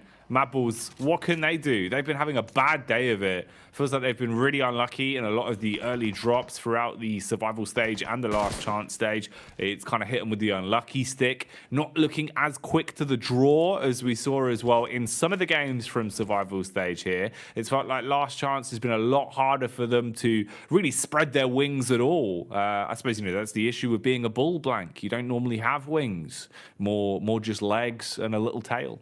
Yeah, depends how quickly you can wag the tail, though. At the end of the day, you know, go for a little bit of thrust, speed spin, you know, on that bad boy. And that's what Mad Bulls need, really, at the end of the day. It is the speed spin to get themselves back up into action. I mean, it does feel more and more likely now for these teams in 12th, 13th, 14th place with what we've seen from Duxan, the game they had. It seems that nothing is off the table here in the Last Chance. But it's also another Last Chance classic in the sense that we do get pretty much the same circle we saw from last match there on Erangel over towards the south side of Gaka. So DX, they won their last game from this position, but being down to just 3 members does hurt their chances in a big way.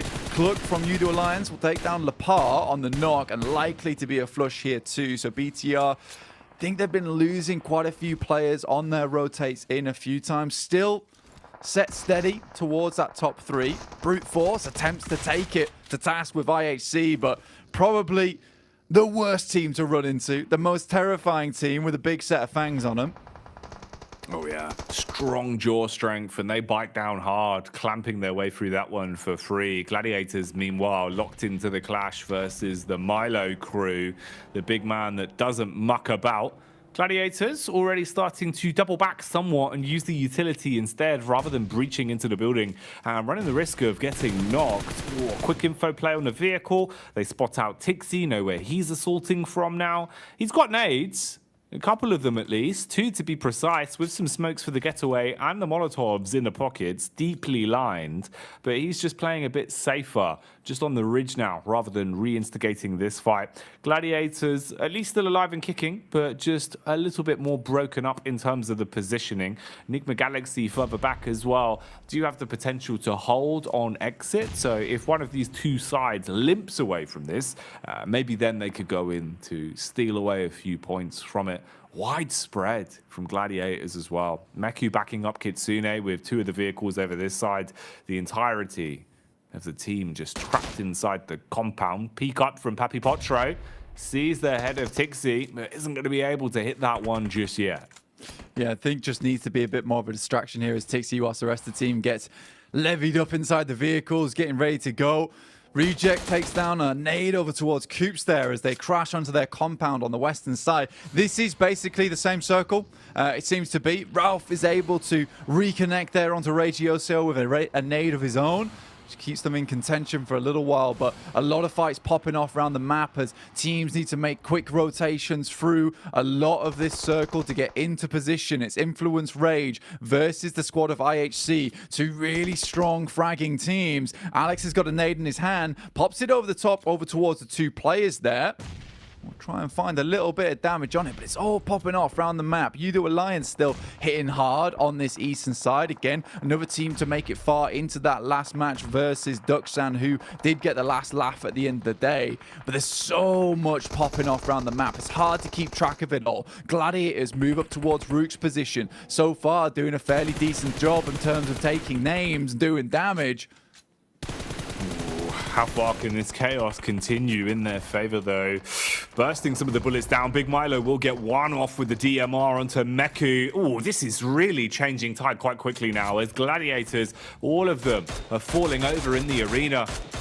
It seems like they're not going to be entertained with these plays as Big Milo will banish them on the DMR. The Mini 14 causing problems. Happy dropping down to the Gladiators' lower levels. Kitsune lurking around the corner. Punches back. Gets the uppercut off with the big old shotty and can then start to advance as well. I mean, Big Milo's on top of him.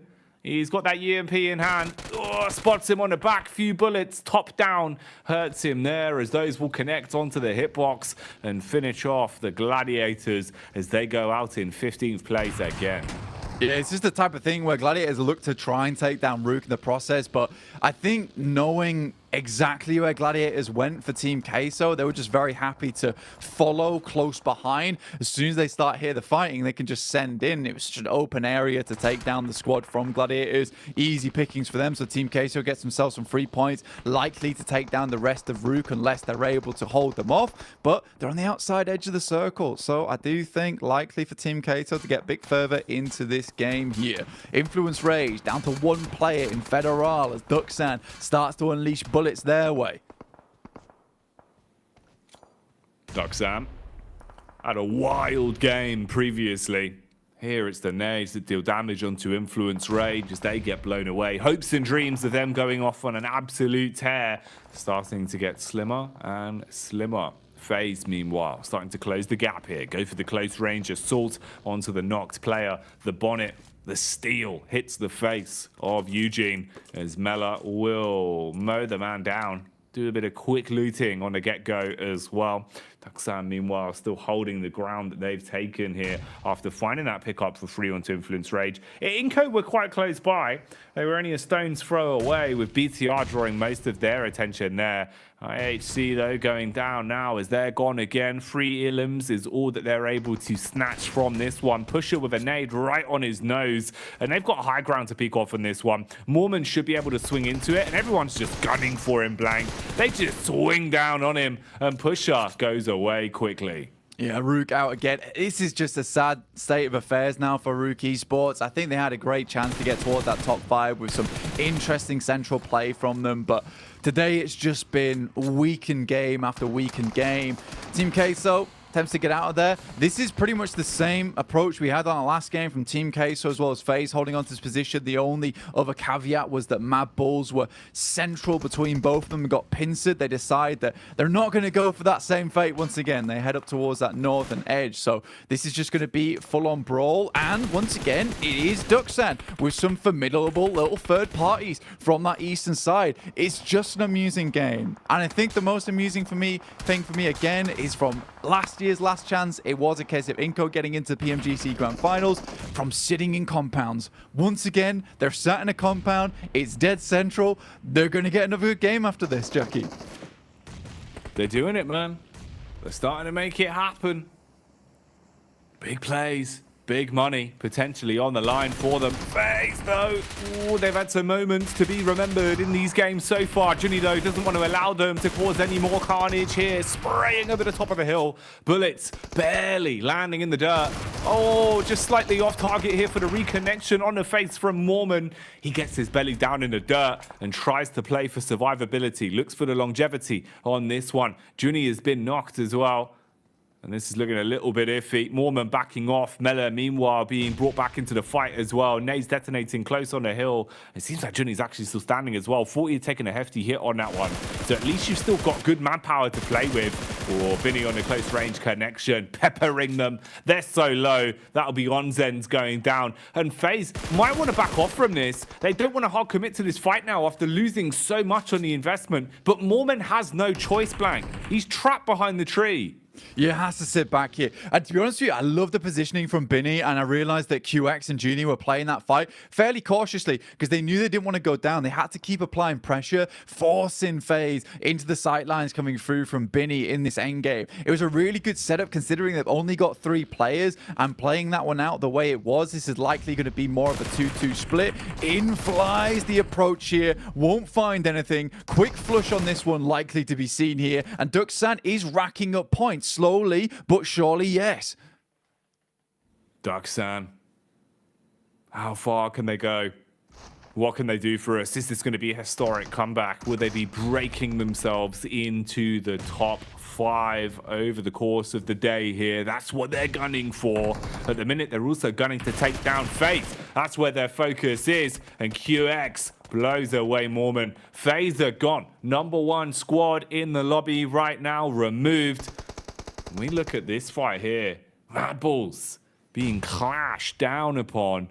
There's Nigma Galaxy fighting an uphill battle, literally, with the nades, casting those over the top and looking to see if they can engage. Fleek still got the confidence to take fights elsewhere as he puts his attention on DX, playing on the top of the hill. So a lot of potential angles that you're going to be exposed from. A lot of open ground here for the Mad Bulls, but at least they can block off a few of those lines of sight. They've got geometry with the compounds they're playing with. Enigma Galaxy just trying to apply pressure where it's possible, using so much defensive utility as well. Smoke after smoke to give themselves at least a bit of a break in the line of sight. Yeah, Mad Bulls up to go for a bit of a northern rotation here. That's DX on that north side. We know that they're Erangel kings here on this map, but it's Mad Bulls to take the fight to them. They move up really quickly, and just as they head up, DX gets in their vehicles. Pretty horrid timing for them. You got Lamborghini on the top side, able to toss in a grenade, but doesn't get a huge amount of damage done there. But DX, they're all over the place. They take an initial knock, and Mad Bulls might have just been able to time this one just right. Have they? Can they play it off correctly? Nades over the top are doing a good job of instigating the fight. How does it go from here? Slowing down the push now with the smokes up. Quick heal. Keep themselves topped up. Evos in the back line. They want to see if there's a way that they can make a steal on this. They jump in the vehicle. Levi's. They group up. They give themselves so much space, Blank. It does not work. DX strike on it. And Levi's with a brute force play. So much damage dealt. He goes in to close it. He goes in to shut it down. Gets peppered into the back. Doesn't fancy his chances. Has to bail out the vehicle. Wants to look for the flank. The Molotov thrown over the top, guns firing all around, taking damage. He focuses back onto Evos as well, knows about Luxy, has to drop down on the deck, Blank. He's low on HP now. Mate, the fact that he gets a triple spray down over towards Mad Bulls is an unbelievable victory from them. In the meantime, Nigma Galaxy assaults over towards Inco's position. Actually gets a lot done here off the back of it. Just 2 players left alive alongside with BTR's push in the meantime. Mad Bulls will lose all 3 members that got knocked by Levi's in a heroic play on the northern edge. But it's BTR to make their way in, and Inco's defense was absolutely pitiful in this location. Luckily, gets himself a knock with the nade, keeps BTR at bay for now. And for now might be the key word, because BTR, they don't go down easy. Squash. Is he looking for the finish off? Wants to bounce the nade round the corner and hope that it's directly on target. That one's going to detonate but not take them down to the depths. Nigma Galaxy still alive as well. They've got themselves a compound to play with now as they hustle and bustle. Looking into the distance and having a read. They are basically in the center here and have a fair few squads all around them. One of them starting to push back up now. That'll be Duxan that are just waiting on the hillside. Look how close the grouping is. It's disgusting watching it like this. Inco upstairs just sat on top of the other team, waiting for an opportunity here, really. Well, potentially even a mistake. That's probably the more key way to put it. DX get pounced upon. Nigma hit 1, and the first man falls over. DX get a little bit of luck here. Circle moves their way, gives them the hilltop. Able to play this one out for a little bit longer. Duxan opts to head down towards the fielded area around the shack. They might be able to swing towards that eastern side, but all focus over towards this compound between Nigma Galaxy, BTR, and Inco, all within one position. Mad Bulls also trying to live this one out as long as possible, accrue the placement points. Income BTR trying to locate the final players. Mad Bulls is out. 1 player remaining from Inco on the top side will get taken down as BTR claims control. Inco with one of the best positions in the lobby, knocked out just like that. Duxan takes that eastern rotate, gets into the field, realizing that this might move away from the compound, at least definitely in zone 9. They just need to survive. Taking down DX would be the big thing. They've got the main sight lines over their way, and can Duxan reactivate into this game? QX gets an initial decent knock, but not likely to be long for this world now. Oh, QX gone for good as Satar strikes against him and punishes Parajin as well, adding more pressure onto the star players from Duxan as Juni gets slapped in the face by Parajin's Mini 14 as he inflicts some maximum damage. And they're just holding on this one, knowing that they're in a good position to coast from this final fight. Going to be absolutely delicious. The 3 squads that are also closely grouped here with Duxan, Inco and Co as well. They're just playing around their building. Nigma Galaxy rather, as they're the ones right underneath the noses of BTR. And Parajin still wants to hard commit to this. He knew he got the knockoff, but isn't content with that. He wants to finish Juni, and will find it. Goodbye for good Duxan, as they will not be getting the repeat, Blank. It's only the 1 chicken dinner as we're left with a final 3. Nigma Galaxy's game is on the line here for them. If they can get themselves a chicken dinner off this map, a few more elimination points, potentially they're in the running. For PTR and DX, this is all about claiming control over towards those top 5 spots. Lovely bounce on the nade. Goes for the basketball hooper on that side. Circle moves away, all but confirmed for DX. Levi's ridiculous play earlier on with a swipe onto the Mad Bulls that they could just not comprehend. Now the arm in hand. BTR versus Nigma Galaxy. Superboy, oh, he was waiting for someone to come running out through the window, but the Bison will break his hopes and dreams as they're able to strike onto a key player now, slowing down the fight and making it more awkward for BTR. Satar with the nades, dashes one in through the window. A further follow-up, looks like it should be on target. Peeks in with the confidence now, wants to go for the wide attack, running towards them with the shotgun pulled out. BTR, one after another, will get clacked down and fall out. They're gone, leaving us with two squads, a head-to-head.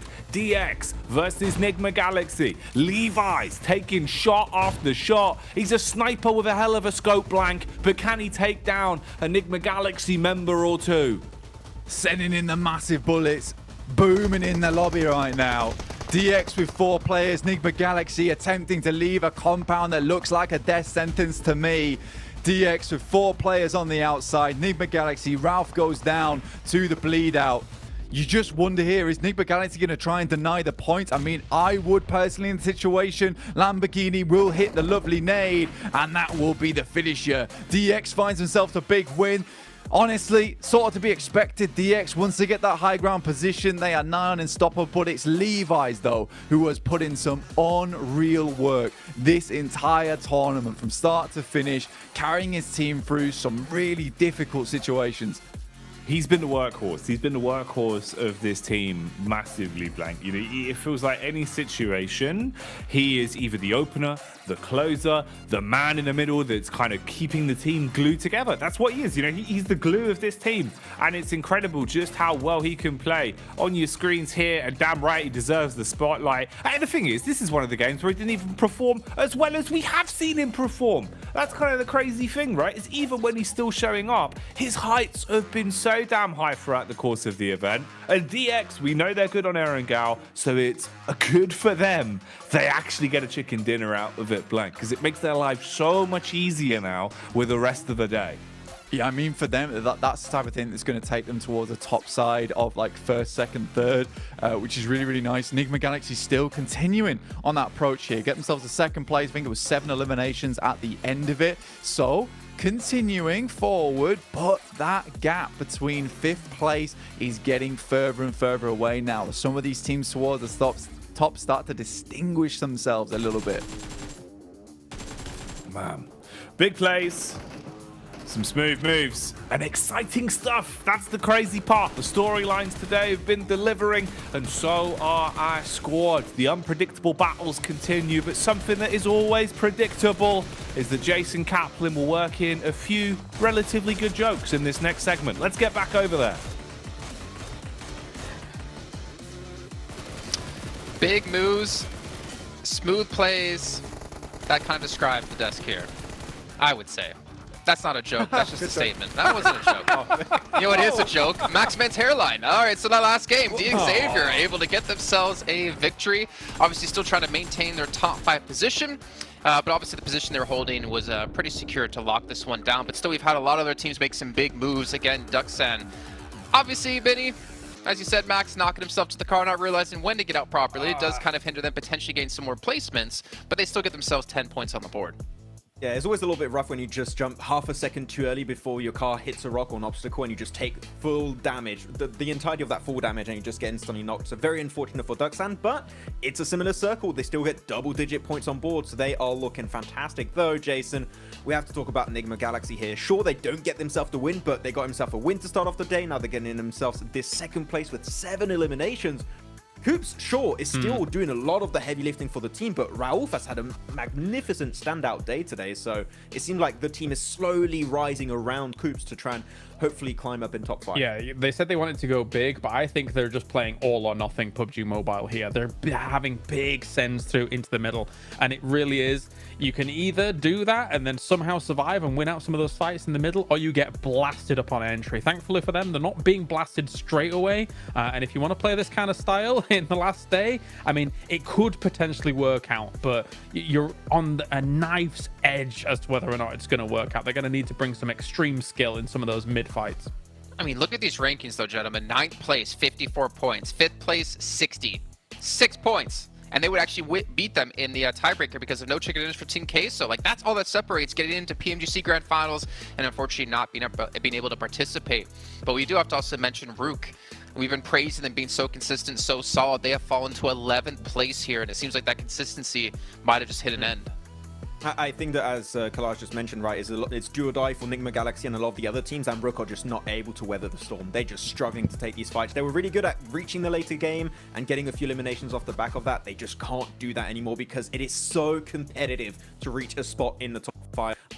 The Rook are slowly going to be out of the equation, and I think that teams at the bottom already, Jason, looking at Brute Force, looking at Gladiators, I think a comeback is nigh impossible right now for them to do unless we see one of the most insane comebacks. So, as we said, halfway point of today, teams are going to slowly be in the position of no return, I'd say. Sure, but I mean, look, Duxan's making sure that the comeback is possible, right, for a particular team. I cannot believe, after losing one early in this game, but they're still being able to make a meal of it. Of course, you move into those fields and it's a bit treacherous. You're always going to have that kind of overlook from Xavier being able to pick away at you from that kind of angle. But I cannot believe what we're seeing from Duxan. All my South Korean memes aside, this recovery that they're making happen here right now, in the previous stage, they kind of scrambled by a little bit, and in yesterday's games, they scrambled by. So this is very impressive to see them have this kind of step up coming into the last day.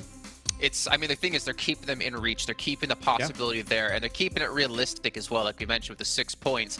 And the fact is, some of these teams, these top teams, are kind of underperforming. You do Alliance, unfortunately. I think for me, Influence Rage has been the biggest story, well, one of the biggest stories, I'd say, around our last chance. I was expecting quite a bit more out of them. The consistency we saw in group stage, obviously in league stage as well, with them coming out in first, or sorry, in the survival stage coming out in first. This team has kind of fallen off a bit, but they're still in the running. They're still in 8th place. It's just not that they're as dominant as we maybe expected. Yeah, they keep losing players early. I was looking back on some of their rotations. They just always, not really clashing with teams, but they're on the rotation where they're very close to opposing squads. And unfortunately, they lose a player or two. And because you see teams like Xavier, like your Nigma Galaxies, or even your Duxans are able to survive as 3-4-man teams until the very late game, Jason, you just cannot deal with those full squads when they have such a kind of hold on these final circles. So yeah, we just need to see Influence maybe adapt their early stage a little bit more, but right now they still can compete for a top 5 spot, but as these next 2-3 matches go on, it's going to be even tougher for them to make that comeback. So Influence, I think they realized it's going to be like go hard or go home at some point. I do also think for a team like Influence Rage, they're excellent when it comes to the slow roll holding down a location, but in this last day, things have gotten chaotic. Teams are coming in from crazy angles that they might not be expecting, and that's really throwing a wrench in the works. We'll see if that wrench can be taken out of the works here, and Influence Rage can get a solid game under their belt to get them back into top 5. Let's head back over to our casters with our final Erangel of the day. Jackie and Blake, take it away. Depends how good their grip strength is, Jason. It could be a large wrench, Blank. And large tools are normally quite heavy. But do they have the right tools for the job? Can they come back? I'd hope so, because they played a blinder throughout the whole event. So if Influence Rage fall short now, it would be a shame, mate. Yeah, dude, I think that honestly for Influence Rage, that they've had a great start to their tournament over in their group stage. They looked incredible, right?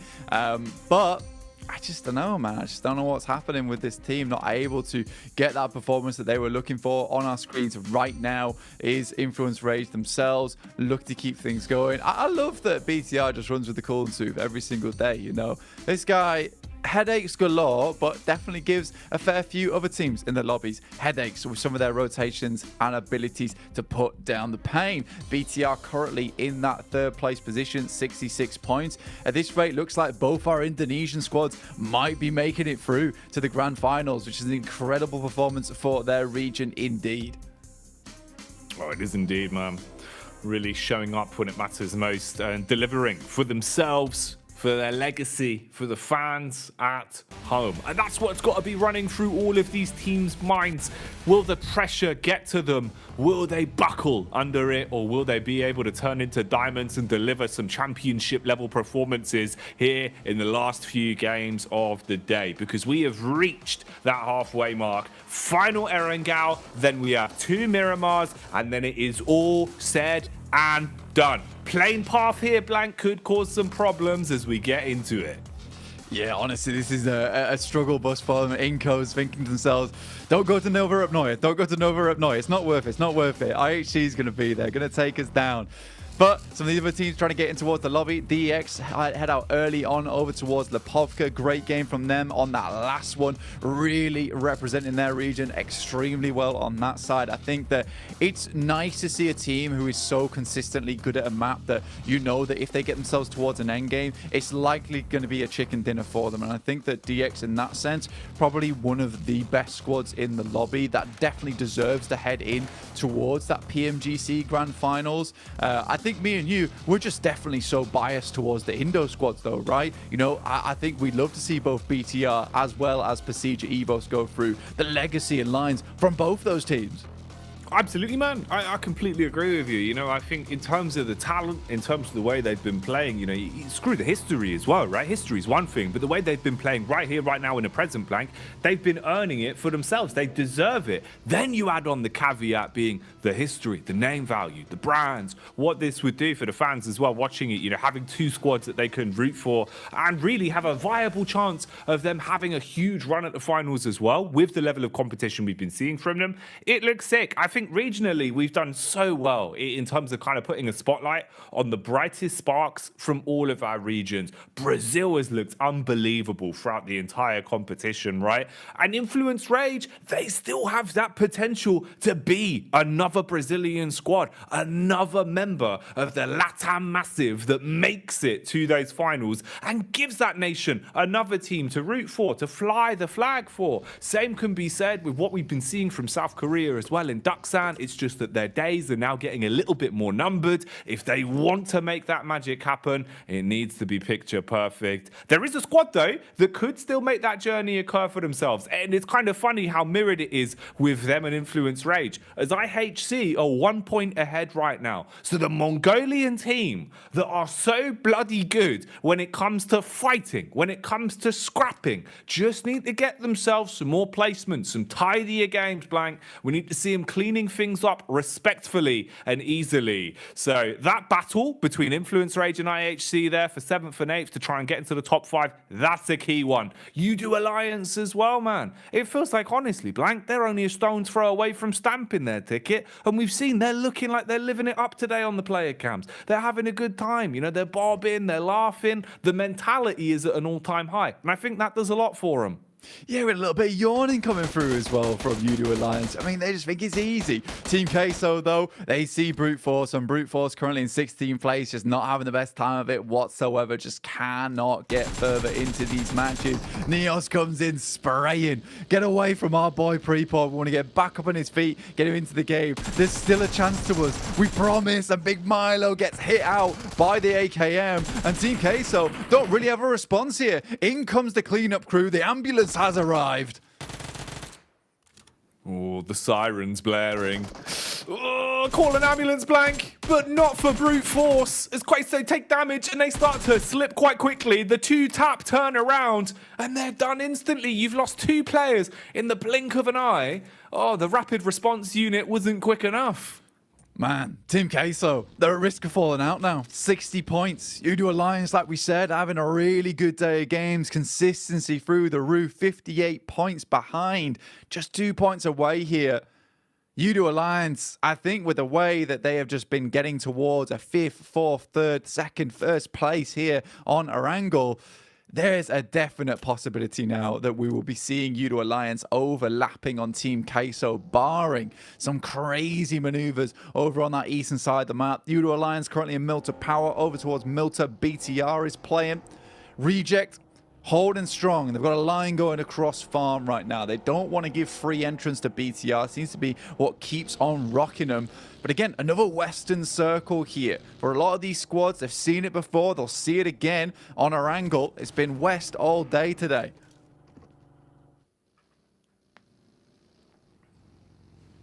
Brute Force.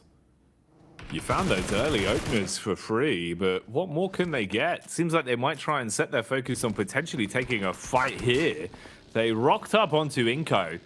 and looked to strike, but realized maybe this isn't worth the risk. Maybe we're a bit too fragmented for this one, boys. Regroup and don't run the risk of just throwing everything carelessly into the wind after at least getting yourself a couple of elims to start this one. For Brute Force as well, it's probably worse for them, as Inco definitely having more of a viable chance of starting to build points. So if you fed them some points, you would really be laughing all the way to the bank. Inco would be happy with that. So they avoid each other and back off for now. Not worth their time on that side of things, with Inco going down that last match in one of the strongest compounds as well. That could have been their ticket to glory up towards that top side of the lobby. But with the way we've changed things up in terms of the format this year, where it's so much more likely that you see the strongest team from each region, each PMPL, make their way through the championships and then get themselves a direct invite towards the league stage, I think that when you come to the crunch time over in this last chance, it's just no longer filled with 1 to 3 teams that are going to blast their way to the top, and fourth and fifth place just sort of open to someone who gets a little bit of luck. This time around, everyone's gunning for those first 5 positions on the leaderboards. Nobody's letting it up. No one's giving it up freely. So you can't just get good circles and hope to win off the back of getting some decent placements on the luck side of things. In terms of luck, that's not what's the case for Gladiators. This has just been a bad set of games for them. I think that they're going to need to reset, come into next year with a different mindset, because this has not been PMGC play, I would say. No, you haven't been up to the bar, right? And I think especially just with how big the skill ceiling has been for our average teams here, you've been falling short. You know, even to make it this far, right, you kind of scraped on by with the last day heroics at every turn, at every corner. And that's not something that will win you games like this in Last Chance. It's got to be cleaner. It's got to be more consistent. And that's just what we've been seeing from our squads towards the top. They've been the only ones really pulling themselves far enough away from the pack and delivering, even when the chips are down, even when it feels like things have gone rough for some of these teams. They've kept their heads level. Meku will be murked by Pusher, as Rook are able to grab some points from that. Rook, interestingly as well, Blank, you know, they were one of the sides that were quite quickly building themselves a large chunk of points coming into Last Chance. They were playing really good center games, great defense. Whenever they had a compound to play in and they had center circle, they felt almost untouchable with some of the shots they would land on a defense. If anyone went for a compound crash, good luck. The longer these games have gone on, though, it feels like Rook have slipped more to just being a middle of a pack team. So kind of unlucky for them. I would like to have seen Rook still playing that consistent style a bit more. Yeah, I think for Rook, it is like you say, it's just pretty unfortunate the way things have just gone downhill for them today. The first day that we saw them, they were looking absolutely phenomenal. Really strong central positions, central plays, but not to be anymore. Team Queso down to 1 player now, 1 elimination found on the match. And their spot is looking precarious. 60 points at the start of the day felt like such a boon to these teams towards the top side of the lobby. But now, only 15 points realistically have been gained in this top side of the lot of them. You know, FaZe up to 75 with their initial 60 points on the day. So many teams underneath have just been battling tooth and nail to get towards that top side of the lobby, just clambering up what seems to be an unscalable cliff. Nice shots from Papi Potro, but it's not enough, as Team Queso will be wiped out of the game. 16th place, and we're barely in stage 2. Early fights and potentially an early end to a storyline there, as you've now given yourself opportunity for teams to lap you a little bit. So they could be falling 1 game behind, Blank. That's the scary part. I suppose we do wonder then. You do Alliance, IHC, Influence Rage, even Ducksan, all of them so close on points. How do they play? How's the infighting go amongst those 4 squads? And who is gunning for that 5th spot? Can anyone overtake in this lobby now off the back of this game? We'll keep you updated with that We'll measure how things go and see how these squads play. But that is a rough first squad to lose. That's going to deal some damage to the standings and potentially cause a bit of an upset. Rook on the move here as well. Long rotate for them. In through the blue, going the whole way around, crossing a bit of a safety net with the other bridge. So they feel a little bit more calmer about their moves. Get the med kits out, reset yourself, and have HP to play with. And then start going in towards the new zone. Link up with the rest of the squad. It's a 3-man rotate as Default was further ahead. He was playing for info. IHC here. How do they always know where Reject Tokyo are? I swear, they've got some sort of app that tells them where rejects are. And right now it is blaring. It's going... Yeah. We got the old Alien Isolation vibe going on for Reject instead. And honestly, the movement sensors, like you said, are off the chart right now for IHC. They know exactly where Reject head off to. And it's sad for Rejects. They feel like they kind of do need to have eyes in the back of their heads to spot out where these players are coming from. Constant backstabs here. Kevlar not in the front, but in the back for this team. Berserk, as you can see, did move up towards that northern edge. FaZe takes a lineup across the top of Everest. Pretty typical rotation for PUBG Evos as well, holding on this eastern side. And Inco, once again, this is very Inco of them. Just send to a central compound. Sit in it. Classic moves. Vintage stuff as they set themselves up. What will they get done, though? That's the big question. Influence Rage. Ooh, might be bypassing them close on the road. So a bit of an audio cue there for one another. And see if anyone wants to make something out of this. But of course, Inco would have to reveal their position, so they just let them coast on by. And they've driven up into the territory of Evos. Evos that are inside of the vehicles, basically just following Influence Rage now. Seeing if you can kind of pen them in. This is like the sheepdog play. And you get all the sheep rounded up and try and pen them in somewhere. So you can convert those sheep into points. Redface looking for the contact here further back. This is the opportunity they've been waiting for. Bombarding into the vehicle. Nice tracing there, Blank. Redface, he's been good with a gun skill. And the shotties up close are singing sweet nothings. Beautiful plays from Evos. They're looking really good mechanically. Yeah, Lynx, what a good couple of shots coming through from the DBS onto Influence Rage. Remember, this is a team that we touted to have some of the best gun skill in the lobby. But PUBG Evos are just having such a good day of it today. And they have really lit up in terms of members. And I think, honestly, I prefer to see PUBG Evos not get that direct invite to the grand finals from their group stage, purely just off the back of the fact that I think Survival Stage and Last Chance has honed this team to a point, right? And I think when they do go to the grand finals itself, which I imagine they will do with the way they're currently playing, they'll look like such a better team if they didn't just get into that top 3 at start of things. So I think this has been a bit of a curse and a blessing for PUBG Evos, because they've had to play ever so hard to get in towards that grand finals. However, this is just going to make them look so much better when they get there. No, it's a really good point you bring up there, right? Because it's just more games. It's more games you've been able to play. Less jitters you're going to have when you're on the big stage. So yeah, definitely had more time to kind of iron out any issues back on LAN. Landing some shots, though, it's what's going to be done for Zerich as he comes in like a sledgehammer on the Reject Tokyo. And the sad thing is that probably is the final nail in the coffin, being smacked in for him as well off the back of the play from Madballs. Going out 12, it really is a bit of a rough spot here in terms of the overall standings of where they're stuck down, because you're just not going to get any points. And although it's only a couple points to move up to close the gap between the squads above you, you have no chance to gain any now. And you leave yourself with only 2 more games to be played. So it's a sad state of affairs for the Japanese squad that have always been on the tail end of things, always riding on the coattails and looking like they're close, but no cigar on this one, Blank.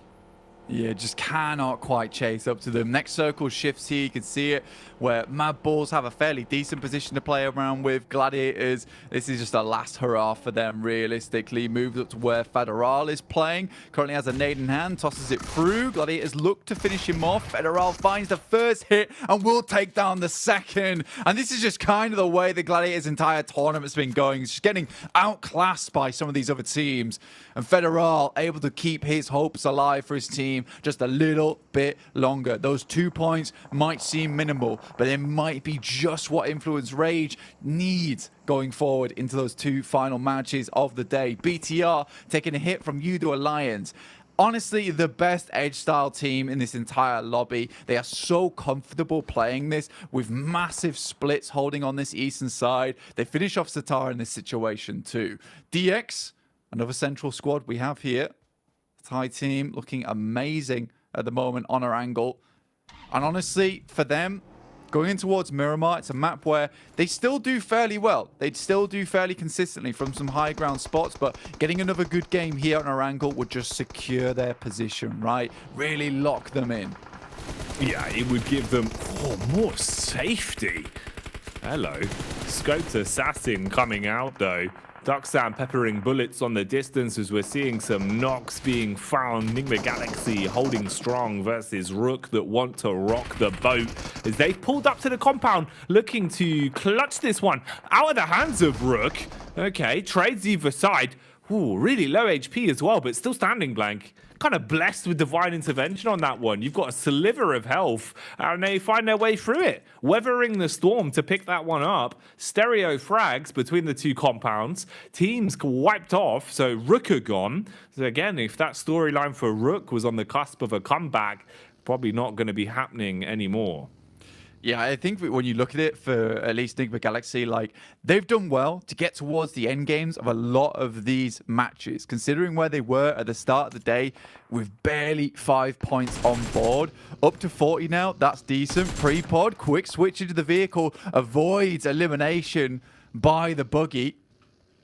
But the circle will be dastardly for a lot of these teams on the outer edges. Right now, IHC, DX, Duxan, as well as Enigma Galaxy, all holding in these compounds that eventually they're going to have to leave, right? Walk out into open ground, make some slick rotations. But this really could favor any which team, right? Circle, hard shifts down towards any which of these compounds, be it IHC, Duxan, Enigma Galaxy, DX, or Mad Bulls. They're in for a good game.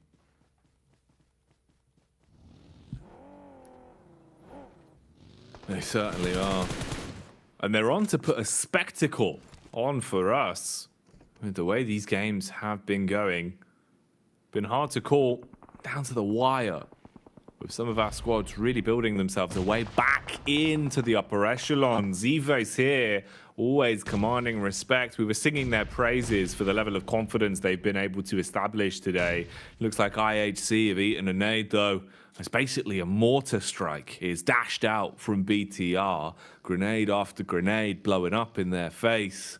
And for IHC, they're going to be forced further back. Godless starting to stutter step further away and look to try and support on the flank. Duxan, they could try and third party on this if they want to. It'd be quite a journey for them, but they're hearing all of the noise, the commotion, the dinner bell being rung. Udo Alliance also a little bit further away from this. Some large nades being thrown. BTR barely surviving as there is shrapnel all over the shop.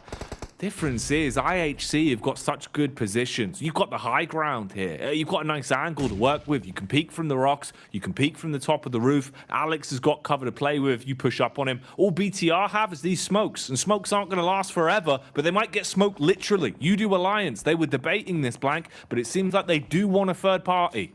Yeah, for Udo Alliance, they've been keeping tabs on pretty much everyone in the lobby. They had a really big split over towards our eastern side, so they could hear the fighting coming in from the north or the south.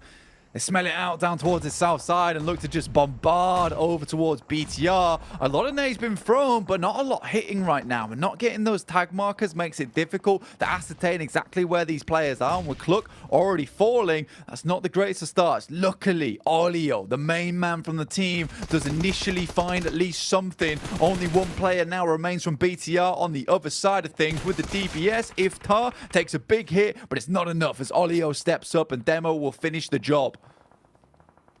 Nice work done. BTR blown to bits as they go down. And our squad's being thinned little by little. what remains of brute force in YDO. Man is just sitting in a smoke, trying to stay alive, trying to stay at least in the fight for a bit longer. Belly down to the ground now as Inko are close by. And it's Mormon that seems to have assessed this one, wondering why there's just a smoke out in the open. Mela gets contact onto him and finds the final knocking blow to take brute force down as they are out of the mix. So another squad gone now, Blank. Dropping numbers quite a lot here, as we've already been able to find 6 squads out of this one. For Inco, you know what? All respect to them. Make a decent rotate inward. Sort of create themselves impromptu compound alongside with the vehicles that they set in this position. But they're not going anywhere else after this. They're stopping off at this point. Duxan finally makes a rotate. What a pump out the vehicle. But Demo, with a seriously good spree of shots, will take down 2 from Duxan. And Demo will finish them off the back of that one. 2 players alive with just Binny for Duxan themselves. This could have been the game for their tournament run, but it comes in just a little bit too late. Binny low, Alex on the outside. Absolute demon when it comes to the gun skill.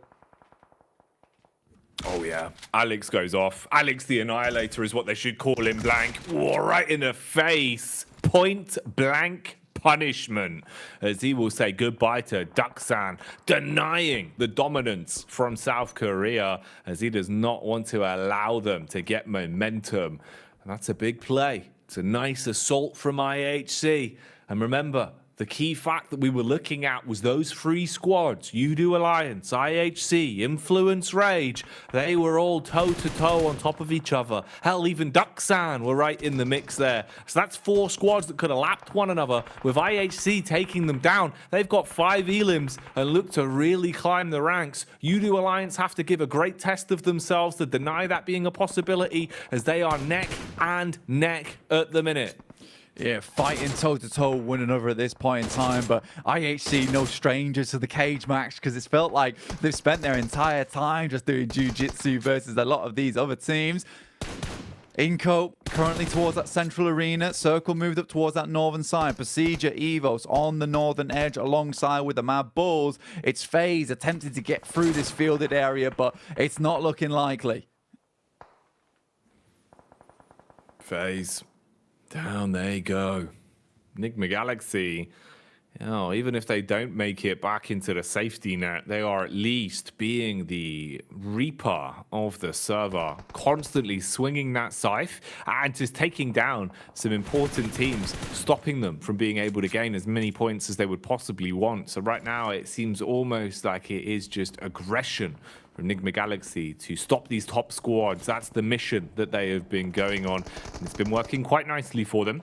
Udo Alliance knocked from coast to coast as they look for an opportunity to try and pry their way back into this. IHC on one side, closely grouped with Enigma Galaxy there. Off to the other, you've got DX. They have an entire smoke wall barring them down the middle. Alex jumps in the vehicle. Same can be said for Demo as they look to focus on this potential fight that they know is bubbling to a boil.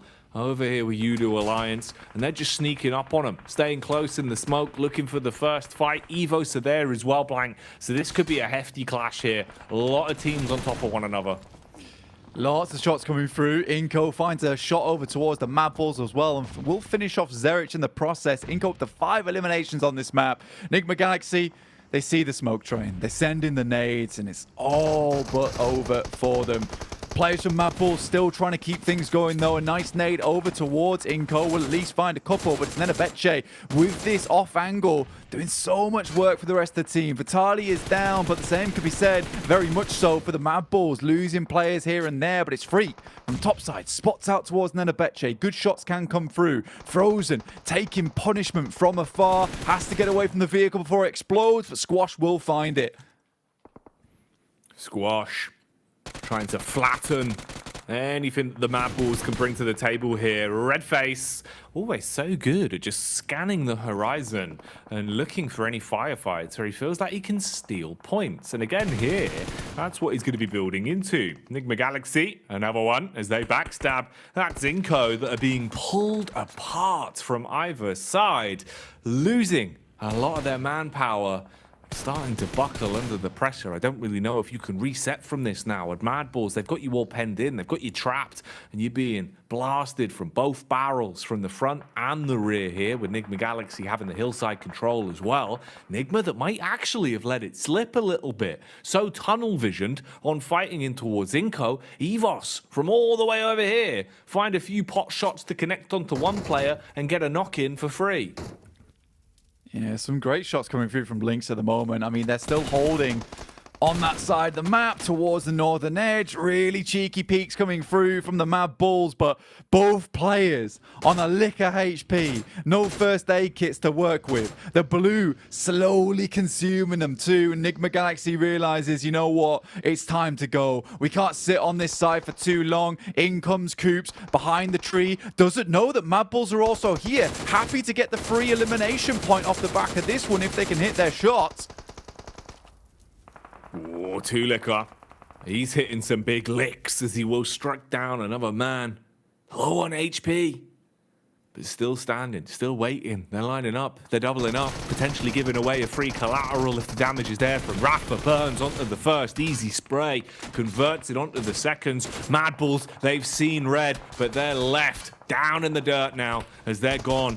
Nigma Galaxy, pressure applied, up close, want to swoop in and strike on Inco. They're burning, the Molotov spreading, the pressure being applied, everyone being sent off to the Burns ward, and Evo's third partying onto it to grab some of the points as well.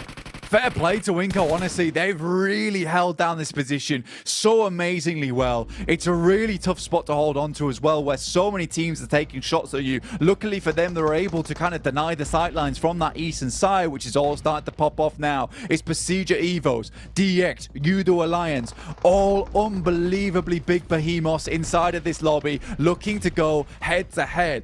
CG Evos takes a lot of damage on their approach in, but they get the smoke train over towards this spot, and Lynx is moving forward. Will have to hit a first aid kit quite low. Can't quite take down all three players by himself, I'd imagine. But for Procedure Evos, this is a massive test of strength for them.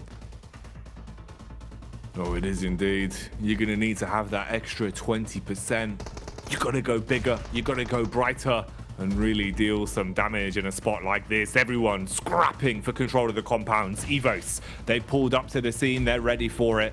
Meanwhile, Udo Alliance in some interesting angles, scanning the scenes. Look at him up on top of the roof, ready to make a ruckus. The nades could be huge, but he's only got the one. Throws away the smoke to assist his teammates and backs off a bit, potentially thinking about playing round the roster. This nade could have been worth its weight in gold. Instead, he sets his focus on playing with a team. It's a cheeky play there coming through from Olio as well, getting top of that roof side. This really doesn't benefit anyone. Circle heading down towards the southern edge. You know what? There might be a chance for Inco. They get a big reset on the loot there, collecting all the death crates that they can from this northern edge, from the guys on Nigma Galaxy. Now look to hold towards the south hilltop. And all these other teams thinking that they chose the best position in the lobby, suddenly struggling just a little bit more. Nice shot though. Will take down Rafa. Rafa goes in, will explode the vehicle himself, but takes down Squash in the process. I can't imagine if you're too happy about this. If Inco goes down in 4th place, yes, you get the eliminations, but 4th place doesn't afford you a huge amount of placement points for your troubles. It doesn't at all. Slow and steady then at the minute. You can see everyone realizes just how risky it is to kick off the fight, to be the first domino to fall. Any mistakes made will cost you dearly. Evos playing around the contact. They thought they had the gap here to go for the crossover. Instead, it's Udo Alliance to bombard down. Clean connection, instantly converted into a full-on elimination. So they get the extra point from that one. Play zone coming in as well. Redface being murked by that. Misery and Luxy, the only two really left standing to do much of anything here. Misery plays on the off angle, close towards the building. Whoa, nice shots here. Big tags, starting to put the pressure on. Quick switch to the DBS as well. He was ready for the contact. Near miss between the both of them. Diving through the smoke and applying the pressure. Looks to swing on in. Immediately through the smoke. Hits the first blank and he's still standing.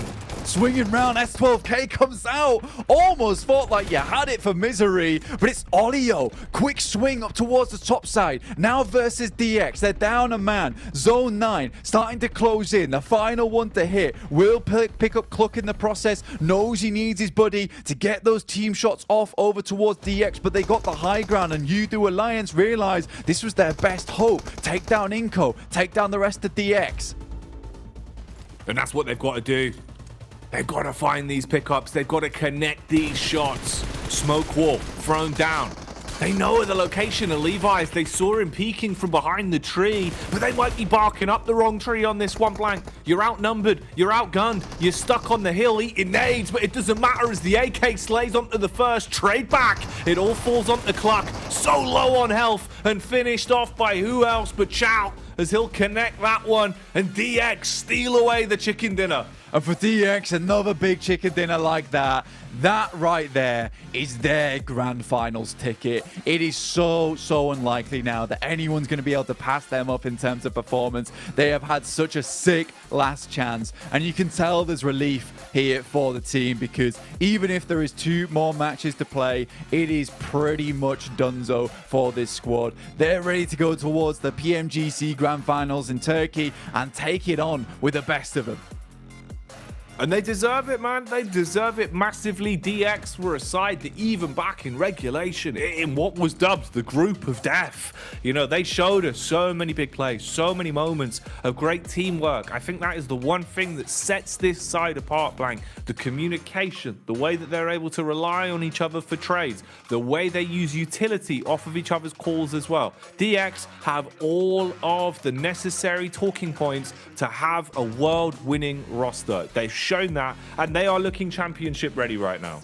And it's nice to see Pasija Evos, DX, Udo Alliance all in a squabble right at the end there for first, third, and second place, because all these 3 teams are consistently at the top of the lobby right now. They deserve to be there as well with all that they've done, with all they've been able to show us throughout this entirety of the Last Chance stage. And again, it's that differentiation from these squads that we're starting to see at the top side of the lobby. Man, it's wild. So hard to call right now. All of the biggest brands, all the most exciting teams, all of the craziest plays from all of our nations. I don't know what to be said, but luckily we have a team of people so eloquent that they can talk about it, and their waxing lyrical will get you hyped. So let's get back over to the desk. What can I say? We are quite the wordsmiths here on the desk, as Xavier quite the winsmiths, getting back-to-back chicken dinners, but not only that, almost solidifying them a place in the grand finals, kicking off in just a few weeks' time. And really right now, Max, the battle isn't for top 5. I think there's only a few places left that the teams are still trying to take. I think Kalarsi said, what, 95% chance that now faced Xavier are 100%. Probably. Like, they're 95%, 100% qualified. I was going to say, what, Max? I know you weren't good with math. Numbers ain't my thing, Jason. Okay? Don't even try. But yeah, it's going to be now, I think, competing for 3 slots right now in the top 5 position. But man, Inco, the Western side, because this is really rough terrain to play with. I think all the teams saw this circle like, okay, we're going to maybe try and play a salvage mission. This was way more than a salvage mission for Inco. Ninebitch in particular, with that DP, just taking headshot after headshot on your phase, on your Mad Balls, clearing so much space on the Western side to then reach a podium finish. I am really happy with how Inco played this game, though I could talk about this for ages. I think that Nigma might have just thrown the spot in top 5 this game. Yeah, maybe. What a way to end Erangel, though, right? Like, what a barn burner of a game. All of these teams vying for as many points as possible here, with DXAV getting that back-to-back. And looking good from that compound. They did have threats constantly hitting towards them. I will have to say as well, we noticed it for Udo Alliance. Really good wherewithal to keep their cars in such a really well-defended location until they absolutely needed them against the rest of these teams. That really gave them an opportunity at this game. Not quite the win, but an opportunity at it. Inco in 6th place, 4 points out. Well, technically 5 since they lose the chicken dinner head-to-head of qualifying through in top 5. Influence Rage in 9th with 57. We probably thought one Brazilian team was going to get through in top 5, but I didn't expect it to be Inco with the way we're currently seeing. And Team K still falling out. IHC still not really able to breach that gap just yet. But if you're talking about FaZe as pretty much being through, does it also mean Prestige obviously is going to be one of those teams as well at 78? Yeah, seems like it. I mean, I don't expect them to get 2-0 points of games, Jason, in a row. I think that they're still going to be able to climb up. So it's down to maybe just BCJ versus Team Kes. No, sorry, I'm on the wrong leaderboards right now. He's doing well. Down to UDO Alliances and BTR spot that might be contested in a top 5 position bids. It's way too close for comfort, though, as we're looking at some of our top Miramar performers. Look at that. Inco has historically been doing also pretty decent on this map, and they could be able to breach a top 5 spot after these next 2 matches. It's down to the wire, Jason. I don't know. Yeah. I don't know. I don't know what's going to happen. That's a big concern for all those teams trying to catch up, right? The fact that all of these teams that are already doing well on the leaderboard are pretty good at Miramar as well. That being said, again, like what we've seen so far today, we've seen quite the magical run from some of these teams at the very bottom that are trying to compete against adversity, I must say, for them. And likewise, those teams at the top are solidifying themselves very nicely. So, I mean, it is not done just yet. I do think maybe 2 spots to contend for here, though, but that's not certain. But for me, this is what I love about seeing, you know, PUBG Mobile kind of mature over time, is that if you think back to earlier tournaments, we would have just landslides. Take it back to BTR with over 100-point lead, but now we are seeing it be so close every single stage throughout this entire event. And right now we can't call who's going to be necessarily fully going through, or at least the whole 5 teams. But you know, we still have to wait. We still have 2 matches left to go. Before we get into that, though, I remind you guys once again that the Infinix GT10 Pro, official smartphone here at PMGC 2023, all the players are participating on it because it was born for them. Born, I was going to say bred for them, but born for them to participate and obviously take home potentially a chance in the grand finals. And of course, while they're on that, they're checking out TikTok, but also beyond that, they're doing many more things, like playing in the Frost Festival. Maybe not quite right now. Obviously, their focus is on trying to qualify, but I'm sure betting they're going to be doing that in between now and PMGC Grand Finals kicking off in December. So you guys can pick it up as well and check it out. But obviously, don't do it just yet. We still have 2 matches to come, so do that later on today. And you can also pick up, well, not to mention up again, you can get that for yourselves. You also play in the, oh my gosh, I forgot the name, the Popularity Annual Gala. How can I forget? Because I lost all 10 of my matches, just like I normally would, Max. Right? We're used to it. Yeah, you're used to it. Yeah. You guys can play from November 15th to December 19th. We take on your 10 matches, win some exclusive rewards for yourself. The Gandhi collaboration going on as well within PUBG Mobile. You guys can pick up your 2 vehicles is on to R in particular. I know, Claris, you're looking towards that one. And not to mention, on top of that, you can get your victory dance as well, so you can support your favorite teams and tell everyone in the lobby who you are rooting for. We're going to head to a break. We have Miramar coming up on the way with 2 matches left to go, both on Miramar. And it's really anyone's game who can get through in the top 5. We'll see you in a soon.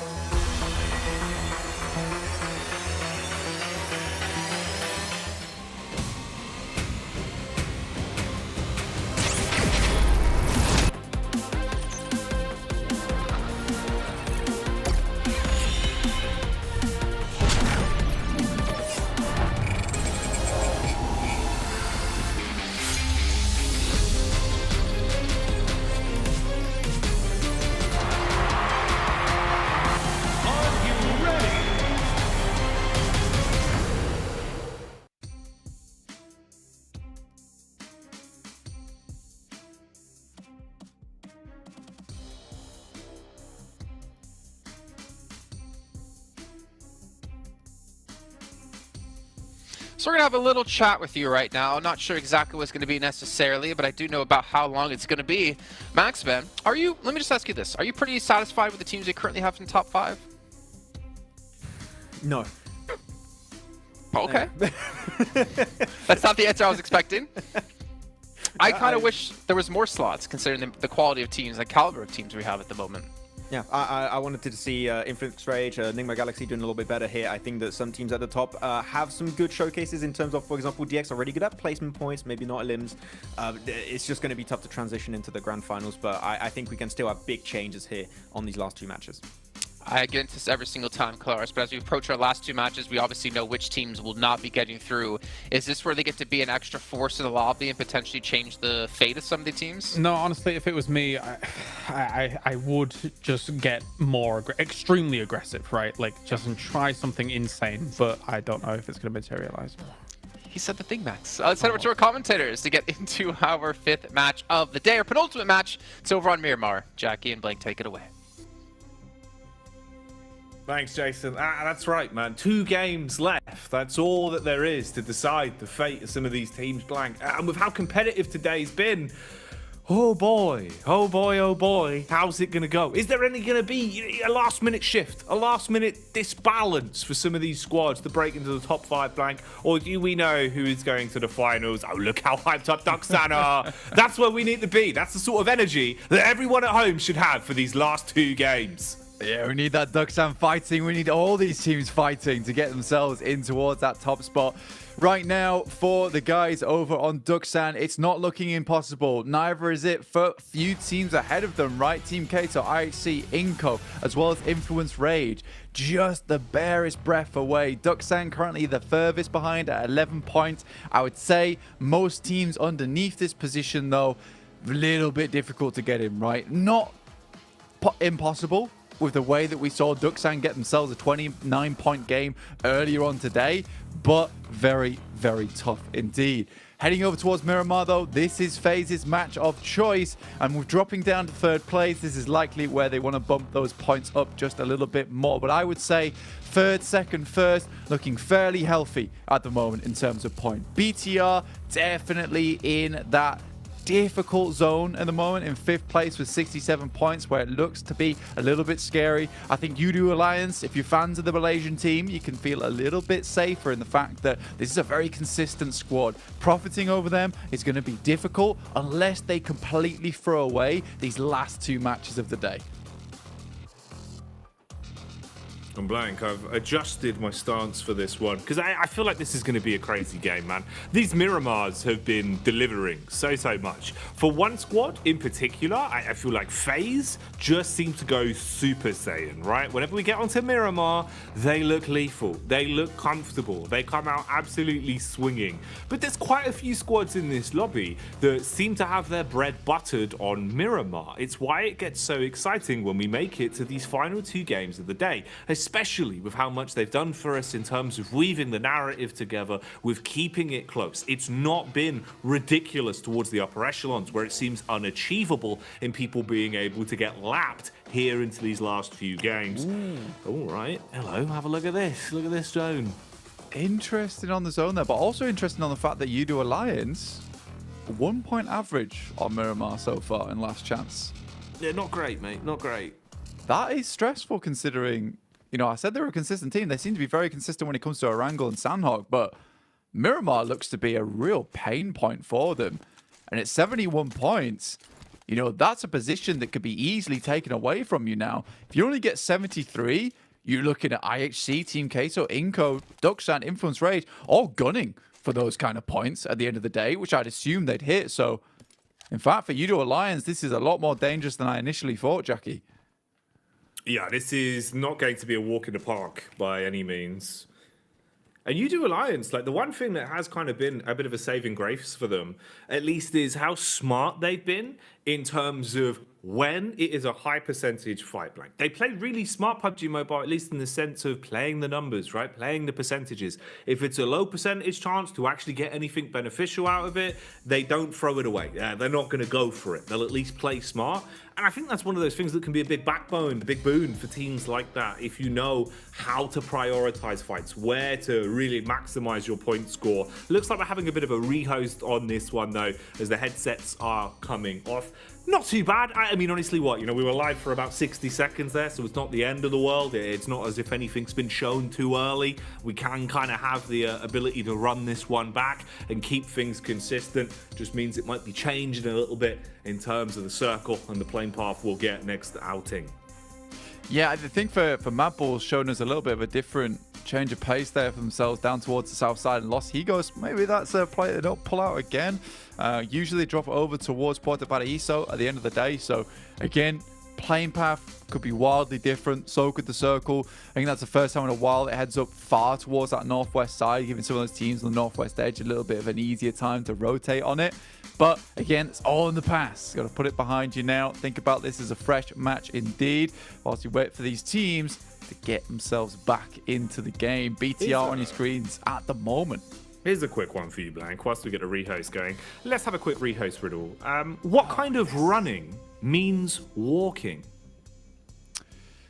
Kind of running means walking. That's right, Blank. What kind of running means walking? Ooh, dude, why do you always hit with these rehost riddles? Because I am horrible at the rehost riddles, mate. I'm terrible at it. And I could just Google it, but I'm not that guy. You've got more respect. You've got more respect than that, I've Blank. got I've got respect for the rehost riddle. I don't know, it's like a competition, like a walking competition. Because you're in the running for a walking competition? It's not bad. I like where you're going with it. But it's not the answer I've got on the sheet, Blank. It was running out of gas. Oh. Yeah, running out of gasoline there. Petrol. So you have to get out the car. Yeah, you've got to walk, you see.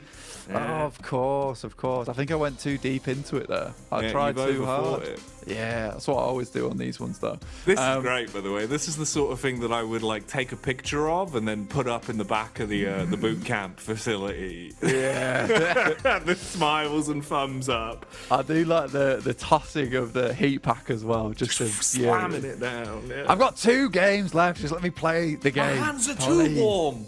Yeah. Dear me. But yeah, still waiting for the boys to get back into it, it would seem.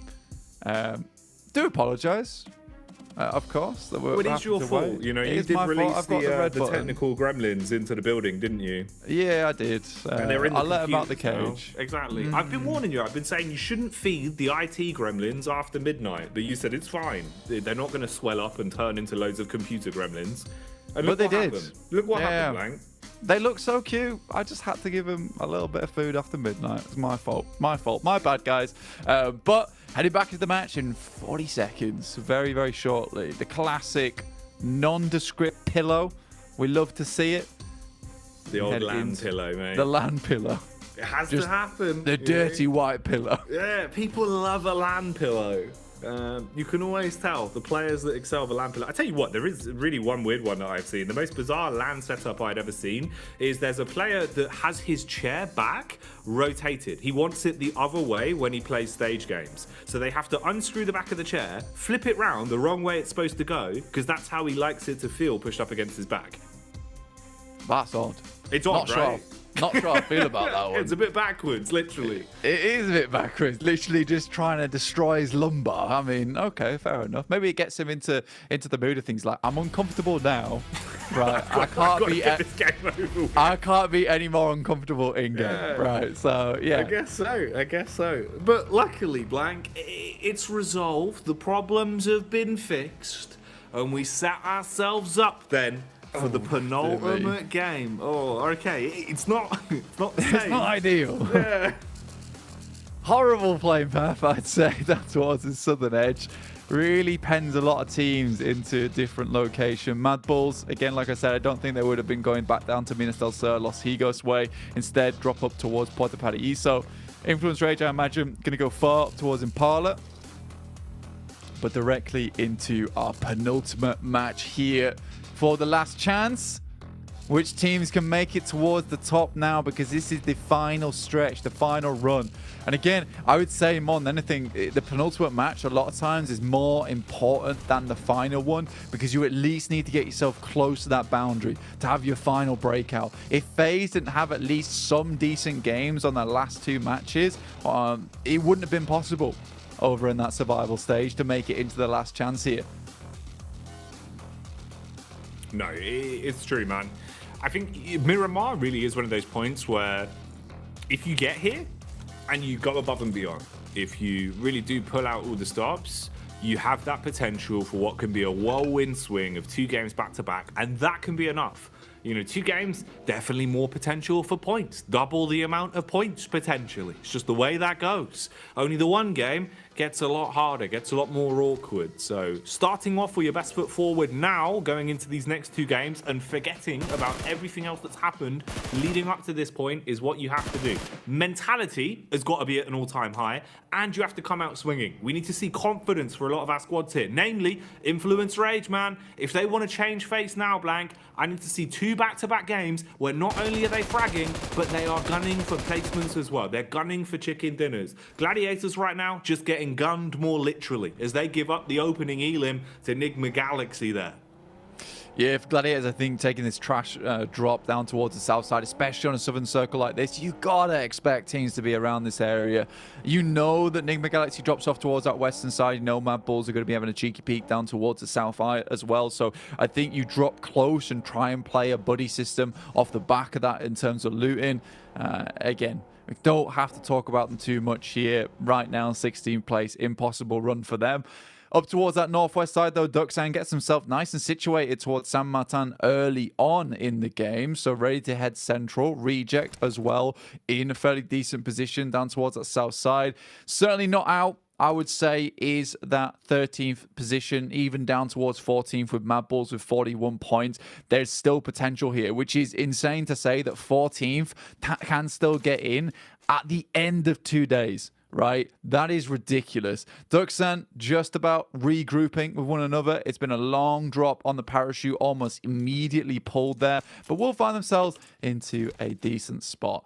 Rook on the northern edge towards water treatment, a central team that likes to get themselves penned up inside a compound, defend it as good as possible, put out the outside traps, the defenses, the hot oil, but we'll see what Rook can get done here. And you'd hope there is a little bit more, even just for themselves, to have a final send-off if it isn't enough to, you know, make it the whole affair and really mount some sort of heroic, unfathomable comeback for Rook.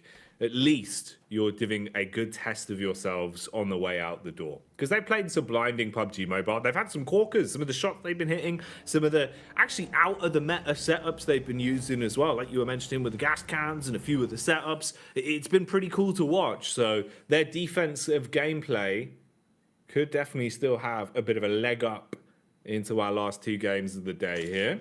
Duxan having a bit of a loot as well as they'll clear out the rooms, get everything tucked away nice and neatly early on.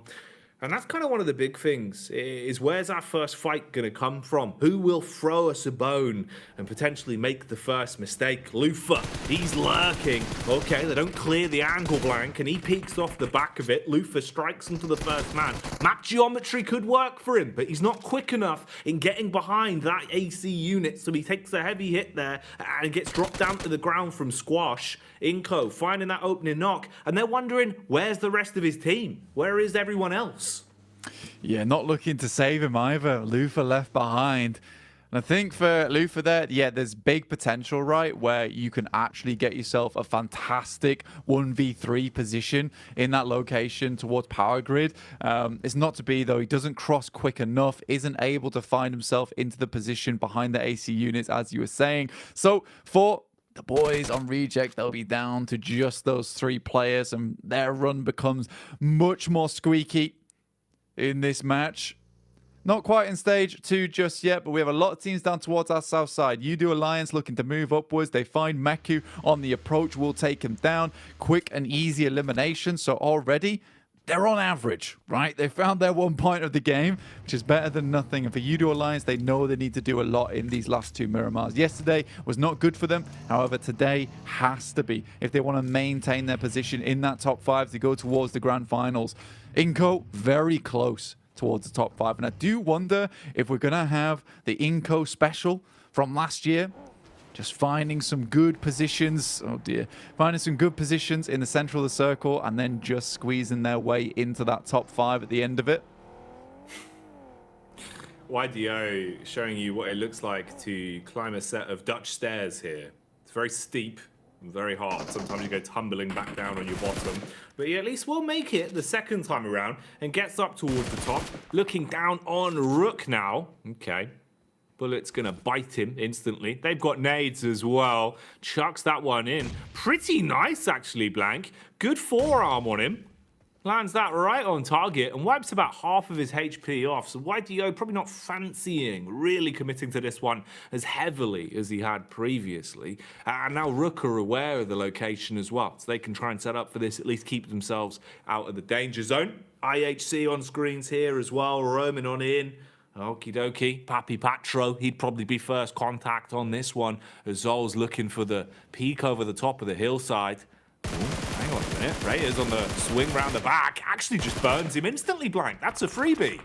Yeah, I mean, for IHC there, the fact that Zol was just sitting pretty kind of assumes that the rest of the squads are going to be inside the compounds underneath. Demo at least gets up close, has a smoke in his hands, drops it over towards his teammate. Now looks to take a high ground position to maybe take some shots over towards Reyes and Co over on this side. Looking to lock them in. Remember, IHC needs some big points this game to actually jump up. And they have been a fantastic team. It'd be great to see the Mongolian squad go through to the grand finals, but they've got to find these placement points. They can't just keep scrapping early on and losing teammates left, right, and center. With FaZe off in the distance too, looks a little bit scary. Big Milo picks up Alex on his peak, and for IHC, the days seem a little bit numbered here for them.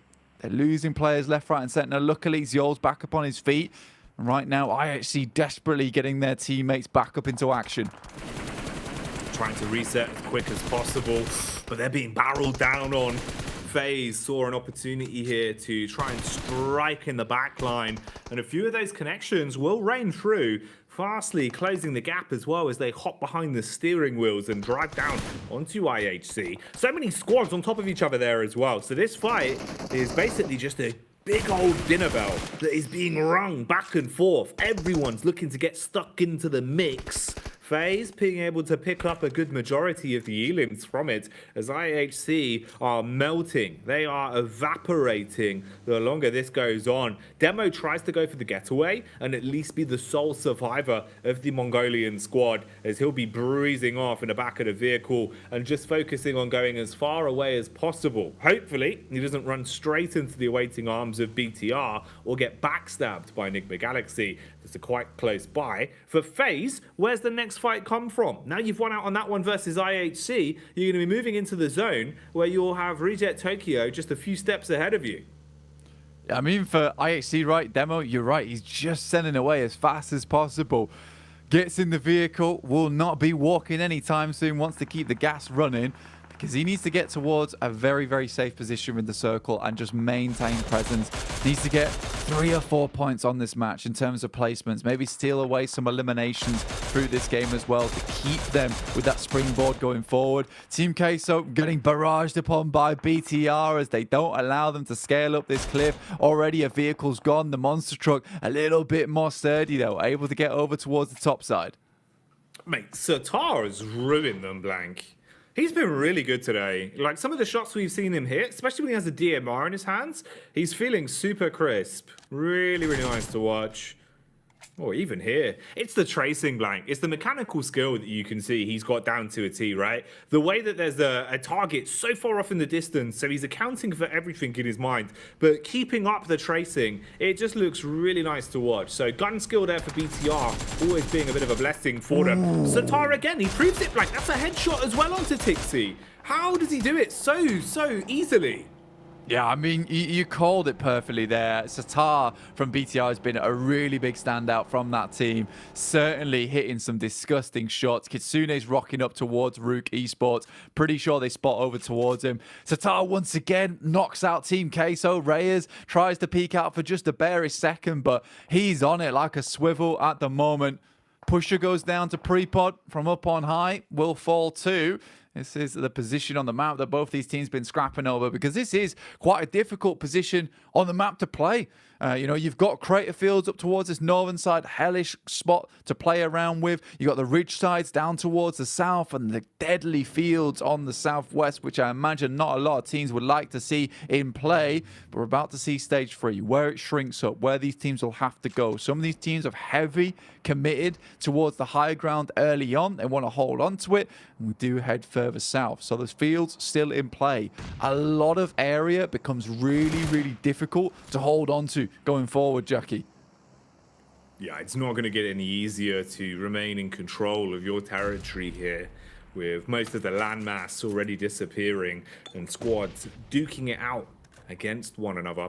They're shoulder to shoulder right now in a few of these locations as well, just looking to see who will be left standing in charge of a compound once the dust has settled. Distance on that must have been sickening as well. Brute force, being able to get the shots down into the gulch there and find a connection off on Duxan from absolutely miles away. Probably not going to be able to convert it into the full-on elimination, but even then, he still slowed them down a bit, and they're forced to use some of that utility early. Fight here on the hillside as well, with Evos looking over the ledge and seeing what's on the other side. Anything that tantalizes them, makes them think maybe there's some free points on offer here. But they won't over-egg it. They played their cards close to their chest, staying safe for now. And Brute Force just continuing as well to inflict damage down on Duxan. Duxan definitely crumbling just a little bit, trying to find anywhere they can play from. Brute Force, somewhat lucky that this high ground was still in, but again, this is just a full commit from the squad, from the team to the high ground early in the game. They grab it at that point, in which case now they can start to hold it. They have two players underneath as well, with Mind and YDO holding onto the concretes, allowing the rest of Brute Force to eventually move into position later on. Binny does find himself a nice shot, but it's quickly answered there by Nanabeche over towards Binny himself, and Rafa will immediately hit the next connection. Flush out that player from Duxan. Remember, these are the guys that are chasing 56 points. Losing a player now this early in the game, not really even that far into the circle either, without a strong spot to play off. That is pretty bad news for them. So many teams just holding on the high ground now, with the ice picks firmly cemented into the walls. It's going to take all of their strength, all of their energy to stay standing in fights like this, dangling on a knife's edge. Fleeke wants to go for the getaway, but he's been slain. Mela in the back line will assault the man and shut him down. So this two-pronged attack from either side now gives them a good overall understanding of how to approach the fight versus Mad Balls, as you've completely fragmented them. And Frozen doesn't really have any quick backup either. So if he exposes himself, peeks out for any info, you'll be absolutely barraged from so many different positions that he should fall quite quickly. But look at the grouping. Look how many teams that are just on top of one another here. The difference of these squads fighting should come in the next few seconds because of this. Zone moving on further up. Brute Force centered up dead center on it, with one player trapped down in the bottom behind Big Milo and the boys. And the rest of the teams now have to fight on their warpath to get into the new zones. This means that FaZe and Mad Balls, that level of pressure that was on them previously, starts to rise once again. And you're going to be looking to survive and weather the storm on this. Yeah, I mean, when you look at this circle, it's like one of the craziest circles you can get on Miramar as well, with the amount of high ground that's still in play now. Onzen's opts to drop down. I don't know if that was an accident or not. He looks around like he's a bit annoyed with himself there. And I don't think he meant to drop off so early. But FaZe, Mela will come down to collect him. Maybe take him back up top side. The Galaxy, though, suffering to a massive approach coming through from Procedure Evos. Finally, they assault on towards the building. Freak sends on the backside. Redface, though, you can see him on the rooftops, causing pandemonium to occur within the ranks of Nigma Galaxy, as he has great sight lines over towards them as they try and rotate through these buildings. Swooped on in, looking to strike some fear into their hearts here. Oh, the bout continues. Damage done onto Freak. He recoils and tries to stay alive. Lynx pushes up. Close peek over the wall. Spotted him out. Has the info. Knows he's trying to bait him for the wide swing. Has a shotgun in hand. The SMG up close. Trying to slap the man down. But they've got numbers. That's the edge that they have here, Blank. They could overwhelm them with the sheer amount of them. But they're being picked up from a distance. And Freak is still standing. Bobs and weaves. Left and right. Looking to line up a good night hit. Wants to clamber down onto them if he can. Tries to bait round the corner. Hits one onto Lynx. Resets for the second as well. Tried to first to take down the down players, but Luxy comes back into trade. Problem is, they've taken down two in the get-go. Coops is burning as well, so Redface burns him off, and Enigma Galaxy are gone. I mean, this could have been a bigger game for Procedure Evos, though, on this northwest side. Well, unfortunate. But again, great plays from Freak. To be able to make that happen with the DBS just shows how deadly that weapon can be in close range. Procedure Evos, they had a chance, though, like I said, to move through. Udo Alliance up on the high ground, looking for more of these eliminations. Olio's already down, though, for the squad. We know this guy is a big contender, but some of the other boys on the squad here have been stepping up in a big way. Kluk and Iftar, definitely the two lads that I have my eyes upon. Nades, mollies, all been sent down to cause carnage in this position. Another nade explodes just as the heal goes off. Ooh, I'll commit onto it. Easy pickings for Cluck as he will swing that one straight into the face of Reject Tokyo and farm up some extra elims, grabbing those and funneling them into the back pocket. Okay, look at the setup here as well for Brute Force. He is the king of the hill right now. FaZe starting to climb up. Oh, they had the climbing gear blank, but Ventores didn't put the handbrake on, goes tumbling back down to reality. Yeah, struggling to get his way up there, but has certainly given away his position now, I would say. Neos likely not to get back to the rest of his team up towards the northern side. They held down the compound, but for him, it's all about just gathering information, giving it back across towards the 3 players in that compound towards the central arena, which looks to be the best position in the lobby now. Duxan still in this one. DX just looking to confirm more points, be that points vacuum towards that top side. Influence Rage, they need a sprint and they need it now towards the end of the day. It's got to be huge. You've come this far. You can't afford to start letting it slip now. Battle Force, Brute Force rather, up top on the hill, still waiting for the peak. See if they can lick on over the ledge and hit some nice shots. Demo, he got away very, very early on into this one. His entire squad was wiped out, but he's still standing. For now, just lurking and skulking his way around the back line, just trying to read what the positions are here from the close squads. Ooh, door comes open, wide swing from Satar, easy shots onto him, but this allows the other squads to realize his location, so they fire off and take him down. IHC now gone for good as Demo, the last man, falls. Udo Alliance pushing up on Duxan. It's the utility that's getting the job done. The Molotov burns out the first. Nade over the backside of the hut as well. QX losing about 15% of his health from that one.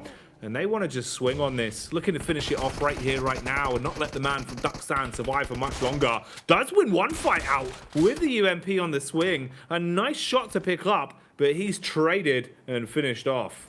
It's a good game for Udo Alliance. 5 eliminations so far is really well done for them in what is quite a circle, honestly, with a lot of awful ground to rotate through. Which is sort of impossible without vehicles, but with the amount of vehicles that are getting ripped to shreds on the rotates inwards, it is just difficult pickings. BTR attempts to move further in. For Duxan going out with just 1 player left remaining, 2 eliminations, doesn't set themselves in the best of steads to get further into this match. Inco over towards our eastern side on the low ground. They'll have to move in eventually, and likely it's going to be teams like FaZe as well as Udo Alliance to take shots towards them. Gladiators go out, 0 limbs, 0 points. Their run's over. Definitely now. We will not see them over towards the grand finals. But Neos has an eye over towards Frozen from the Mad Bulls. Yeah, he's just waiting it out, hoping that other teams go down before him. Just seeing if maybe there's an opportunity for himself later on into this one. Of course, as soon as you reveal yourself, you can't put that away. Can't put it back into Pandora's box. The other squads are going to fully be aware of what your location is and how you're opting to play it. So just taking a bit of a slower burn on this one. Influence Rage. It's been a shame to see them falling off, letting their foot off the gas pedal and not really achieving enough points into these past few games. Still surviving here though, right underneath the noses of Evos as they play close towards the hillside. BTR sending a few shots their way, taking the fight towards Evos above them. So Influence Rage still standing pretty for now at least, waiting to see what they can do with this one. Brute Force set themselves up inside the zone, have a good angle to play around. Redface peeks back on up, looking for the assault on the BTR.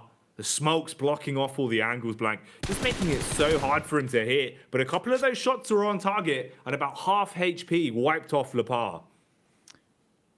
Eventually they'll have to make a tumble though, right? That's it. Jump on down from this position, likely into the waiting arms of Influence Rage. We're very happy to receive him. Hospitality galore for them. Redface looks to make his approach now. Federal underneath, but BTR have eyes on. Smoke's the only things between Pajija Evos and death at the moment. Nice nade from Kaiovsky will take down Luxy and Redface at the same time. What a nade from him. Now they move forward over towards BTR, take them on as well. Zipian versus the 4 players here from Inco. Drops down, has a nade of his own, looks to throw it over the top, but won't get it there in time. Could have been a massive nade there from Zipian, just can't hit it. Now BTR in a full-on engagement with Influence Rage. They're going in.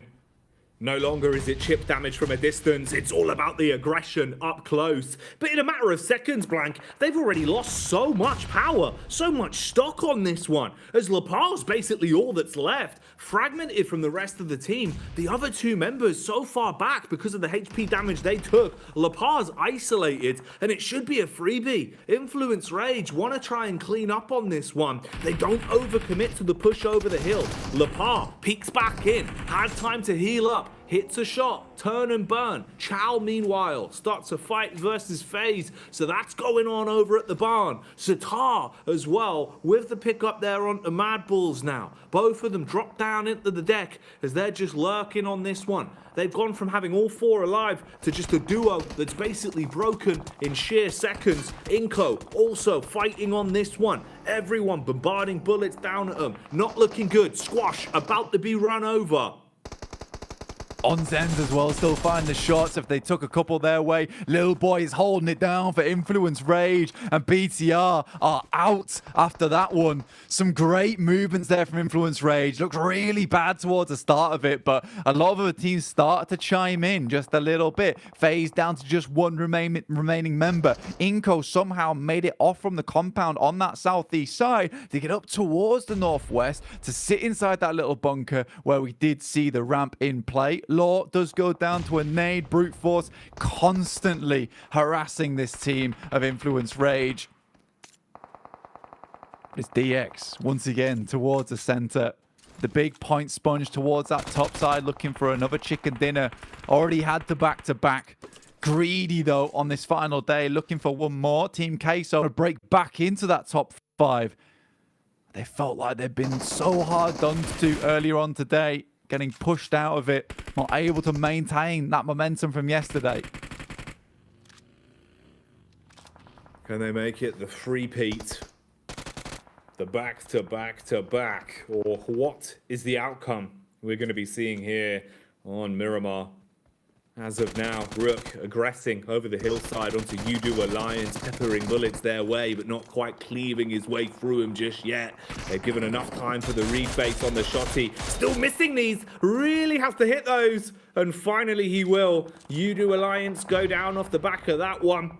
And this isn't looking good either. The assault onto DX now as they take a bit of damage, but do find themselves another point in the pocket for the eliminations, bringing them up to 5 on their game. In a great position overall. Papi Potro on the elevated angle. He's the one up top. If he can draw the attention off his teammates, maybe find a critical pickup, they might still be able to stay alive for a little bit longer. Issue is that right now they're just being put down in the ground. They're taking so much damage. And even Prepod's found an opportunity to strike versus Rook as well. Grabs another one there.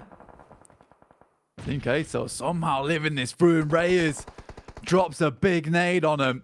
We'll take down at least one, but it's YDO taking down Papi Potro now as Inco starts to spread out towards this side on the south to look to take down Mela. Inco, pretty incredible run, honestly, but finally taking knocks and flushes from the teams that are playing alongside this little ditch. Mela, last alive, drops a nade through, finds the pick off with the help of YDO. More shots. How is Mela doing this? Once again, the Mischief Maker full in play. 1 player left remaining. Hardly any HP left on board. Might go down before him.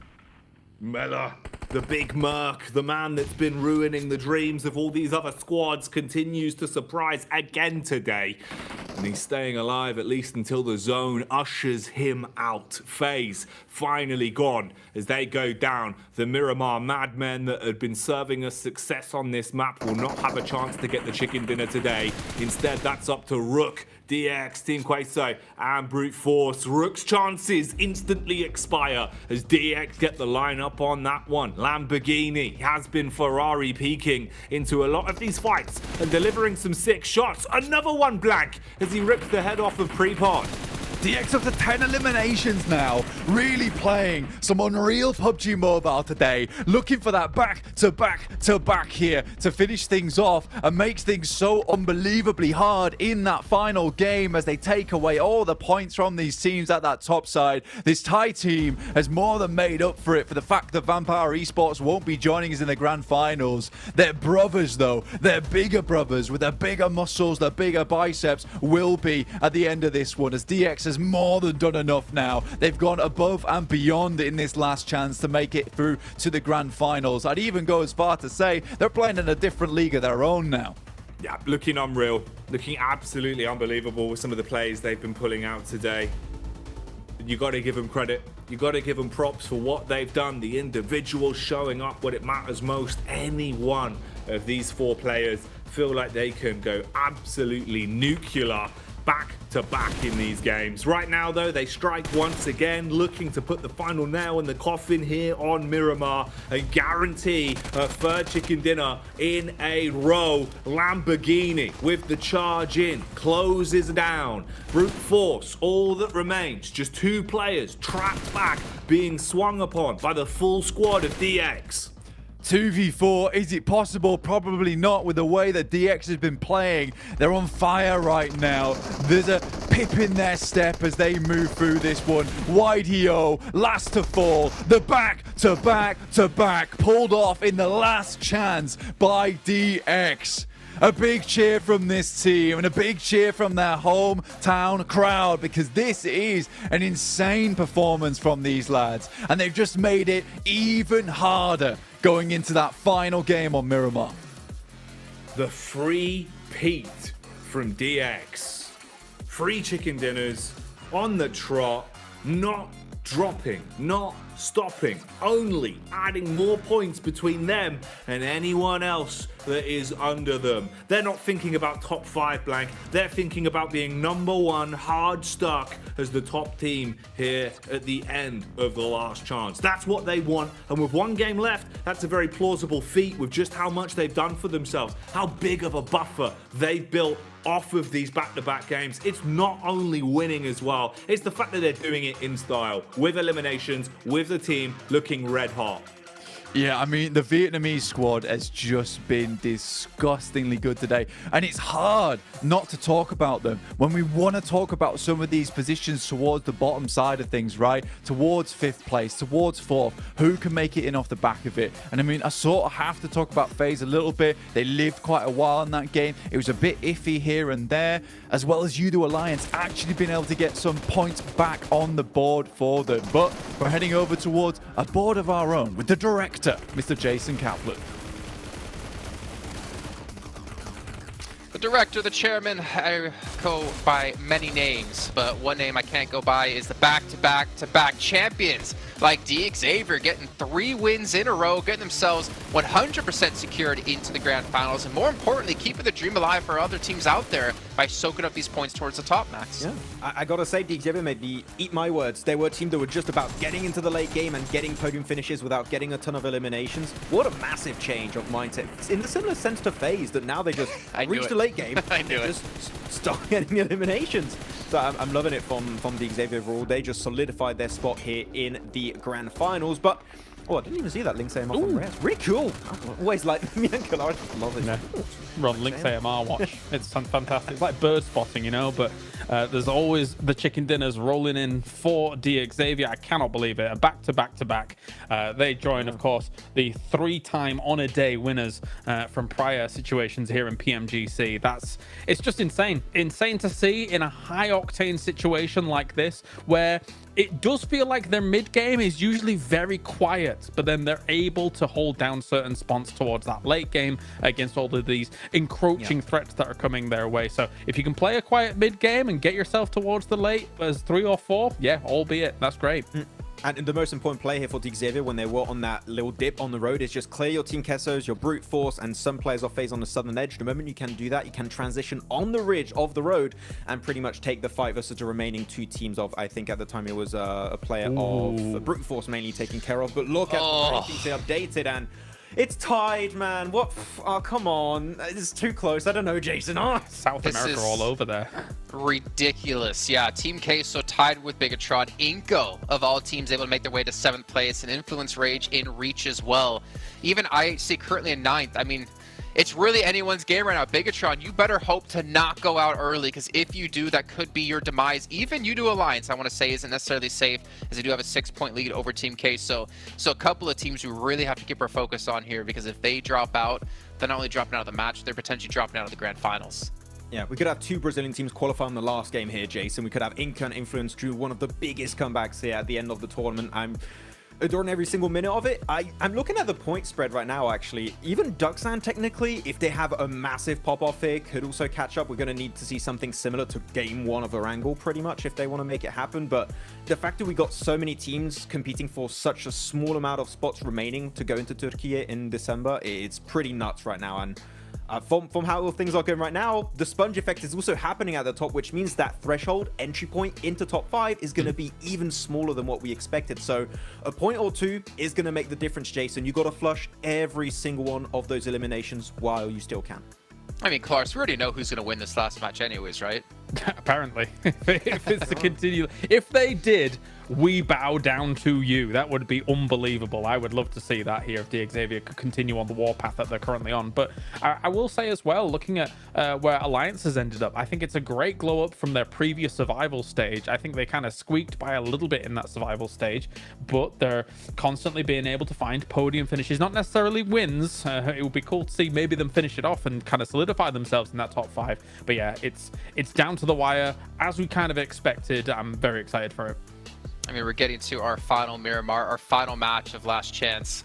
I don't even want to do predictions. I don't even know what we can analyze right now, because for me, I just want to get straight into the game, but we do have to wait a little bit of time before we get there.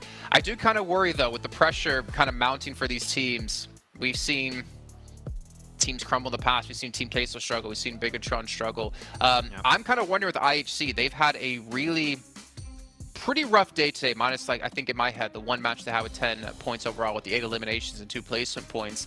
I mean, the IHC do have the chance, but they have also shown to us that they cannot get the placements when it counts. So for me, I'm really worried about them as a team to see if they could potentially make it through, because if they do, I think for me, they have to come with a chicken dinner on their shoulders. Yeah, you can't afford to lose your composure at this point, Jason. You just need to keep your head on your shoulders. And I think perfectly said, Jason, they need to just get those placement points. They need to just linger in the matches, learn a little bit from Xavier, which is play silent in the early stage. Don't take the fight. And if you can do so, you'll be able to get placement points. And as we know, if you get in a late game scenario, you get placement points. Eliminations tend to come relatively naturally in those situations. So I'd see that they can still make it, but they need more than those eliminations we've seen so far. They need to go the entire way in this final game. Well, we're going to find out right here, right now. It's our final match of the Last Chance qualifier. 5 teams will be going through the grand finals. Let's see who it's going to be with Jackie and Blake. What we've been building up to for weeks, Blank, finally culminating in this next game of Miramar. We'll know what teams are making it to the live finals. We'll know who's fought hard enough and who's given up the goose in the last few moments. Because like we've set up on the desk, a few points make the difference between a large collection of some really exciting squads. Yeah, I mean, right now we've got a tiebreaker going on in 5th and 6th place. It is crazy. Team Queso, 71 points, tied with BTR. BTR winning that one out with the chicken dinners that they accrued during the Last Chance. They currently have 2. So even if we were tied up again with Team Queso and BTR at the end of this, and Team Queso got themselves a chicken dinner, BTR would still be the team to make it in. However, there's still more teams underneath that. We've got Inco, Influence Rage, IHC, all trying to make their way in here. I think we'd be sort of remiss not to see the Mongolian team make it in from IHC. They've done so well and shown us that they can beat out versus some of the best squads in the game. However, today just hasn't really shown us that much potential from IHC, that same kind of firepower that they were displaying yesterday. So many storylines to keep up with. Right now, we can at least be sure of a couple of things. FaZe as well as DX Xavier, Prestige Evos potentially have all made it in. But right now it's FaZe and DX that are the most safe. Those are the teams that are safe. But for some of these teams, it's the difference of having a blinder of a game here, of pulling out all the stops and walking away with their future, their chance here in PMGC, still on the line to make it to those live finals. It has to be decided here. It's our last Miramar. It's our last game of the last chance. After this, it's all said and done. No second chances, Blank. You've got to come away with some big points here, and we need some of these teams in the mid portion, hustling and bustling between a few different points to make it into the top 5 to give it their all. Like we said on the desk, we're looking at big games with Elims and a chicken dinner. You can't let the pressure get to you, but how is it going to go? How is it going to unfold here in our final match of the day? Playing path, south to north here. Fairly generous with the positions that you can take around this one. Teams are sort of relieved here, Jackie, after that last match. He went up towards the northwest side, went to a pretty horrific position in the zone, which caused some absolute carnage in that area. But DX still come out on top. They play it any which way the circle throws it. Teams now leaving. Brute Force again, pestering the guys on Influence Rage, not allowing them to take much precedent over towards Impala. Instead, they do a split drop round Minas Generalis here and La Bandita. Circle, Generous 2, fairly central over towards Power Grid. Can't really head anywhere on this one. For some of these teams, this is still possible and just within reach for some of them. For Team Queso, barely a point away, but look at this. Did they lose a player? No, he's just barely on HP. Reyes down to 10% on the drop. Woo! If they lost him on the approach, I wonder if that was a couple of shots coming out from a different team. Love to see a replay on that one. That's the thing, that could be the difference right then and there, Blank, between their chances going up in a puff of smoke. You know, their opportunity of besting the tiebreaker dissipating before it even started. Look towards the right-hand side of your screens. Look how much that resonates. 71 points for them and BTR. Oh, if they would have gone down a player in the opening moments, it would have been a big blemish on their reputation. A blunder that they could not afford to suffer this early into the game. So thankfully, they do stay alive. They have the opportunity to get away and think about the bigger picture that is actually having opportunity to play here on Miramar. DX on your screen. Don't really need to talk too much about them because you know all about them if you've been watching in this last chance. 3 chicken dinners back to back here. That #1 rank, well deserved. Here on Miramar, an average damage at 1,000 every single game. A crazy result from this squad, honestly. They got to be very, very proud of themselves to make it this far. 107 points, just leagues away from anyone else of ever dropping out from that top 5. Duxan towards the central arena of the map here. Around Hacienda del Patron. They started things off with an absolute banger of a match. 29 points, unheard of from where they were down towards the bottom of the leaderboard, but certainly heard now as they cry and shout and rage towards that top side of the lobby.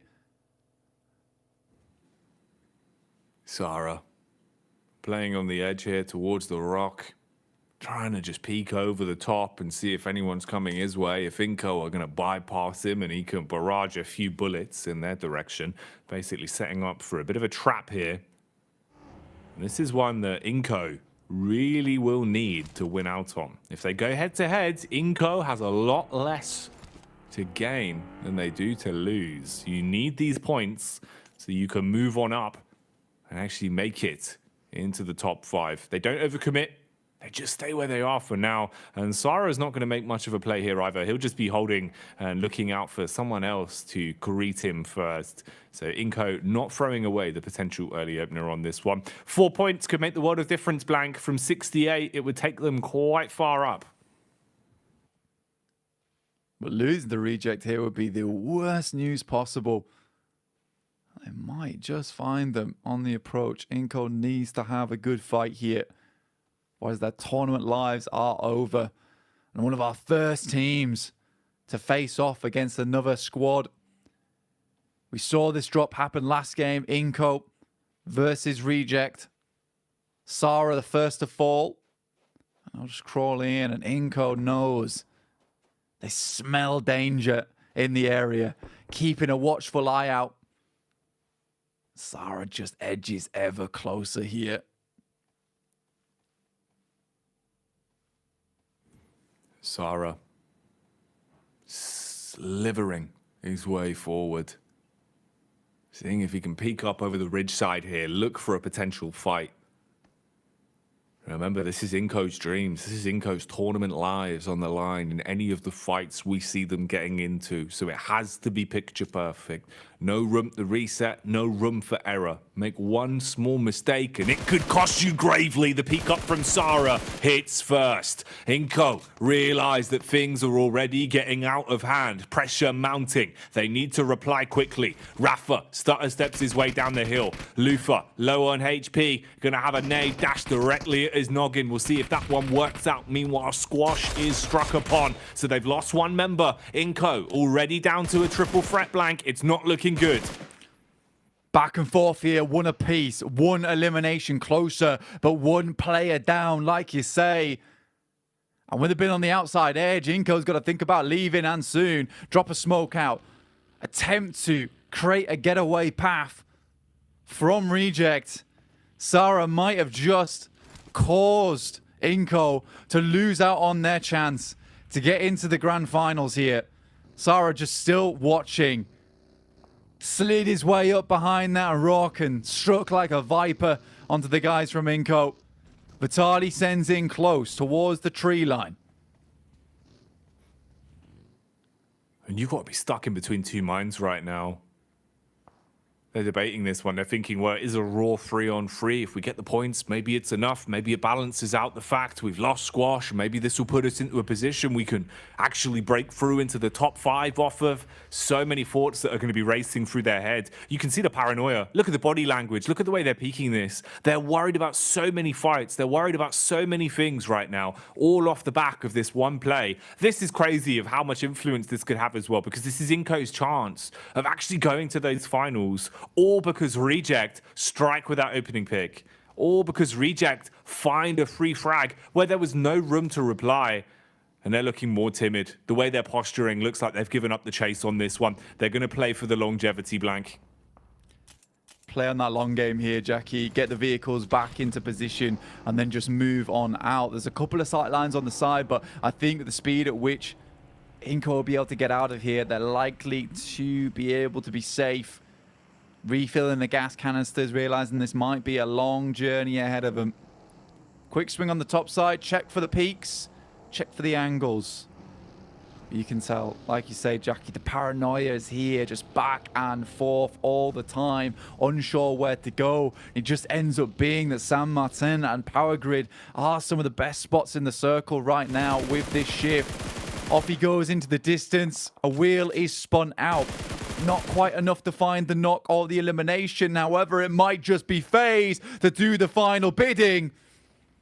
FaZe Clan, they want to snatch this. They want to rip away the potential from Inco. Don't even give them a chance. They could deny it here, and it would be 3 points for FaZe. It would be a nice way to keep them locked into that second spot. Whereas for Inco, it's their chance at the finals, going up in a puff of smoke. Trade between either side. Nade clashes back onto Mela. Low HP for Inco across the board. They're scared blank, trying to use the utility to keep FaZe back. Rafa has the DBS in hand, needs to get aggressive on this. His team's dying, his team's falling over bit by bit. The longer this one goes on, the worse it's looking, as FaZe is just throwing out nade after nade and blowing away any chance of an Inco upset happening here. They want to deny them the opportunity to get points on this, and it's looking rough. At least there's a bite back onto Vintores. They go for the rev as well. Rafa's going to jump straight onto his teammate. All the attention from FaZe, jaunt on the one man as well. They're at least going to have 3 players up here, but how do they play it? This would be an unbelievable comeback coming through from Inko. Rafa looks to take down Vintores to start things off. Nenebeche on the high ground. Only 2 clips in the mag, though, to keep this fight alive for them. Quick knock on the nade to try and bounce it back up towards Nenebeche, but a full 3v3 on the reset as well, with the entirety of FaZe all locked into one position. Nenebeche on this high ground also causes serious troubles for the guys on FaZe. And FaZe, not technically safe. Honestly, there still could be change-ups here. If they win this fight, they're looking way, way better. But for Inko, this fight means tournament lives. If they find the 3 players from FaZe, they will ladder up. They'll have to hope the Team Queso goes out early, or they can live long enough into the game to see this one forward. Crazy the way this has swung back and forth like a metronome as well, from what looked like FaZe arriving like the raiding squad, just ready to claim those points and leave Inko down in the depths. Instead, now they're the ones that look timid, Blank. They're the ones playing defense, and it better be a tenacious defense, or you're going to leave yourself in such a risky position. Look at Rafa. He's got the pin pulled on the nade, wants to line that one up, would have been right on target. Luckily, heads up maneuver from Mormon, backs up into the corner, out of the fight now for a few seconds whilst he uses his meds to reset. And this is just such an elongated bout as well. You're just guarding, you're just edge keeping them inside of this compound, knowing that if they want to push out and take the fight onto you, you're the one that's going to be holding the angle. You're the one that's going to have the advantage here. So Inko actually in a great position to defend against this. Absolutely. They've got all the angles to play around with. Like you say, just trapping the entirety of FaZe into one building. Finally, Mormon has the energy, has the courage to send themselves upstairs here. Difficulty for FaZe as they've got no more utility left. Looking dry for both these squads. Mad Bull suffering their own plight to brute force down to 1 player.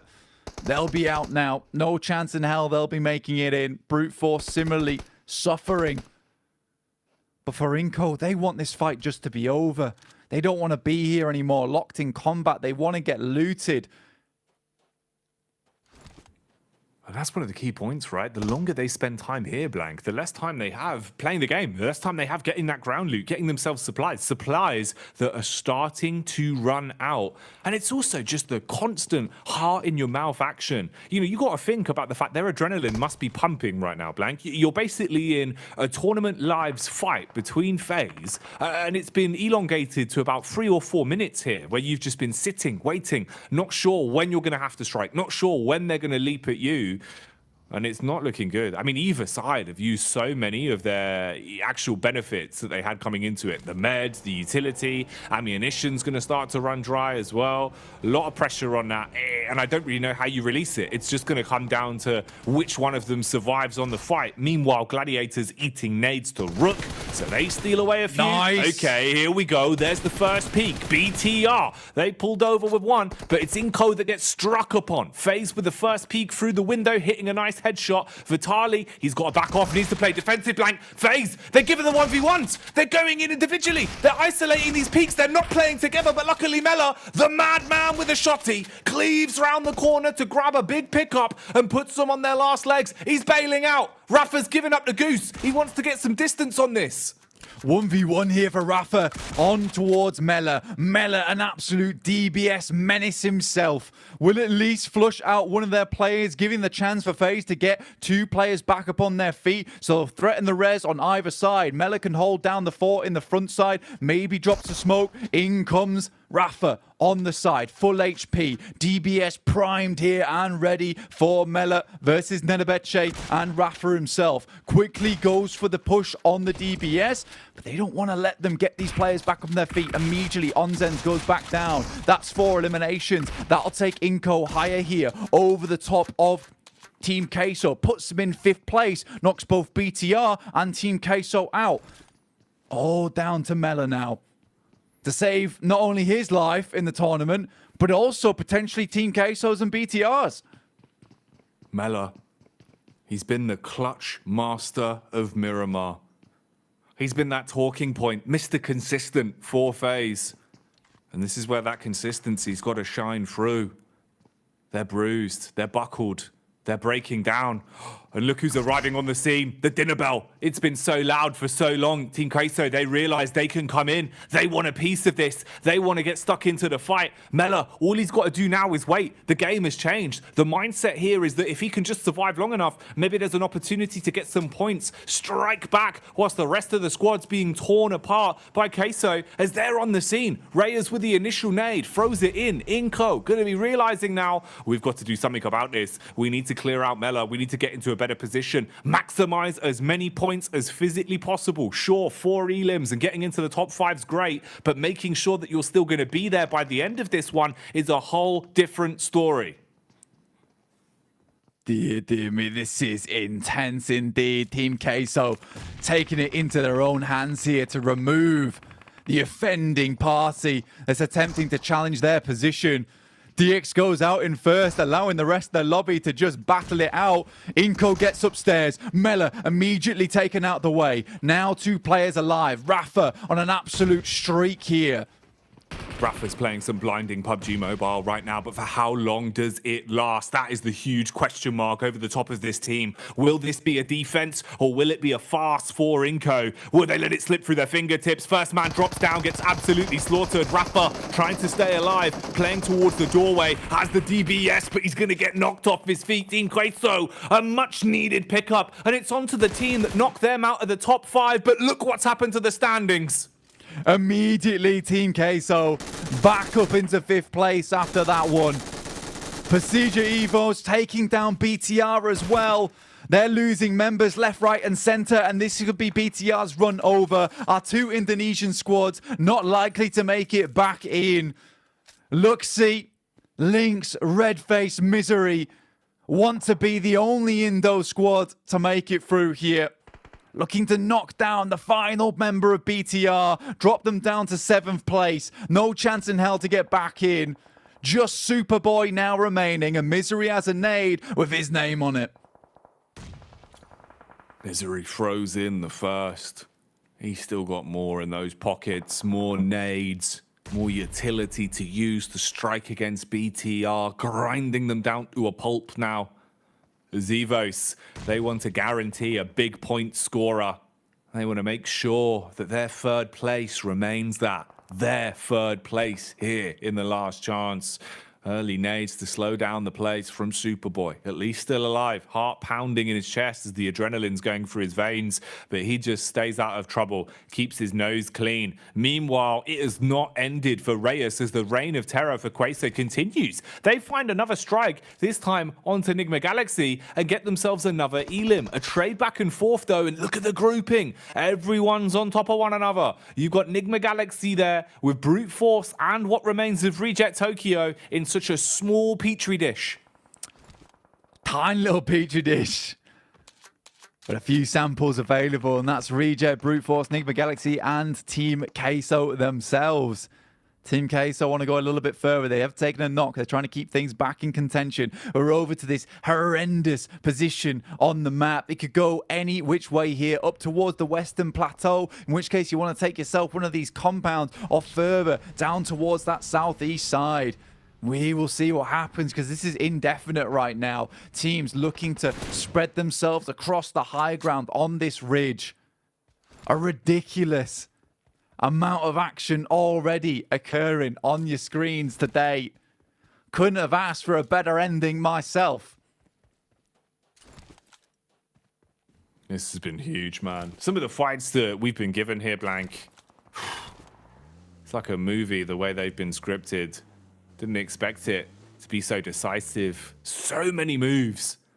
So many squads that were closely grouped just out of the top 5, and they've been proving that they are fighting for their spot, fighting for their chance to make it to those live finals, to be on a big stage, to contend for the championship, knowing how much is on the line here. Huge event so far. Where does it go? What more are we going to see? Ducksan on the move. Still a squad that could put up some big numbers here. We were saying how they were floating just out of reach, but they've got to pull it out now, Blank. IHC, they need themselves a big game. They need placements. It's the big thing for them. Misery is down for Procedure Evos as Ducksan looking to pump those points further up. get into that top 5. It would take a miracle for them to hit it and make it happen.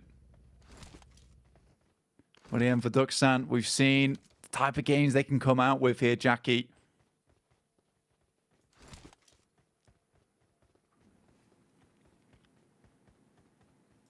Slow and steady wins the race. Superboy's just been playing the longevity on this one. Obviously taking so much damage early, he's opted to just kind of squirrel away and look to see if maybe there's any chance that BTR could get some well-needed points just through popping up a little bit later into this one, being able to steal away the placement or some snaky points the longer it goes on. For Duxan, where's their conquest going to end? Tags seem to be occurring here as well. Looks like Evos have been thrown into a bit of a scrap. Few bullets lighting each other up. And Duxan, seeing them now, Blank. They've got the peek into the back. It's Jipan that can actually peek from the back of the rock here. And he's seen Luxy. Knows where him and Lynx are. How does he approach this? Has he got the trigger discipline, or does he want to just take on the raw engagement? Knows that these are 2 prime opportunities for points. Prime opportunities indeed. Required, needed this point in time, but the amount of players alive are dwindling right now, down to 30. Not that many left remaining for these teams to make happen. IHC over towards this northwest side. Another team that's desperately trying to make their way towards that top side. Next circle shifts. Any team that can fast approach towards that compound in the center is looking good. And there's a lot of teams able to do it. IHC is closest, but they're locked in combat with brute force, Jackie. Oh man, Blank. It's a big game. It's a big game for them, and they need to find so many points. They need to find a chicken dinner, really, for IHC. It's one of those where you've got to clean up brute force with ease. You can't afford to take a single casualty. You can't afford to waste any real utility either. It just has to be picture perfect.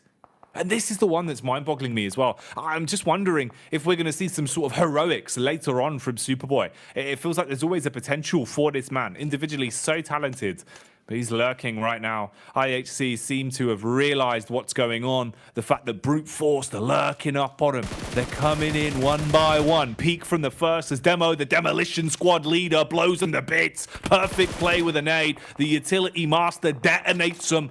And that's going to give him a lot to work on. A leg to stand on. Nice connection as well. Ziol with the tracing blank. That's beautiful work with the gun skill there. Nice tag, but it's stolen away. Influence Rage. Clean up on the headshot. Yeah, necessary. Absolutely necessary there. So many teams to keep track of. No more rankings for you guys, though, so we'll just have to guess as we go on. See where these teams end up. Influence Rage on that northwest side. Still holding it pretty for the time being. A team that needs a whole load of points, but we just won't know how many more is required to the end game. We'll just have to wait and find out on that final desk. In the meantime, they need to live it out first. They're keeping us guessing. They're keeping you guessing. Much like the teams are right now, as everyone's giving it the big one. Left in suspense, not knowing who's got enough points, who's taken top spot right now, who's going to be breaking into that top 5. But still, each fight could be the difference maker. Each fight could be that one extra point for a couple of these squads, a couple of these big names that we saw so closely grouped coming into this one. Papi Potro thought he had an opportunity to keep the good times rolling between Quaso, but again, blank. He goes down early. Sara with the opening here. Sara does not stop. The bicep man from Reject Tokyo giving it large right now as he's finding freebies all over the shop. Reyes, more like sprayers, as he'll be sprayed from Sara and taken down. Reject Tokyo running amok against them and potentially finishing the point where they can actually get any more points on this blank. Big Milo's down in the deck. It could be over for Quaso right now. Yeah, Team Queso don't know how many points they needed. They don't know how many points they required to get themselves in. In an 8th place scenario, they don't get a huge boatload of points for that in terms of placements either. I think we did just about see Team Queso ladder up over the top of the guys from Inco at the end of that one. So I think they are currently in that top 5 position. But they go out now and teams underneath them like Duxan, Influence Rage, BTR, even Udo Alliance continue this onwards. There's a lot to be scared about here. Even IHC, we didn't talk about them too much, but in they come, barreling towards this compound, looking to change the fate of Influence Rage here. Oh, Demo with the backup of Joel as they come in and cleave their way through them like a hot knife through butter right now. They bombard their way into the compound with no respect for Influence Rage. They've wiped them up like a spilt drink and claimed control of the compound blank. IHC, we were talking about them coming into this game. I believe they started it in 9th place in the standing. 62 points is what they had. They needed big elims and high placements, most notably a chicken dinner at the end of this one. They're putting their best foot forward in the engagements they've been given so far, and at least writing the narrative that there is still a chance blank, that there is still a slim opportunity for the Mongolian Massive to break into the top 5 by the end. I mean, this is probably the most well-deserved game right now for IHC to get into that top 5, battling off against the guys from Brute Force. A beautiful crash over towards Influence Rage, realizing where the end result is going to require them to be over in this compound. 7 eliminations, but further than that, they need to go. Once again, BTR, just like in their survival stage, edging their way towards the end game to try and get enough points to secure themselves inwards. U2 Alliance, though, not likely to allow this one player to make it through. The rest of them know exactly where he is. He'd have to go for a mad 1v3 with the blue at his back, which just doesn't seem possible to me. And I think this might be BTR's run over. Oh, BTR getting battered right now. Superboy is gone blank as he goes down to the play zone. That is where their reign of terror ends. They had put up so many huge games and had flown the flag high for Indonesia, but not happening now. Seems like there might be another side that wants to deal some damage though, and that's Luxy that comes in, turn and burn onto Duksan as the South Korean squad are obliterated one by one. Evos are going Super Saiyan blank. And they do not get themselves that big win that Duksan were looking for. Reject up to 6 eliminations now, looking to take this as far as they absolutely can. 8 eliminations, possibly 9 now for IHC. This is looking more and more likely like a top 5 team to me on IHC. They've been waiting for a game like this all day long, and it's only fitting that they give it to us at the end of the day here, Jackie. Made you wait for this one, but this is where they're showing up. How much damage have they done though? Is it enough? When will it be enough? All the questions that will be reverberating through their minds right now. They're just thinking about the bigger picture. Guarantee the chicken dinner, lock it down, and see where you stand when the dust settles. Reject Tokyo and Pasija Evos, the only 2 sides that dare to stand before them, and it's just a duo and a solo. In red face, the man at the back of the rocks, they're looking for him. Zol, he's spotted him now, knows his location. They want to dive straight in onto him, but they have to keep it clean. Don't make this one messy. Take down Evos and then win out on the 4 versus 3 up against Rejects. That's how they've got to play it. Red face uses the smoke, tries to tuck in close to the geometry, so they'd have to dive down, giving them the advantage. He's trying to play over the lip blank. Demo firing off warning shots, exposing himself, but with the backup will find the frag. Reject though, steal away the first. Looking down towards this way, IHC just got themselves into a world of hurt versus Reject. Only 1 player left remaining now on the other side of this in Godless. There's one other player from IHC over the top side of the ridge, but Reject up to 11 eliminations off the back of that one. It might just be once again the Reject right on the edge of victory at the end of this game. Maybe a 6th place. I doubt they'll be getting in towards the top 5. We'll have to wait and see after this one. They were so low on points. It's just unfortunate once again that they step up way too late. IHC though been ripping into the lobby like a toddler with a cheese string, now looking to finish off the last 3 members. That's what it feels like, blank. It's like they're kids playing with Lego. They're just smashing it to bits. And that's the lobby thrown from limb to limb. Nades on top of Rejects here as the first one will land. Ocio brought down to 50% health. not in a great spot. That nade, barely missing. Divine intervention for Godless as he'll stay alive. Goes back in for a bit more, using the elements now as he ignites rejects. You can see he wants it. He wants to just peek with a big old gun and see if he can bombard into them. Plays it safe for now at least. Doesn't over-egg the pudding. Backs off for the hill. Molotov starts to tag him as well. Alex moving up. Has an angle to peek. Hiding inside the smoke will be OCO. Regiocio dropping down there. And Sarah getting around the side with the DBS. Some great mollies, some great nades from the team of Reject. But just not enough players to take down. Sarah dips back inside. Eventually, Godless is going to be forced off this high ground. Regiocio keeps dropping smokes, keeps his position covered. Eventually, he wants to get the backstab over towards Alex and Godless once they have to drop down. Regiocio gets up towards the top side now. UMP close range. Godless with the MG3, Jackie. The MG3 armed and ready. That bullet belt about to let it rip.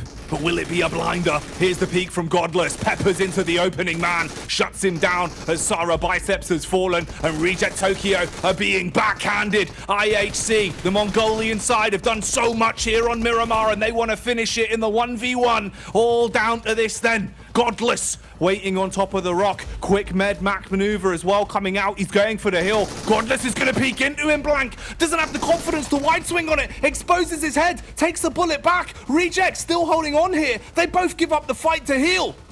Just the bandies though for Godless. Duello hits the first aid kit. Back into the fight here now. Jackie looking to finish this one off. Hoping that the circle's going to favor him. Godless constantly healing. Little bandages going up. The rest of his teammates going down for good. Godless wants to go for the drop down. Bides his time. Knows that there's no easy angle for Julo to peek up onto this. Tries to go for it. He jumps off. No way! Man maneuver as he swings on in. Godless grabs it. And they take the chicken dinner. IHC, the Mongolian team with a dream, from all the way down in 9th place. Grind it out on Miramar blank. And they've done the unthinkable with a chicken dinner at the end. Godless may be, but like angel wings sprouting out behind him, the guardian angel himself, Godless, will take them to the big heights that these boys needed to get into the top 5. Alex was so certain of it at the start of the day in the interview, and it looks like an easy win for IHC to finish things off and confirm their position into PMGC. Wow. What a crazy game.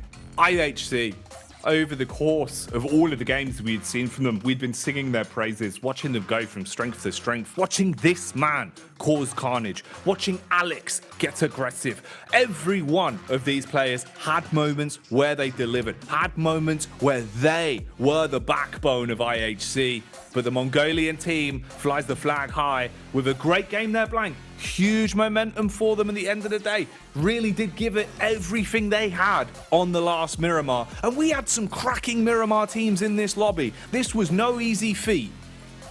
I mean, we lost DX and FaZe right off the bat, so our two biggest teams in the lobby just weren't there to have it out. Procedure Evos make it far into the game, probably have secured their spot. Reject, I think, once again, they came so close, yet it is still so far away for them to get towards that top 5, but nothing certain at the end of this. No. Nothing is, but thankfully we can find out. Everyone that sat home on the edge of their seats, we will now know who has made it through. Let's get back to the desk and waste no time for the big reveal. Max, I'm just going to give this over to you and what you said at the end of that game. It's one of my favorite PUBG Mobile games ever, Jason. There's so many storylines from the start to finish. You have FaZe fighting up against the side of Inco, Team Kesso going for the third party, trying to compete for top 5 position. Then IHC, that we said, Jason, they need to get placement points, they need to get the wins. There was so much happening. My grade is about to explode right now, but man, IHC, this is the biggest game of their career by far, making it possibly into the grand finals. What did we just witness? It had everything, didn't it? It had everything. I mean, especially even towards the end as well, where I'm going to say, yes, it's IHC's biggest game of their entire careers. It wasn't clean at the end. There was a lot of... They were shaking. Because, yeah, that's exactly the right thing, right? There was clearly extreme pressure on them in order to be able to make the right decisions at every single moment in time. Falling down and taking out the procedure last player or whatever, I do feel that may be a little bit of a slip up there. It almost ran away from them, this game did for IHC, but just in the last moment, the double MG3 magic, able to clutch it out for them here in one of the closest games of PUBG Mobile I've seen in a long time. Oh man, I'm looking over and I can see the overall rankings, but I'm not going to look at them just yet. I mean, even Inco, they had themselves through into top 5 until they got wiped out by Team Queso, who overtook them in 5th place. A lot of damage coming through. 2 players over 1K here. I think it deserves a double sound from Kalaris. Yo, that's a lot. That's a lot of damage. Oh, Sara coming in with the 1300 damage. The thing is, we knew how strong Reject could be in the past, and here we go, overalls, and IHC have been able to do it. They've taken 4th place, actually. Whoa, IHC were able to make the jump up so significantly. They went from 9th position here, Jason, to top 4 in the rankings, completely overshadowing the sides of Team Queso and BTR in the rankings. And man, Team Queso, I have to say, it was a really, really good attempt, Jason. That was a good game plan to third-party FaZe versus Inco, but unfortunately, when IHC has a game like this, all you can do is bow, and IHC made it through. Yeah, and you know what? As much as I'm saying, okay, there were some moments in those final stages where I'm thinking, maybe that's not the right choice and stuff like that. There were so many moments where they could have said, we have these buildings as IHC, we're going to stay in them. We are just going to stay here and allow everything to play out on the eastern side. But they didn't know exactly how many eliminations they needed. They didn't know exactly how many points exactly everything was adding up. So they pushed out onto those rocks. And in that moment, all hell breaks loose. And it just became this perfect moment here for IHC to be able to make... I've got goosebumps a little bit, actually. I got goosebumps. It's so funny, too, because we saw them pushing, and Clark's like, why are they doing that? They can just sit there and wait. And then it clicked in your head of like, wait, they don't know how many lives they need. They don't know how many placement points they need. They went for the big play that we talked about at the start of the day, right? Sometimes you just have to turn that aggression up to an 11. But I think Kalaris, they turned it up to a 15 there. Ended up coming home and taking the victory. Yeah, maybe a 15 and maybe a little over aggressive on some moments. But you know what? It all worked out. It's not even that, like, before even they start taking that fight for the win, IHC took the control of this lobby so early on. They took control of their destiny, taking the fight versus Brute Force on the northwestern side, clearing the entire northern edge of the circle, and then the most important fight, breaching onto Influence Rage in that compound that gives them free range to do pretty much whatever they want in that finishing moment, because at that point, they were tied with Influence Rage. So every step of the game was so stressful, man, and good for IHG to be able to weather the storm, because I would have been crying that match if I were them. I would not be able to deal with that pressure, and they just made it happen. Well, it seems like, pressure for you doesn't turn you to a Diamond Max, it just turns you into a sad boy. But another team that should be sad, it's Rage. I mean, a team who just has dominated all year long, I feel like. To see them knock it to the grand finals, it hurts not only for us watching, for obviously them, and obviously the teams in Brazil watching this as well. So that means we only have 2 teams coming into the finals with what? Loops and Alpha 7. I mean, we thought there was going to be 3. That's why the landscape for survival and last chance is so brutal, right? Like, you can be who we perceive as one of the best teams, maybe even in the world, but if you don't perform on, I'm going to say, especially this second day as Influence Rage, sorry. And then you get these magical moments happening from teams where they really pressure is really up against them. Yeah, you're not going to make it. That's PMGC. Even the league stage was tough for all of these teams, right? Vampire didn't even make it out the league stage, so it was tough from the get-go, and it just keeps getting rougher and rougher every single day, every single match for these teams, and unfortunately some teams are just not able to deal with it, and they crumble before the finish line. But now we have our 16 teams, Jason, for the grand finals, and I'm telling you, it is looking stacked. I have no idea how it's going to go. There's a few favorites, but even underdog teams like IHC are able to just change the entire landscape of these matches at the end, so it's going to be a tough one to predict. I mean, the funny thing is, right, we talked about in group stage, obviously there's some teams that will outperform others and others who just won't really perform as well. And then we went into survival stage, and it was like the caliber of the lobby just rose. Like the difficulty lobby got way more difficult than it was previously. And now having our teams through to this, into the grand finals, the difficulty spikes up another notch that obviously some teams have some time here to prepare for it, but really grand finals is going to be a true test of the grit you have as a team and your preparation coming to the event. It's the best lobby of all time in PUBG Mobile. How daunting is that as a task? It is the best lobby of all time, and you somehow have to scramble to the top amongst all of that in order to be able to claim the championship. It's gonna be crazy over there in Turkey. Yeah. It's going to be one of the most insane storylines because you're going to have S2G Esports defending their title on home ground over in Turkey. Man, they're going to have a tough time because the lobby, as you said, here is looking like the best lobby we've had forever in PUBG Mobile Esports. So it's going to be the best finals, I think, by far here this year. I'm just going to say it. I don't think S2G are going to take the title again. Like, seeing the training that these teams just got in these last, 2 weeks of their own play, and obviously the experience they've been able to get, S2G just been having to watch, but they have to somehow get some practice in. And as you said, Kalaris, the most difficult lobby in PUBG Mobile Esports to this day. I'm excited, man. I can't wait for the Grand Finals to kick off. I feel like every year we'll be getting more and more competition. I mean, the fact is we're seeing so many other regions rise up as well. I mean, we knew how strong Mongolia is, seeing IHC come through to join the likes of Stalwart Esports, seeing Brazil have 2 teams in the Grand Finals as well, and what they could potentially pull off.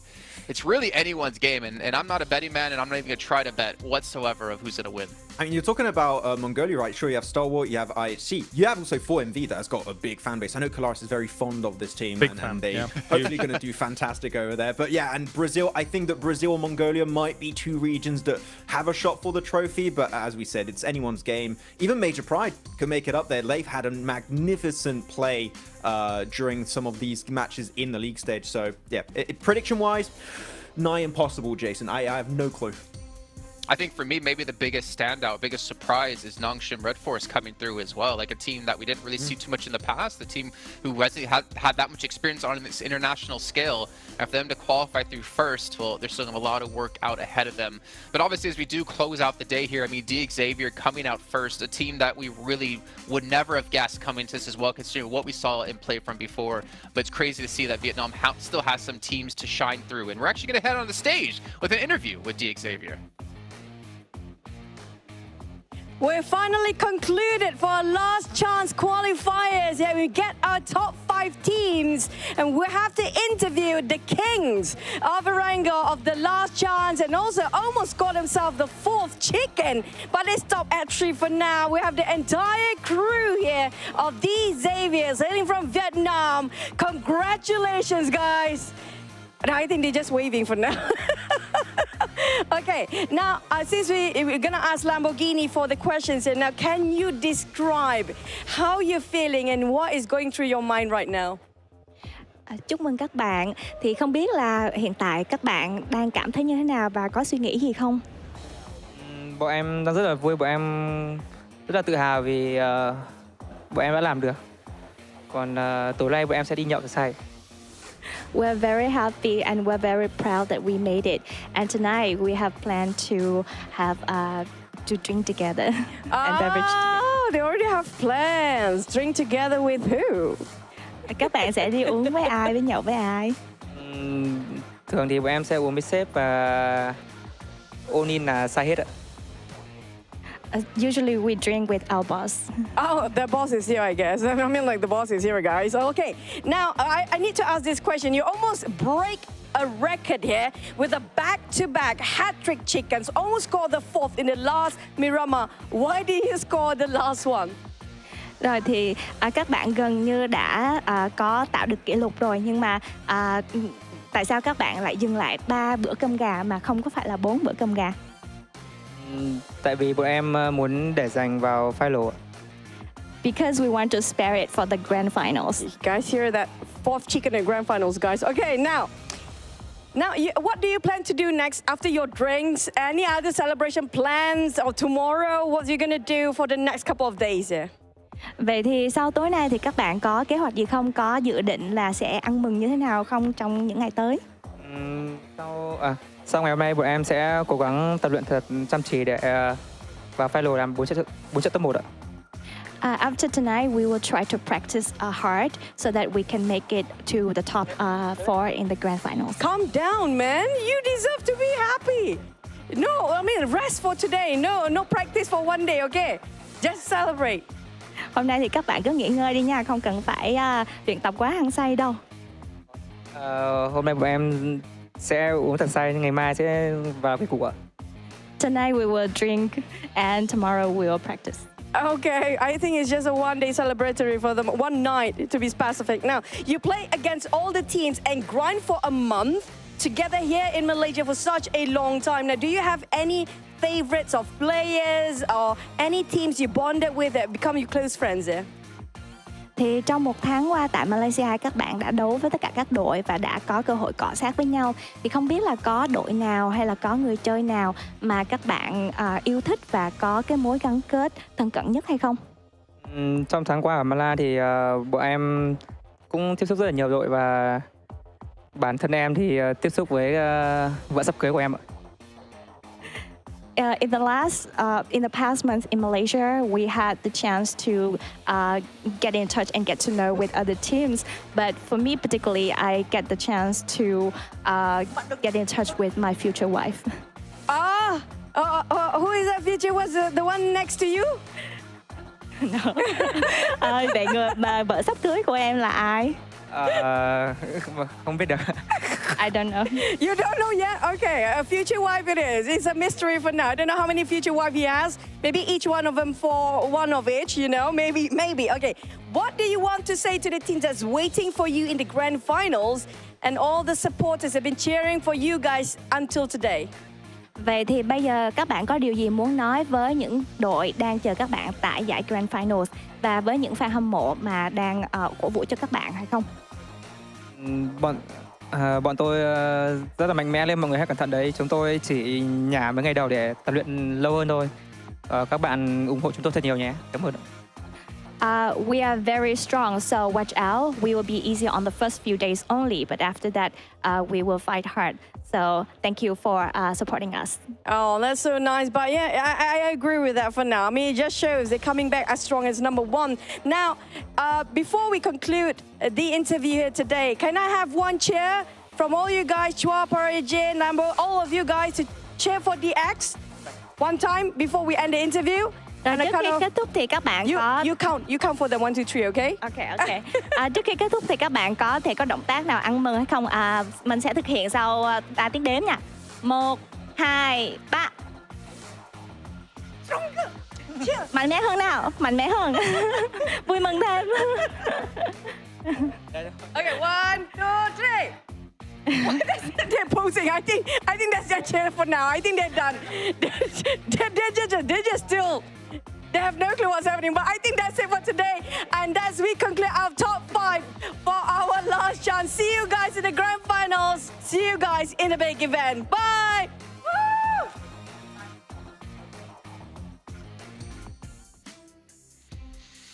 Well, at least they're going to take some time to celebrate today, but they still realize the matter at hand. Their job is not done whatsoever. Getting through the grand finals was the first step. But to take home the trophy for them and, of course, for Vietnam is the main goal here. But they're still going to have a lot of work to do until then. But seeing Demo, I mean, he was our MVP yesterday. He's our limb leader here in the Last Chance qualifier. I wonder if it's going to be someone from IHC to be the leader overall when it came to the MVP. But honestly, there were so many great individual players, it's hard to tell. Yeah, I don't think that little role he has next to his name is accurate. Because definitely not. But actually, Redface from Pasija Evos becomes the MVP of the Last Chance. Okay, I mean, I thought Demo was going to be up there being damage and elimination leader today. But man, Redface, really, we saw from the league stage, right, Calais, being set up on the angles for his team, entry points, especially a lot of these fights. He has been really a standout player for the roster. So glad to see a play from Pasija making it as the MVP. Yeah, definitely. He's a name comes up all the time when it comes to excellence here, but Jason, here it is.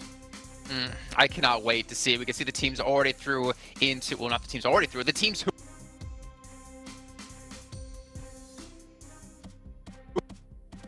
Alpha 7. I am really curious to see how they're going to perform and put Brazil on a map for themselves and really show the world what they have to do.